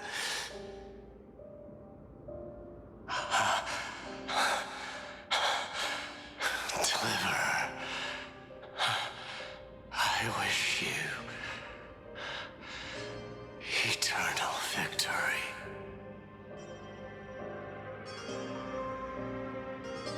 The 108,642nd core flame of strife fell into the fire.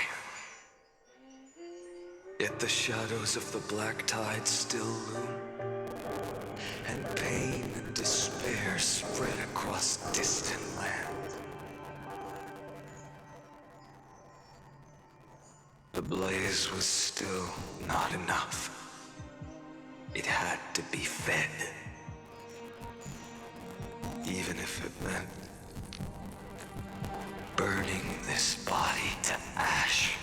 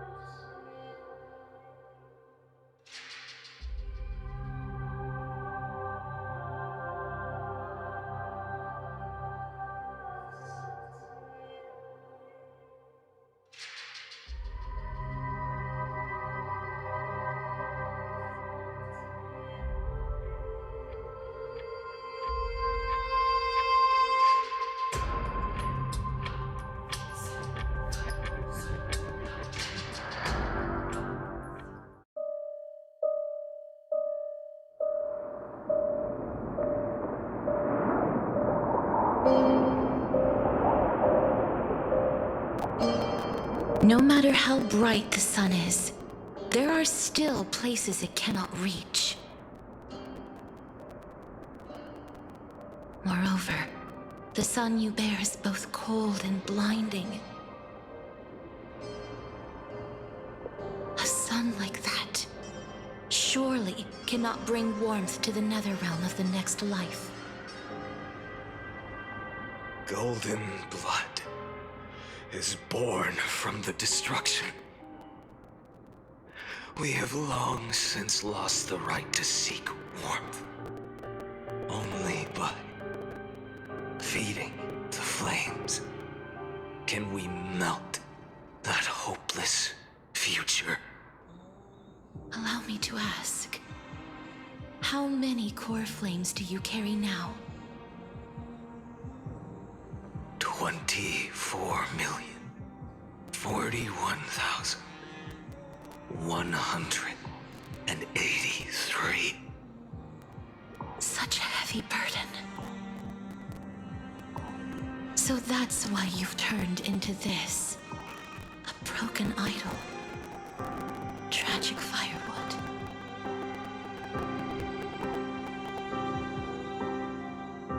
No matter. I will bear this burden as long as you hand over the core flame of death. I must refuse. As the demigod of death, I cannot watch you walk into a fate more cruel than death. But this way, the past, present, and future will never again suffer unnecessary death. Unnecessary death. Indeed, you are not the phainon I know. Please turn back. Don't let that absurd and unjust fate of yours come to pass. This way, at least my realm can still become the fragrant bed where you fall asleep. In the end, still It seems the clash of blades was inevitable. How painful. I know I am not your match, having fallen under your sword countless times. But even so, please understand that my resolve is not to be underestimated. Even Kephili cannot shape all things at will, nor can they dictate the fate of all life. No one can shoulder the balance of life and death alone, not even a god.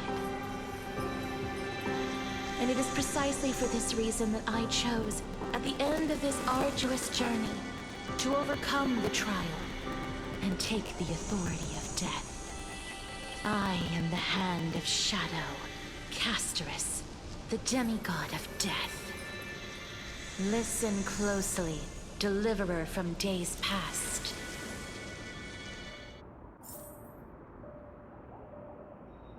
Please turn back. Do not disturb these fresh flowers in their muddy deaths.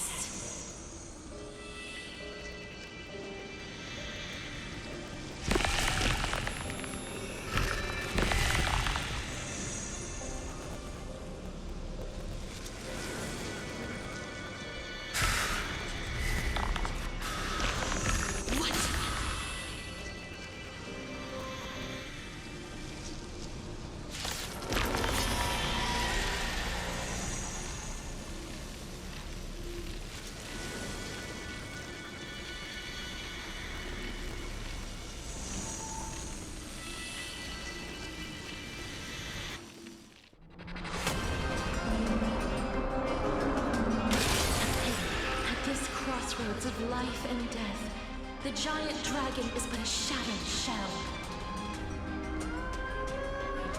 Yet I will still fight, defending what hope remains. I'm fine. It's time to temper myself. The future will come.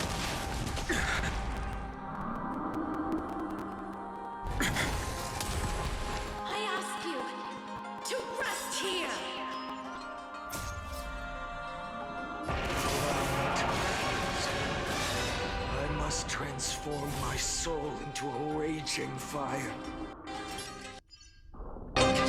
Must burn. All of this. How is it any different from that brutal future?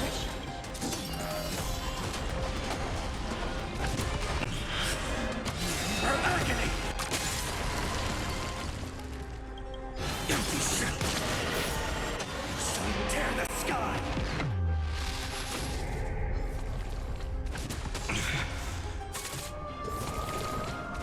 Is that all? Quench the flames of blood! Is that all?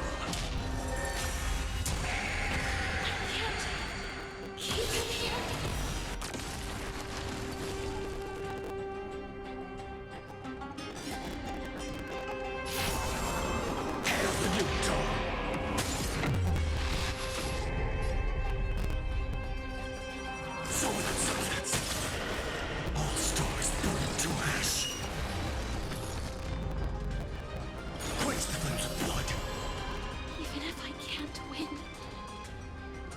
I must try. Let this be a tribute to your million struggles. But wake up, lost one. See that the firelight in the darkness is not.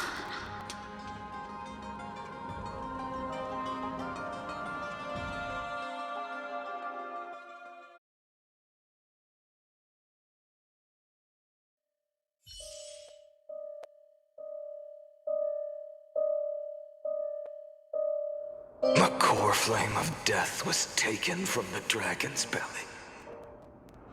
What a brilliant flame.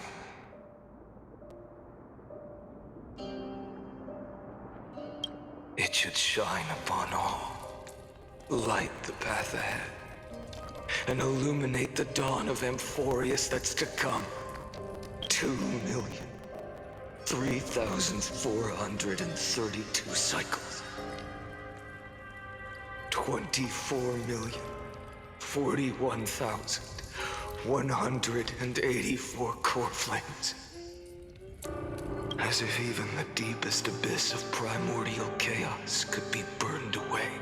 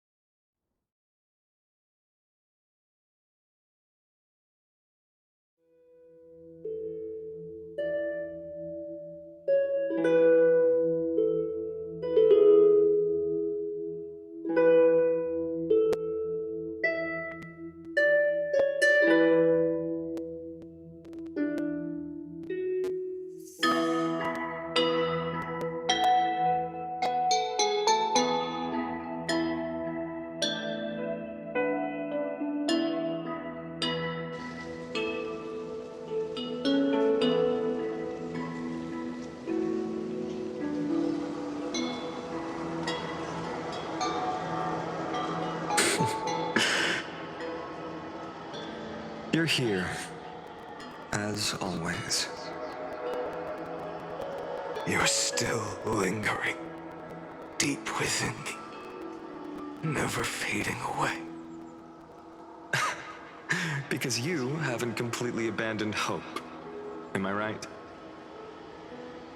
You're still waiting for a miracle, for the true hero to come and save us. If that thread of hope exists, it must come from beyond this world. From the true starry sky. But if it's just a traveler with no connection to amphoreus, they may not understand our struggles, nor be willing to join this fight. Your thoughts are wavering. The mark of destruction is deepening.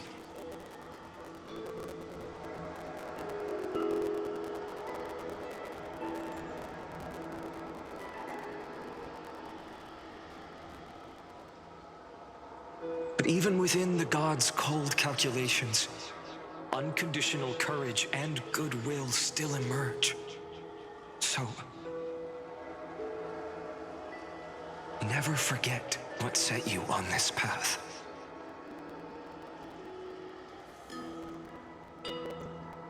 How many times has it been? Remind me again. My memory is a bit fuzzy.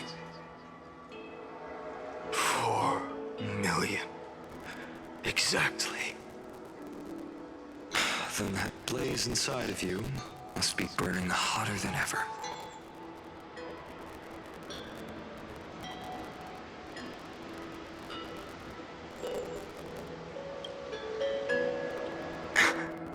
Yes. When I first forged the 12 core flames into one, I had the same impression. The destruction. A power unlike anything before surged within me. Violent flames ready to tear my body apart and consume this world, this wretched prison. I thought that was it. The ultimate power which nothing could surpass. And yet now, this fragile body holds a staggering 48 million core flames. I suppose it won't be long. Perhaps just a fleeting 10,000 years before it's reduced to nothing but charred, crumbling bones.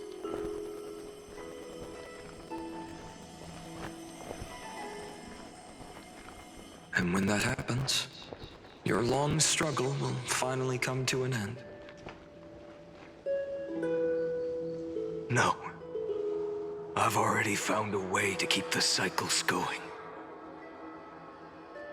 Mind sharing it with me? In every new cycle, a new me is born. All I have to do is push the next phainon to the end of the world. And then...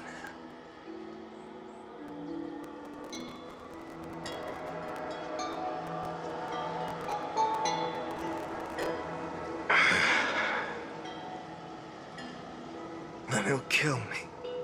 Shatter this body. Take my flames, my memories, and carry on the path I started. Bold plan, but risky. What if, one day, the next you refuses to follow the same path? How can you ensure the continuation of the cycles? If it were Professor Anaxa or Aglaea in my place, maybe they'd come up with something smarter.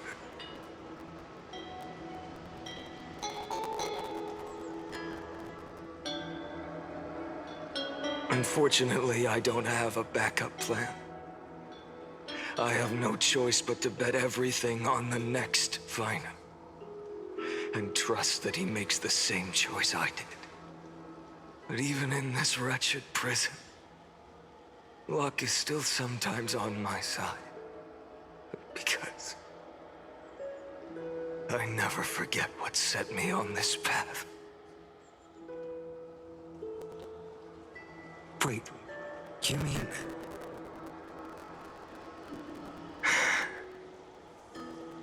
Ever since I committed to this plan,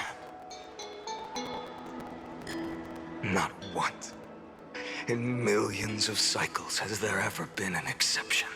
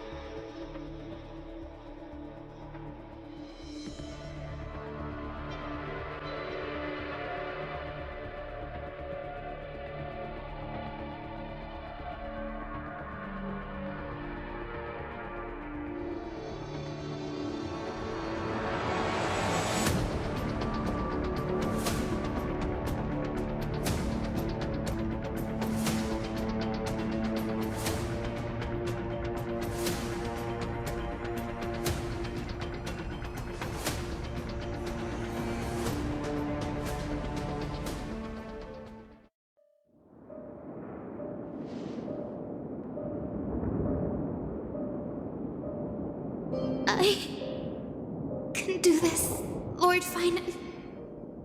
As the demigod of the sky, a healer of Twilight Courtyard, I will heal you, and then... A black tide.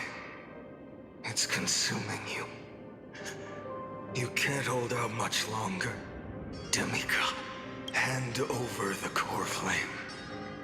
Let's put an end to this suffering. Now, that just won't do. A healer should stay composed in front of those suffering from illness, shouldn't they? Cynthia.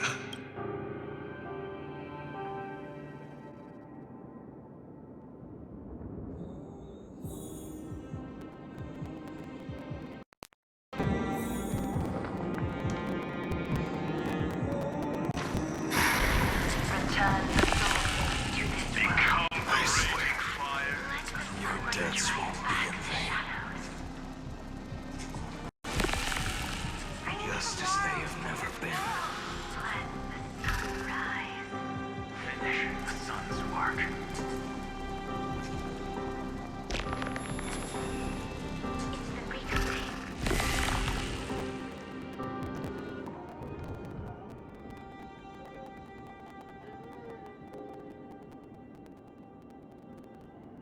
I believe in you. You are the Chrysos heir of world-bearing. The one who can lead us. Lead this world. It's just... I don't understand. Within the sun upon your shoulders, the part of that warmth that should come from you, from an ordinary person, it's so faint. My humanity is indeed just a flicker compared to the blazing fire of divinity. Even so, don't cast it away. I never have.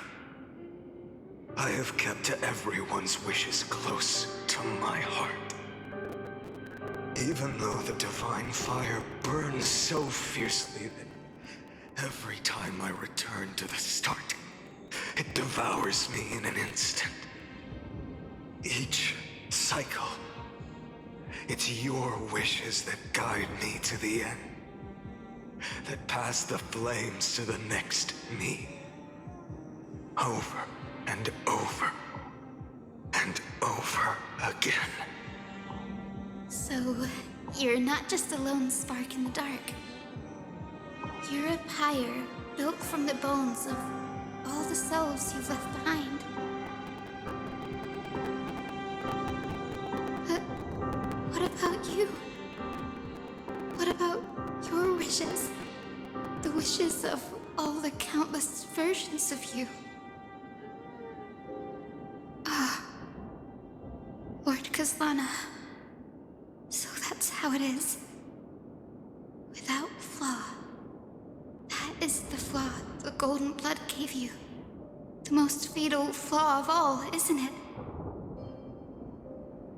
The moment you took the world upon your shoulders without hesitation.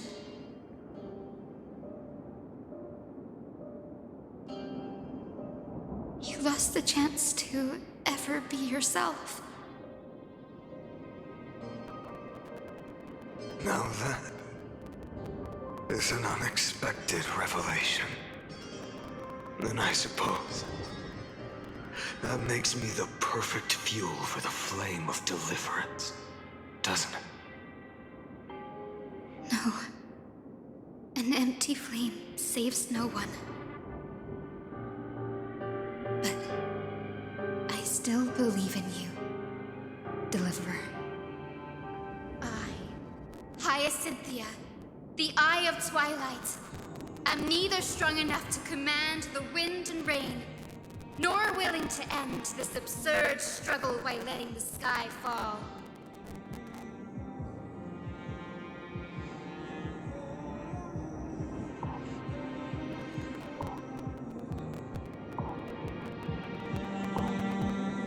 The only thing I can do is become one with the sky itself. And then, may the gentle colors of the rainbow paint your sun in shades it has never known.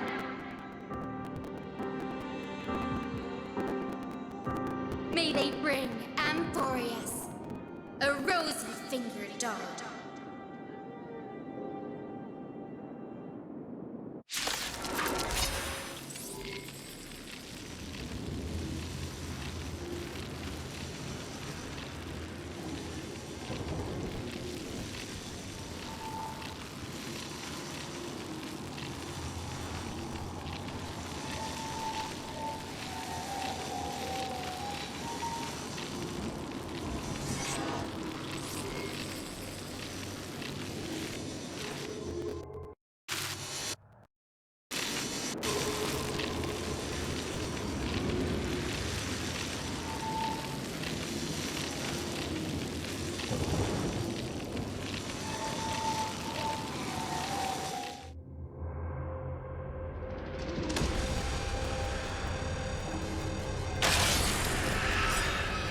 Though the light has grown dim, its warmth still lingers.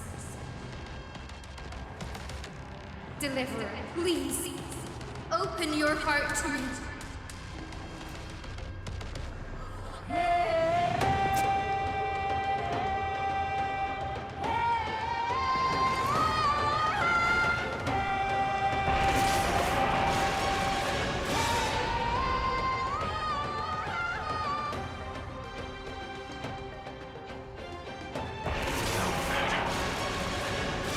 this blazing sun.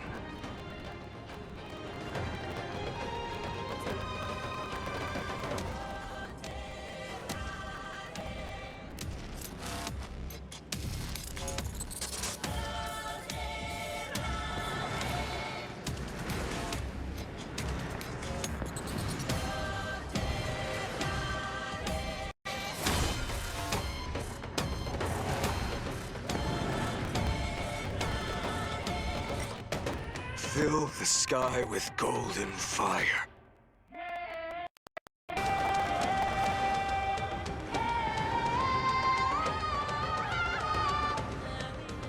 Don't let time burn away in vain.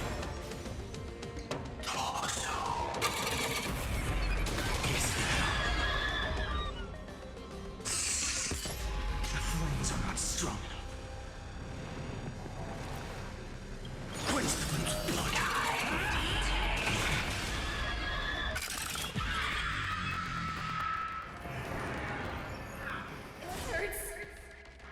The fire. Burning.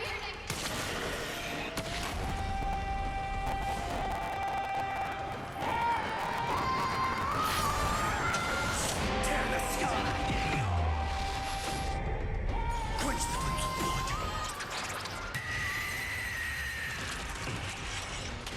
Ready but strike. Hail the new dawn.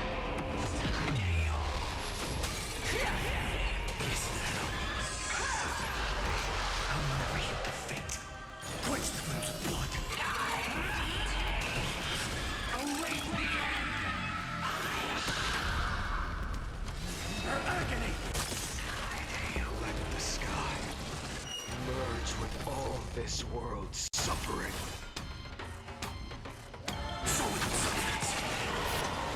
Tear the sky.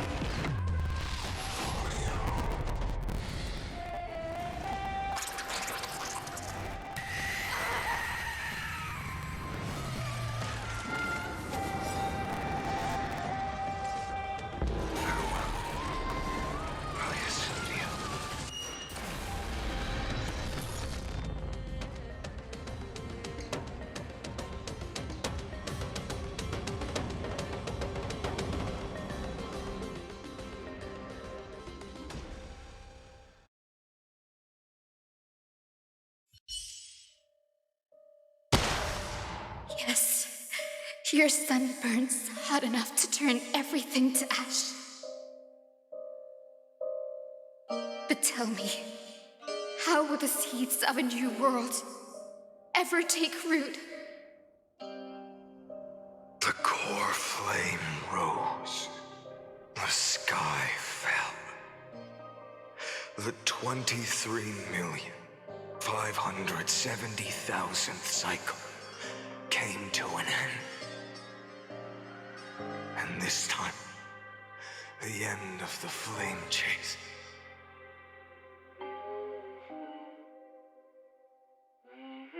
Remain the same as ever. From the horizon rose a golden color unlike anything the world had ever seen. So pure it consumed all in its path. This was the end of the world, and the start of the next.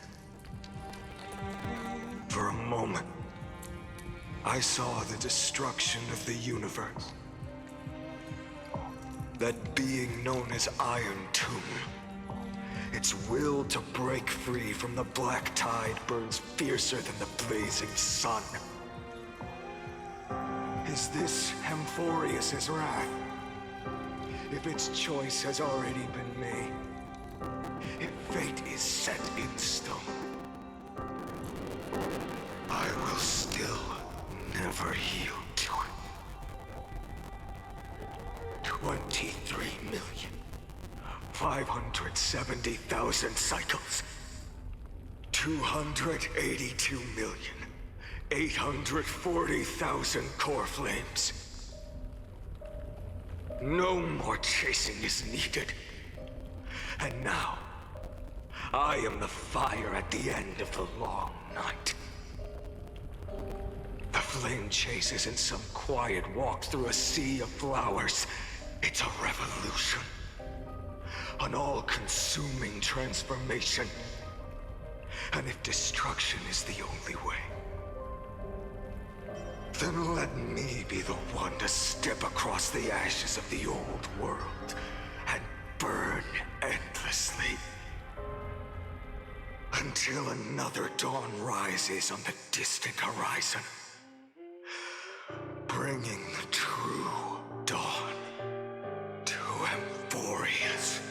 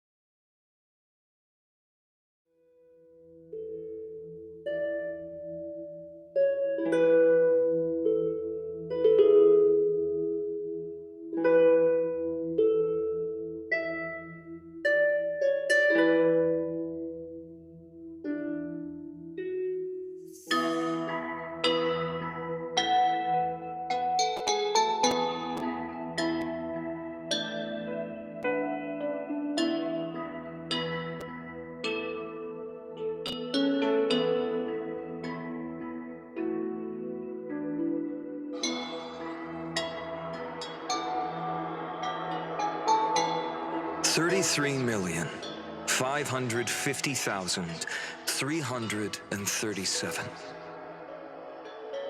This is the cycle you're about to enter.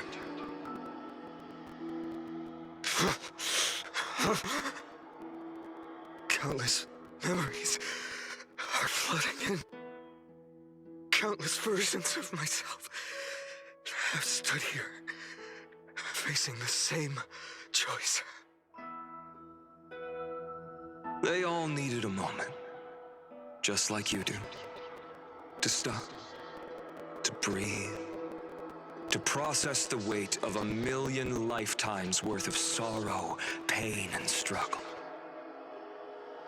And just like them, you will carry those memories and that fire into the chaos of rebirth.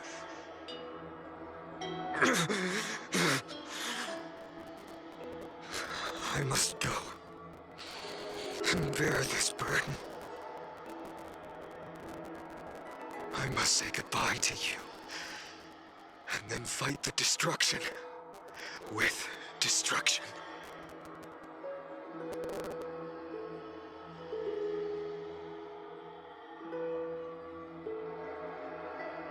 Yes, that's always the decision you make. I will burn and fade away. I will become the flame reaver of this life and keep my promise to Cyrene. I will kill gods and comrades alike and steal the core flames. And even if my mind turns to ash along with my body, I will keep my purpose in mind. I will stop Era Nova. I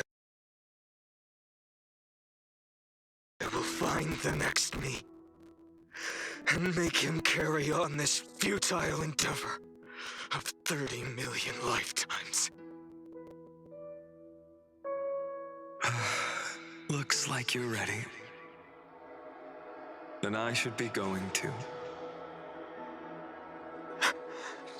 Where are you going? You only exist in my heart.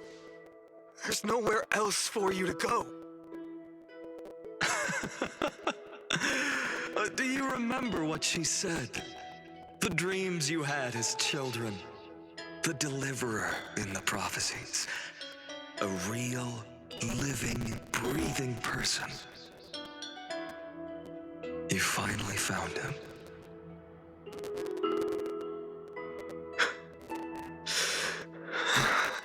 Friend. I see. You were there all along. I'm sorry. I was supposed to send you home. This is my flame chase journey. You were never meant to be a part of it. No. You know the truth. If Iron Tomb is born from Amphoreus' fate, then it will bring ruin to the worlds beyond the sky. And all these countless lifetimes you've spent, it's all been for the sake of defying that end, hasn't it?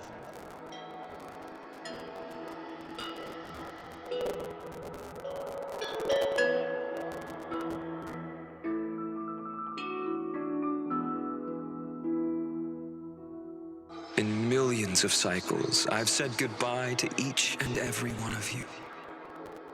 Yet nothing ever changes. Each time we speak, our words grow fewer. Your fire burns hotter, and you're getting closer to becoming pure rage, a vessel of hatred.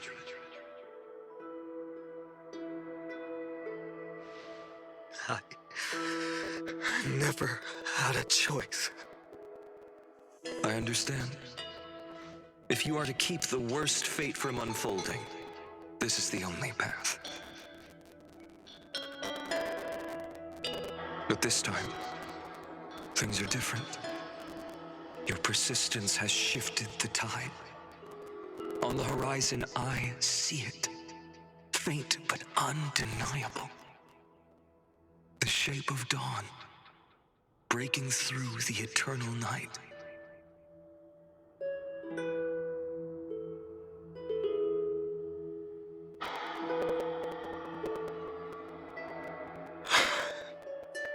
Turns out, the fire that lights the way was never mine to begin with.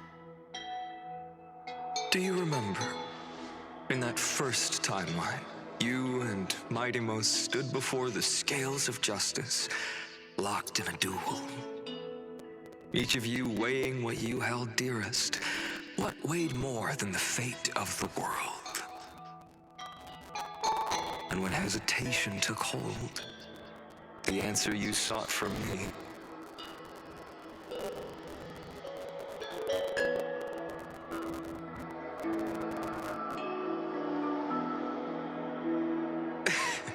What am I saying? I am you. Even if you buried me deep and chose another path, that fact never changed. Then let's try again. When you stood before the scales in hesitation, the answer you found in your own heart. Do you still remember it?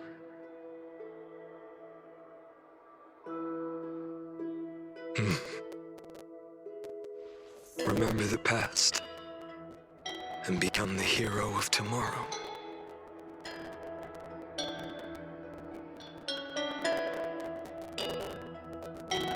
What weighs more than the fate of the world is the resolve to shoulder an immutable past and carry it into the future.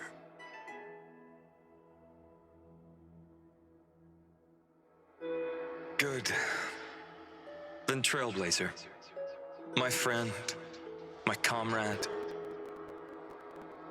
You arrived in this strange world and were bound by its cruel fate up till this very moment. In the face of danger, you never once backed down. Instead, you've saved world after world without hesitation. That boarding pass on your chest is now the mark of a hero.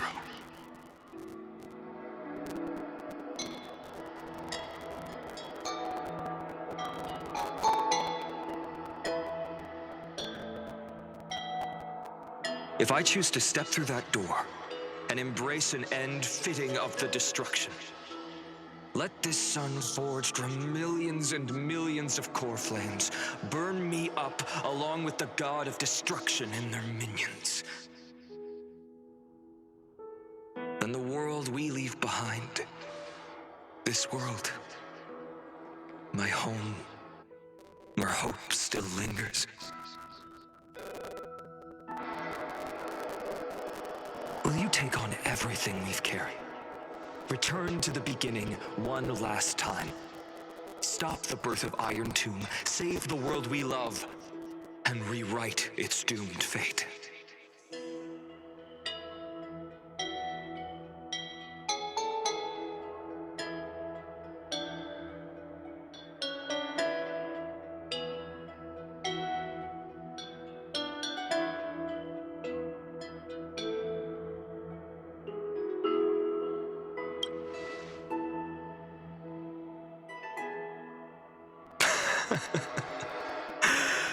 Good.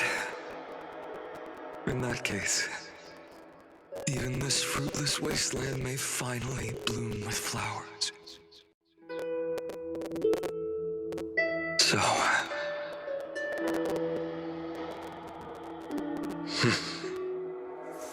if he takes on the weight of the whole world, I'll be able to walk further down the path of deliverance than a fire that only knows how to burn.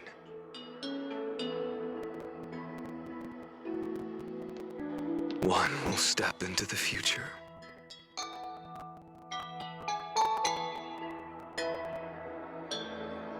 One will remain in the past.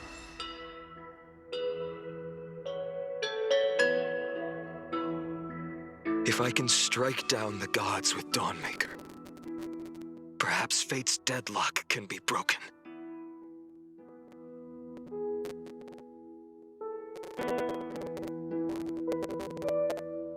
And if you can stop Iron Tomb from ever being born, then these 30 million cycles will have not been in vain.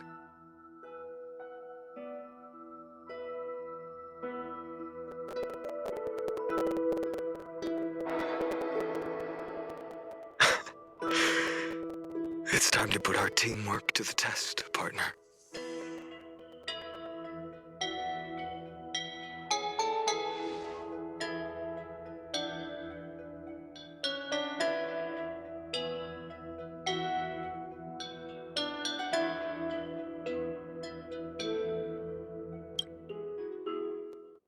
Thank you for all you've done already, friend.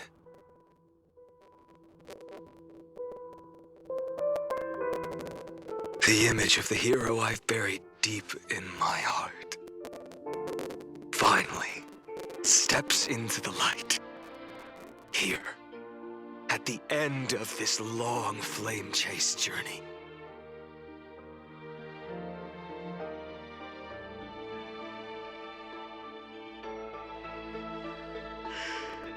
Cyrene, a page never seen before has just been turned.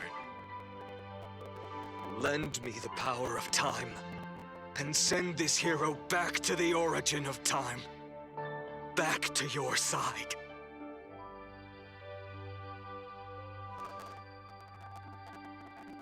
And I will walk the unfinished path, just like the countless versions of me before.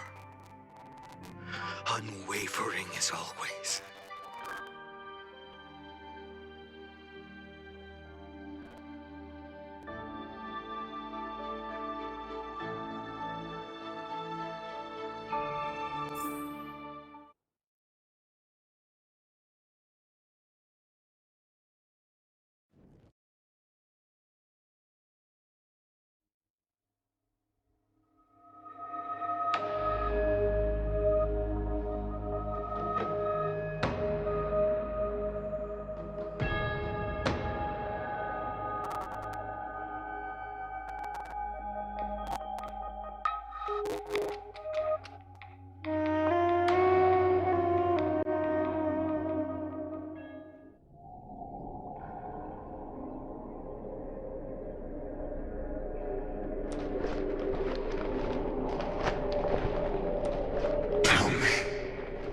Will you be the blazing sun?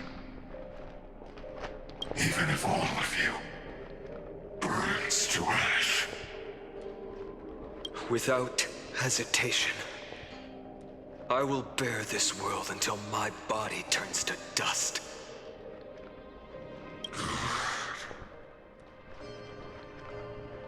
Remember this moment. Remember your friends who never lived to see the world's end. Remember their final wishes. And let the purest rage in your heart rise out of those wishes. Let it consume you, fuel you, until it burns away the false sky above. Fine. If I can defy fate, then in the name of world-bearing, I promise you, Carefully will never forget this.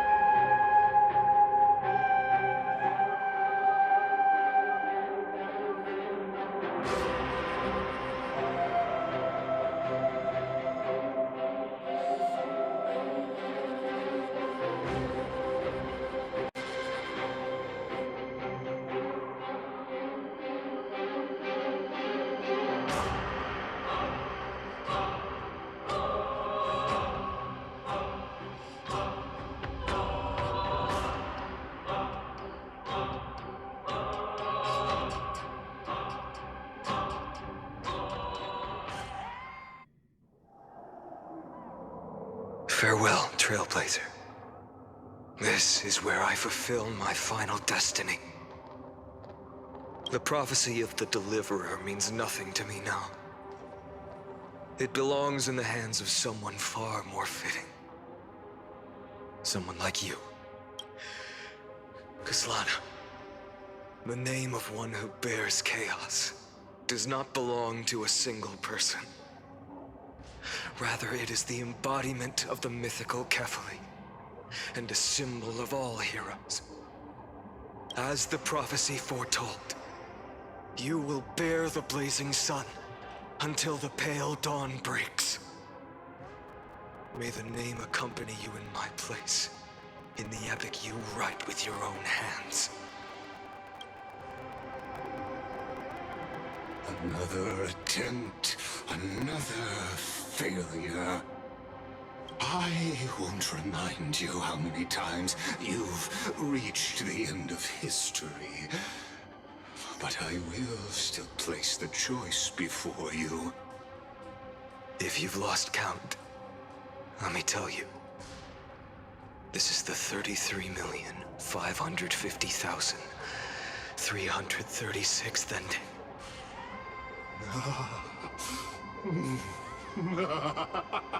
A perfect number. How poetic. You and I both know the truth. In all these millions of futile endeavors, amphoreus has never changed. If the outcome is inevitable, then why not silence your searing rage and embrace your fate with dignity? Your silence lasts longer than ever, Lord Phainon. Shall I take that to mean the will you've carried across countless cycles is finally starting to fracture? Fracture? No. I'm just disappointed. I've retrieved memories from 30 million past lives, and I remember every conversation before every choice here. And yet, even after all this time, your arguments remain the same. Repetitive. Uninspired. If you had any hope of breaking me, you should have spent those endless cycles refining your rhetoric.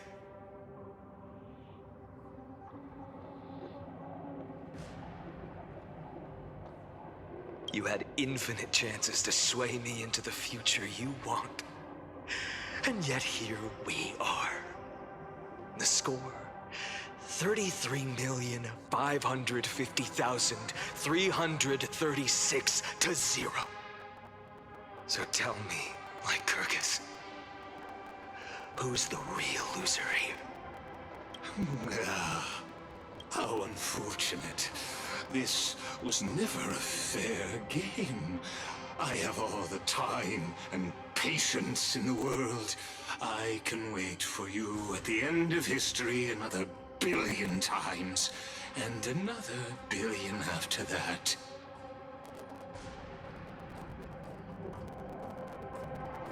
But you will never escape this cage. You can claim victory of the spirit if you wish, but we both know the moment that score shifts from 0 to 1. That is the moment I shall sound the paean of Era Nova.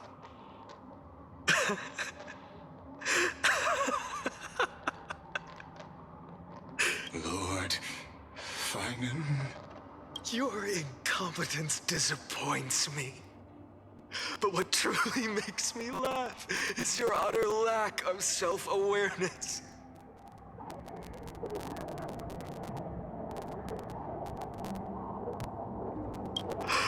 Think about it.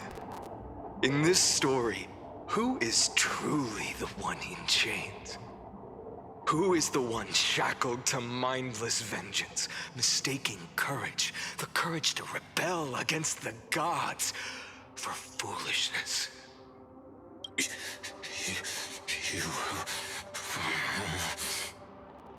Perhaps you're right. Maybe I should have tired of this futile struggle long ago. But even so, I will never accept the mercy of your release. Because you are both a prisoner to the gods and to me. And tell me, what right does a mere prisoner have to speak of fate and choice?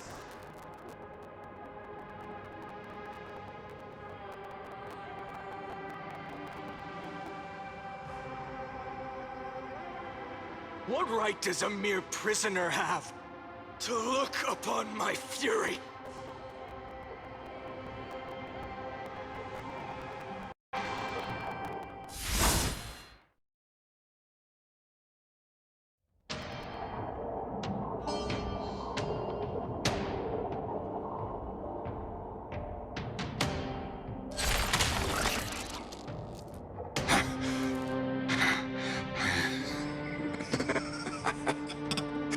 You know this is pointless. You can't kill me. Of course not. But I am tired of being measured against a worm the gods keep as a pet. Listen well, creator of destruction. This cry comes from all your abandoned creations. In the 10th cycle, I drove Dawnmaker through the heart of every Titan. Golden blood ran down my fingers, divine fire seared through my nerves, nearly breaking my will. But I endured.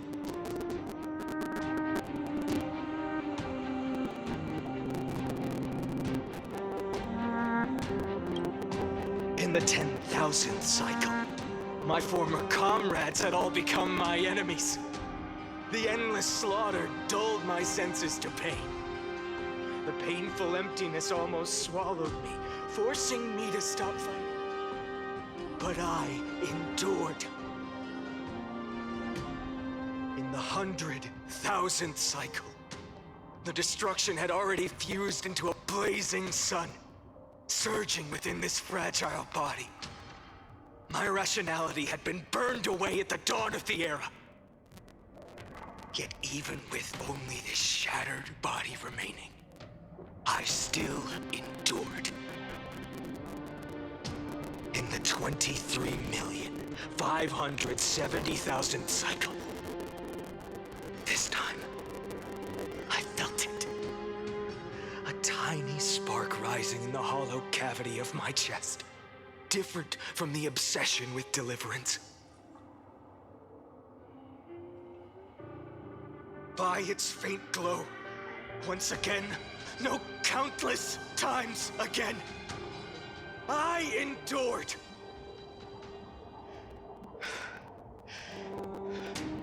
Now, a sun is about to fall.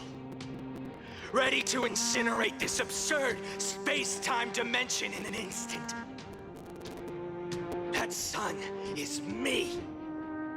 All the countless versions of me from the past, along with my countless brethren, dragged into existence against their will, drowning again and again in your golden blood. The very essence of this world's suffering and despair, fused into the purest hatred. The fiercest rage.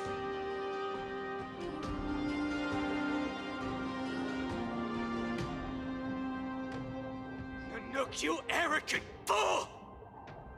You think we were born to only serve as fuel for the fire? Fine then! Just as you wish, let the fire burn! If I was born as the blazing sun of destruction, then let you and your lackeys be the flares erupting from my core. And let this rage, burning futilely for 30 million epochs, engulf everything!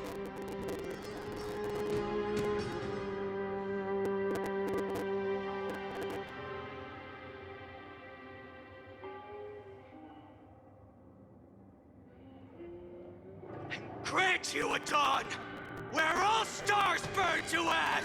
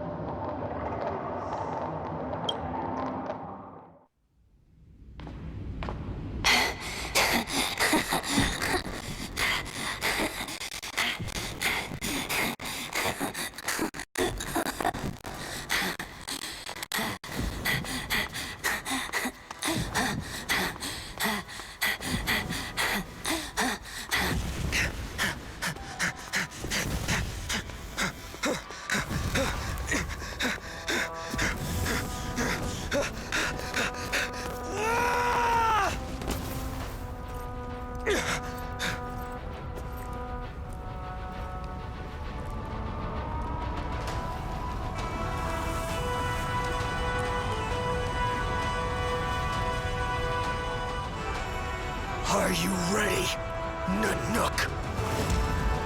I brought you destruction!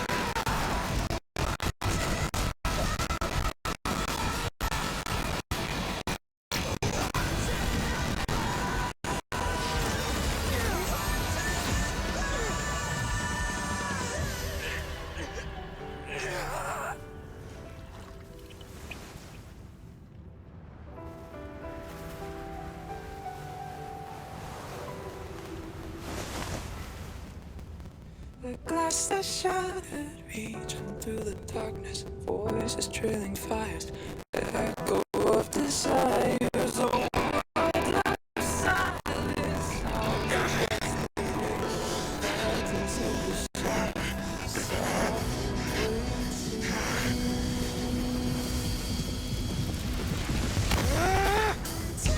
Down, embrace a detonation. Craving our damn creation. Breaking a chain, I'm reaching for you.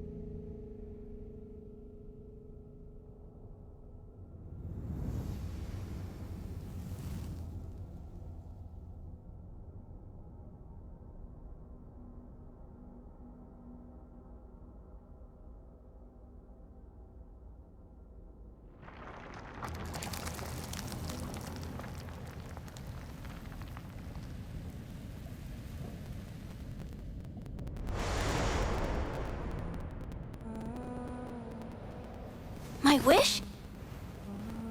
My wish is to fulfill everyone else's wishes.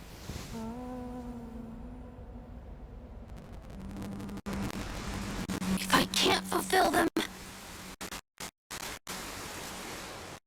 Then send them on to tomorrow.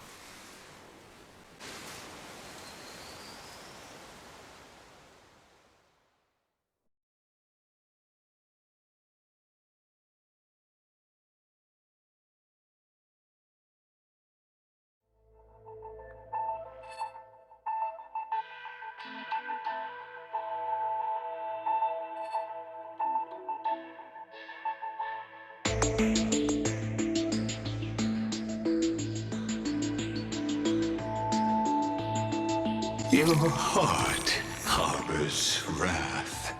You yearn to destroy everything. You bore the gaze of an eon and lived.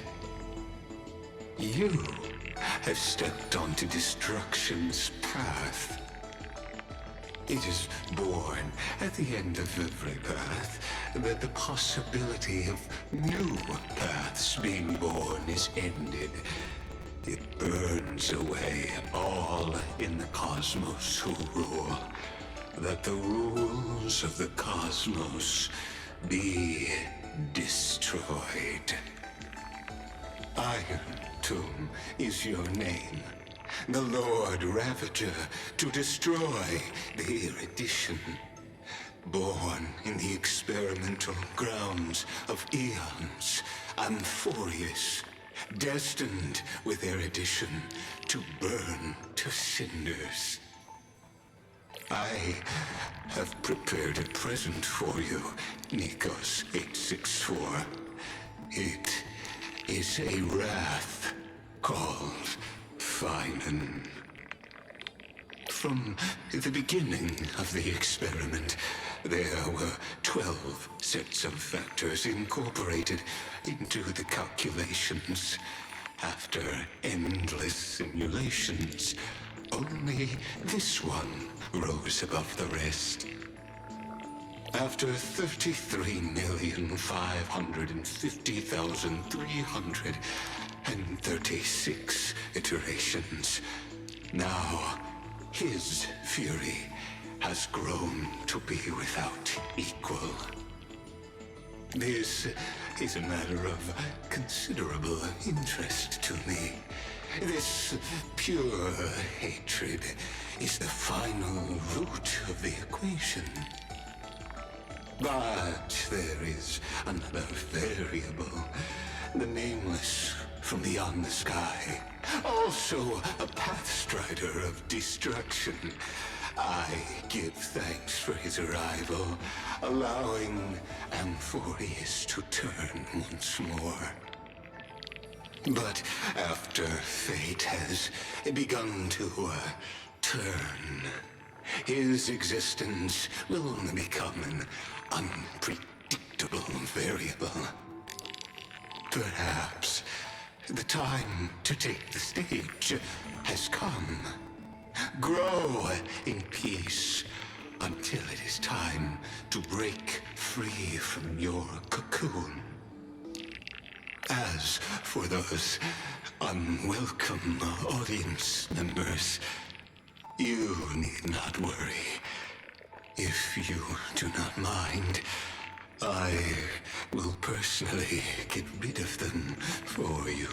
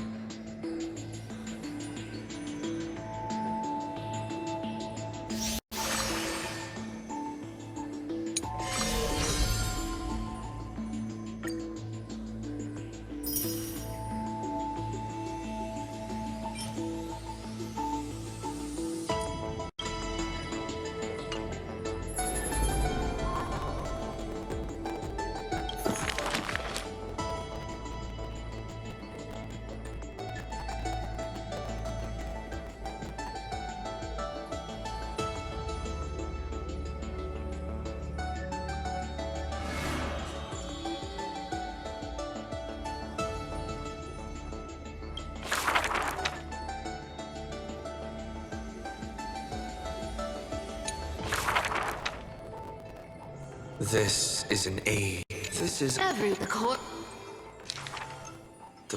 the I will.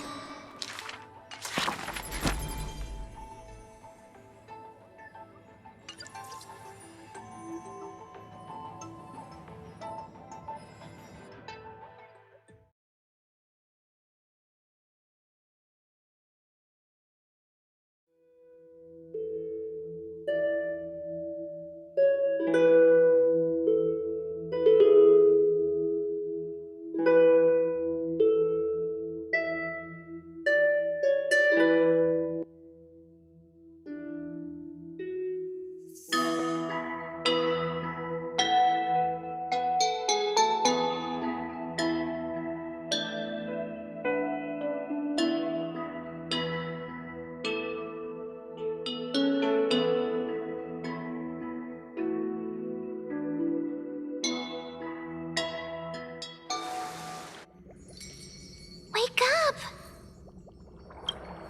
Wake up! Buddy!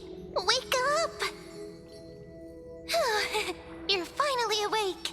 That's a relief. We were so close to being swept away by the reverse flow of time. It's lucky we found a safe place. Now, I'm going to send you back to the very start of time. But before we part, there's something I need to tell you. Something very, very important. That's right! At this very moment, my memories are finally whole. After watching so many fragments, my past is finally coming into focus, little by little. You're smart. You must have a clue now. Or maybe... You knew the answer long ago, didn't you? Not surprised at all, huh? That's because I'm simple at heart. No matter what form I take, I've always been true to myself. But I'm glad that I remembered in the end. This way, I'll have no regrets. Don't worry. We're not truly parting. Because I'm going to become a part of you. I'll turn into the memory of this cycle. The 33,550,336th Flame Chase journey. And forever reside in the heart of the Time Demigod. This way, you'll carry all that has come before, crossing time itself to reach the next cycle. My mission ends here, but looking back, I still feel lucky. After all, across 30 million Cyrenes, I was the first, and the only one who got to finally meet you. So, Believe me, in the next cycle, there will be another Cyrene waiting for you. And in the one after that, and the one after that. I will always be waiting.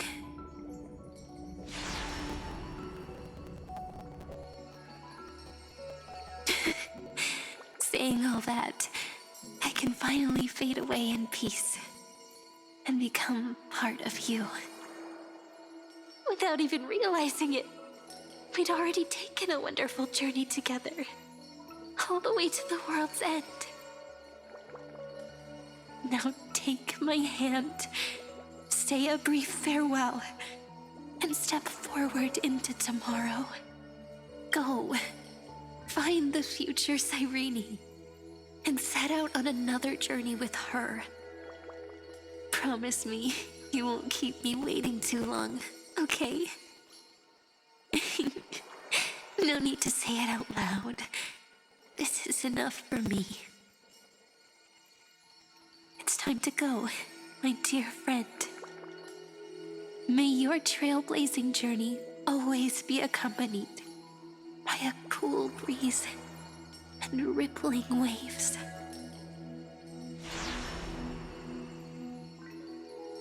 And may the days ahead embrace you like the softest fluff, forever warm, forever gentle.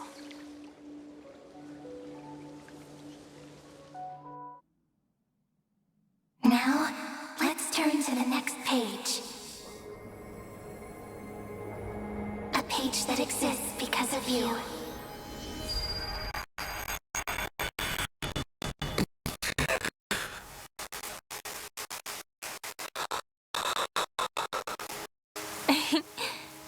Is this a meeting ordained by fate? Or a long overdue reunion?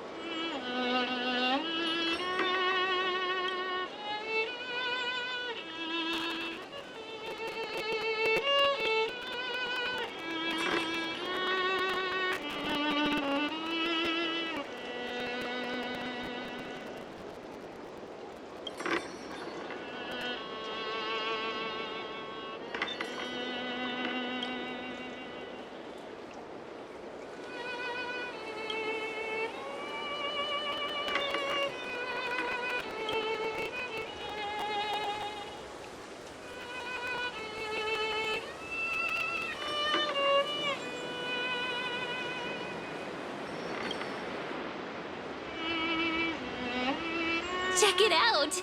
Doesn't this scarecrow look just like you? I spent ages observing just to get it right.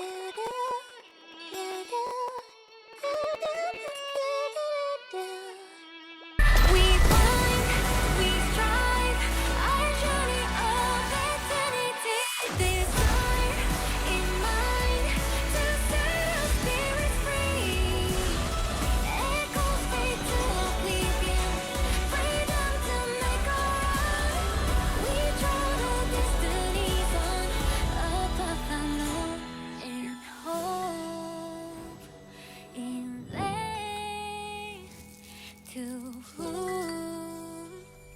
who